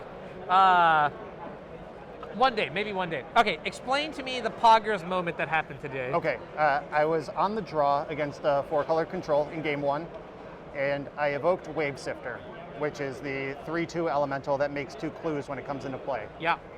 My very clever opponent, no sarcasm there, it was Jonathan Rossum, who's an excellent Magic player. in order to deny me the 2 permanents, dress down the Wave Sifter. Okay. So I don't get clues, but I do get Wave Sifter. Yeah. Because Evoke no longer happens. And then my hand also just happened to be 2 Furies, 2 red cards. So I just splatted 15 power into play and passed my second turn. You were not joking when you said that was a Poggers. Yeah, it was. That's definitely the thing that's going to stand out to me at the end of today. Oh man, that's. I bet what was his reaction after you did that? He was just like, oh, this is not how I expected the game to play out. He's a consummate professional, so he just like raised his eyebrows and was like, okay, my turn. Yeah. His teammate Will Pulliam though, we got a full like eye rolls into the back. Like I think he hurt his neck on the eye roll. Yeah, no, it's funny because Jonathan's right over there, and I could just call him over and be like, hey, can you confirm this? Have you watched like Nardwar on like YouTube or anything? I have not. Okay, he just like interviews like really famous people and pulls up like all the dirt from their past. Right. We could just do that. Like let's pull dirt from like an hour ago or something like that. Just remind him, like let him run through the moments again. But yeah, just get him in here and hit him like halfway through the interview with how's dress down been today? Yeah. Have you lost any games on turn 2? That's so dirty. Okay, so let me ask you this. So generally when I play team tournaments, I am like a really bad teammate because I don't practice the other formats, including, just at all. And then the decks that I play are so complicated that like no one can also like just tune in and be like, oh yeah, I know what to do in this situation. What's your thesis on team tournaments? Were you able to help out Alex Bistecki and Roland Chang today while you were working? I team with people who I trust that I don't need to help. That's level 1. Okay.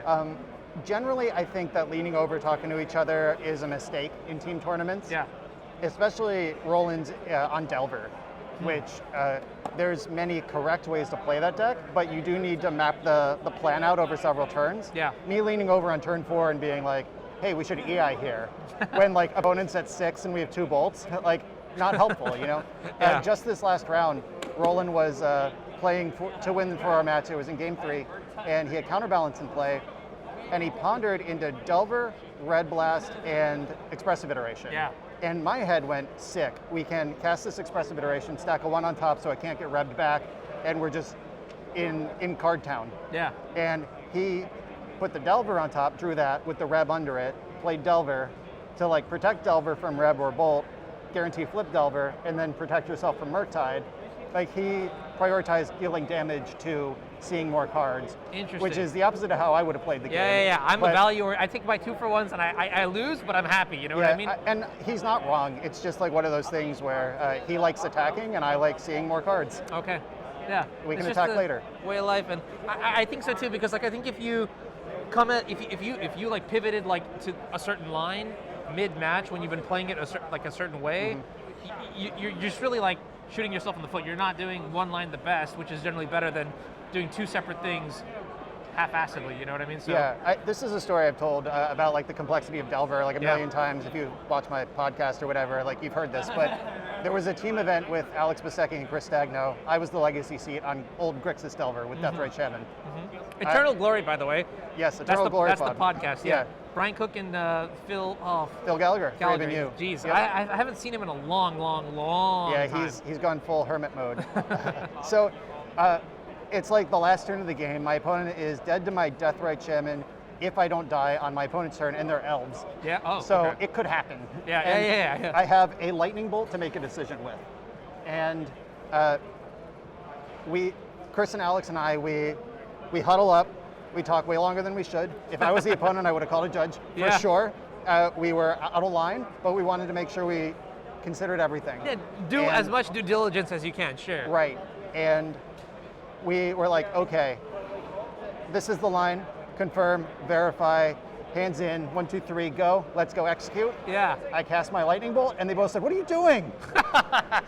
Like, just the complexity of Delver is such that even like 3 players who talk through the line can still just misunderstand each other. Oh, 100%. Yeah. And this is I was right, by the way. We won the game, and after I took my line, I realized that I was thinking about something that they weren't, which made my line correct, and also explained why they thought we were on the same page. It's like one of those like top 10 anime betrayals, but like it was actually like the right thing to do. Just like that's funny. I mean, top like 10 anime layups. Yeah, exactly. Right. Daze, Force of Will, like Bolt. These are all such flexible cards that you really could play Delver so many different ways, especially nowadays. Like with Dragon being just huge and Iteration being just such a good long-term card. Like I understand what you're saying. So it for me, like I understand the position too. Like, I know Will Kruger earlier today, like before the tournament started, he said, "Hey, we need to talk about this. I would prefer if you just didn't say anything about my matches, unless it's like a very, very, very obvious or direct like mistake. But like decision making, strategy, macro, tempo, I'll handle all of those big words and things like that." And I was like, "Oh, okay, that's kind of interesting," because I know some people like they find the allure of a teams event is that like you're playing with your friends, but here in that situation, so you're playing next to your friends, which is still fun, but like it's just a different type of fun. And like obviously I play a lot of Legacy. I am familiar enough with Pioneer. If Alex is like, what could they have here? I can be like Mystical Dispute, Aethergust. Like I can list the things they might have. Yeah. But Alex has done the reps with his deck. I have not. I have plenty of reps with Is It Delver. I can help Roland, but again, I told Roland that too, because yesterday Roland was like, "Am I playing Death and Taxes, fully foiled out, fully Japanese, or am I playing Is It Delver, fully foiled out, fully Japanese?" He didn't say that because he knows I know, but I feel it's like necessary for me to put out there like this guy has like just two really expensive, really sweet decks. So, anyways, and then he said that I was like, yeah, because you have like one of the greatest pilots just sitting next to you. You have blue pilots. I mean, obviously not to say that you aren't good with other decks, but especially blue decks, I know, like, I'm afraid. So I just it would like, not be helpful with Death and Taxes. Thalia, what's that? Basically, our group chat was like once we agreed to team, Roland was like, "I have these two decks," and I said, "I'm not going to tell you what to do, but please play Delver." And after that, I let him do what he wanted. Alex and I are big on Maddening Hex. Roland likes Counterbalance better. Oh, okay. But we did not debate it in the chat. It was just, you know your play style. Do you? And like just peeking over his shoulder, he plays the deck very differently than I do. Because Delver has the 3 power creature mode and then the EI mode. Yeah. And I lean into EI. Like I'll keep a 5-lander with 2 EIs. I don't care. And he's like, "Oh, I got to find a threat." Yeah. So, no, I'm in that boat. I did that the other day. I kept a hand that was 5 lands. It was 4 lands, a Boseiju, an Uro, and a Pyroblast. And I was like, what's the worst that could happen? And then I died like 2 turns later. So lesson learned. Yeah. I kept a 6-lander with Subtlety today in Modern, just in the 4-color matchup. And like, we'll get there. They don't apply pressure. That I agree. Yep. And plus you got like Yorion too. It's an easy one there. But no, I vibe with that. Well, all right, cool. It looks like we're 8 minutes over time, so somehow I managed to create 13 minutes of content out of just Brian, like just milking Brian's charisma, I guess. So I'll take that. Yep. I'll take One that. take Bosch and roll. You can fire me into any cannon, and I'll fill time. I'll make content. That is gas. I like that. YouTube.com/Bosch and roll. Congrats, you're over 20K now, right? Yeah. Yeah, that is super awesome. Yeah, one day I will hope to be there. Which, by the way, since you're already on YouTube, on Bosch, like Brian's YouTube channel, Bosch and Roll, you should also go to. Oh wait, hold up. I got a slide for this. I did it. No, I hit the settings button. Oh god, I hit the wrong button. All right, so then my computer slows down. Oh hey, what's up, Toast? How's it going? This is a longtime subscriber, Haha Toast, and AKA my son. So in case you have never met him before, well now you have. And that's Jarvis putting the bunny ears over. This is one of the reasons why I like Magic tournaments, by the way. Anu food. Chat spam. Anu food. Okay, well that's just not happening. How do I transition here? All right, yeah. Also, you can go to my YouTube page. This was the longest transition ever. But you can scan the QR code. Let's try to hit like 5,000. I know it's a number, it's a dream, it's a goal, and I don't put enough content out. Don't validate Jarvis. Wait. Get food. Well, all right. I guess I've been fooged. But YouTube.com/UnsedMTG, not UnuFoog. Can we ban Jarvis from this chat right now? That would actually be very IRL funny. Chat ban. That would be. Where are the mods? This is the wrong scene. Judge. I can't ban another mod. It doesn't work like that. Yeah, Only get Honor has food. that power. Yeah. What was I No gonna one say? knows what a foog is. Well, it's goof spelled backwards, right? Shit, you know. We've been made. What's your record, Jarvis?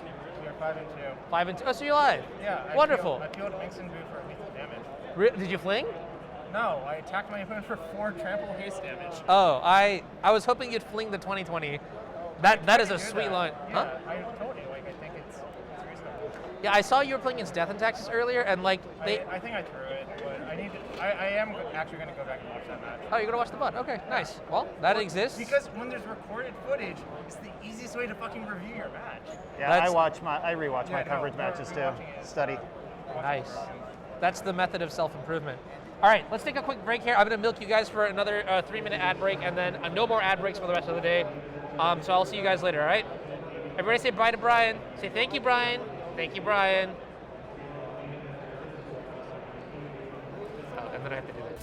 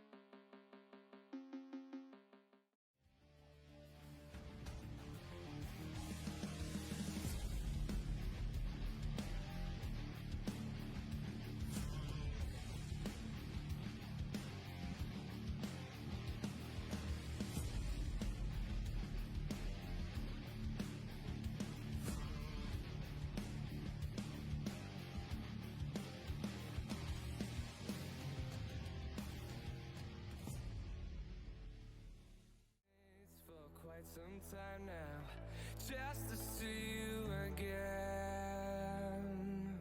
And I've been counting days to get away, to see you again, be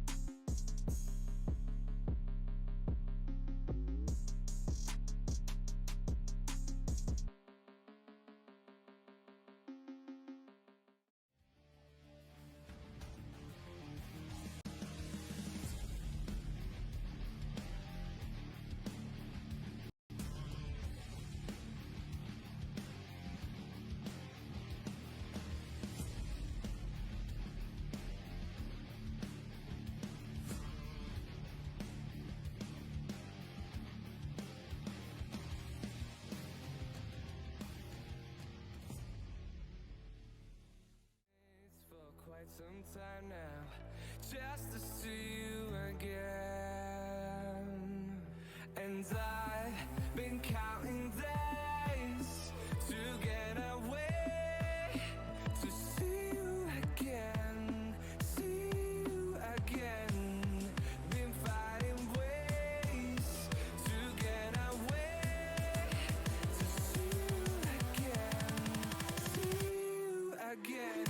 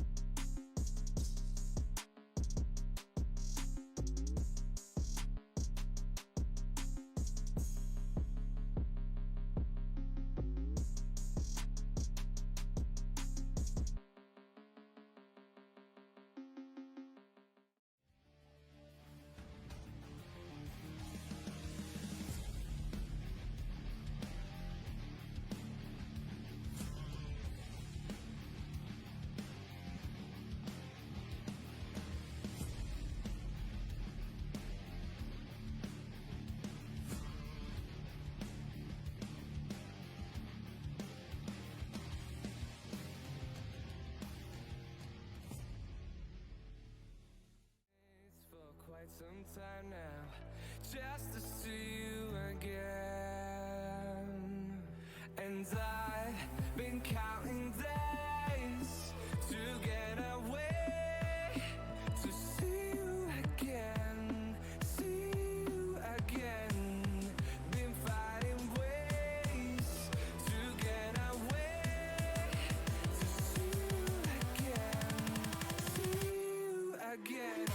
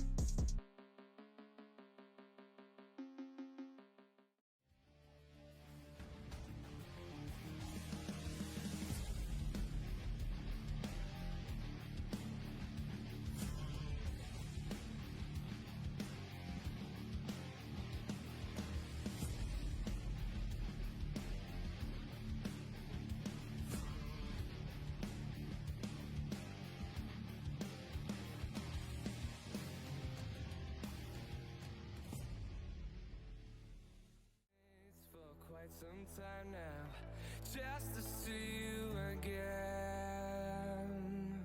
And I've been counting days to get away, to see you again, see you again.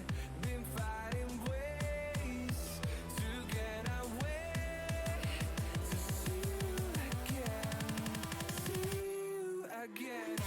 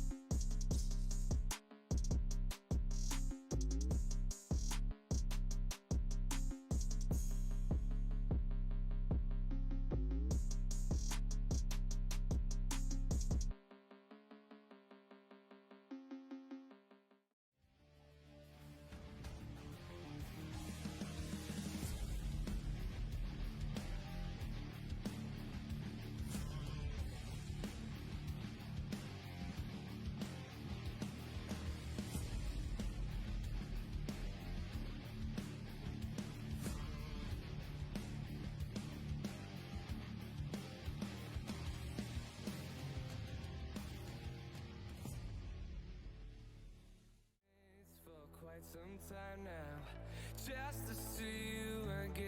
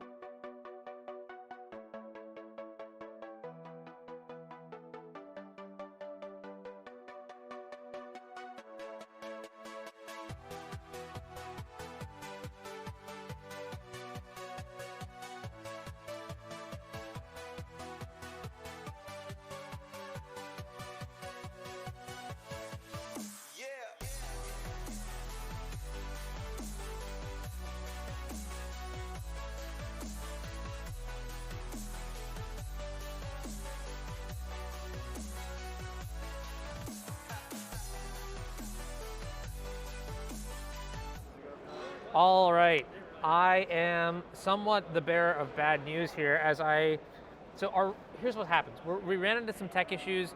The server side of things that was hosting a lot of the UI and whatnot, kind of just like code issue. So it's not fixed yet, and I don't know if it'll be fixed in a reasonable amount of time. I'd bet that the players will be done with their matches before, and at that point I have no content. So what I'm gonna do right now is probably just wrap up the stream for today. I can maybe put a little bit of a tweet out afterwards. I have the results of what happens and who ends up making day 2, but I don't want to waste your time, and also I don't want to waste my time or the players' times and anything like that. So I do want to give a massive shout out to Mani and HAIYUE for doing casting for the last 3 rounds, and then also CCR and Lee for doing the first 4 rounds. Tomorrow, the plan is for round 9 to start at about 9 a.m. And then we have TANNON, Grace, and Jonathan SUKENIK. They're going to absolutely crush it. And then in the afternoon / whatever time, we'll have Joe LOSSETT and Drake Sasser to wrap up the event. So for now, I'm going to head out and appreciate everyone who did hang out here. One thing that I want to say is that before you go, if you haven't already, this is important.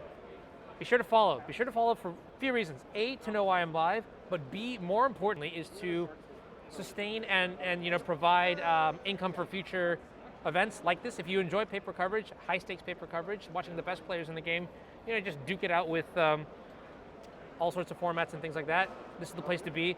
I use your viewership and I use your followership follow metrics to convince third-party companies to pay me more money so I can go to all the events and do all this stuff. It's not easy, but it's worth it at the end of the day. And when you guys help out, it's great. So that I do appreciate. And also, I mean, I'm gonna say it, right? Look, I gotta get paid somehow. So if you do happen to have, if you happen to have that rich money, that Bezos bucks, the fucking Lamborghinis and all the weenies, and I don't know where I'm going with this. Be sure to use your Amazon Prime. Oh, wait, hold up. I have to hit transition. Okay, be sure to use your free Prime sub, or just consider Tier 1 subscription too. That helps out the channel a lot. Otherwise, I think that'll be it for here. So I do appreciate everyone hanging out, and I'll see you guys. I'll see you guys tomorrow, bright and early, at about 8:45 in the morning, with Jonathan and TANNON. All right. Thanks, everyone.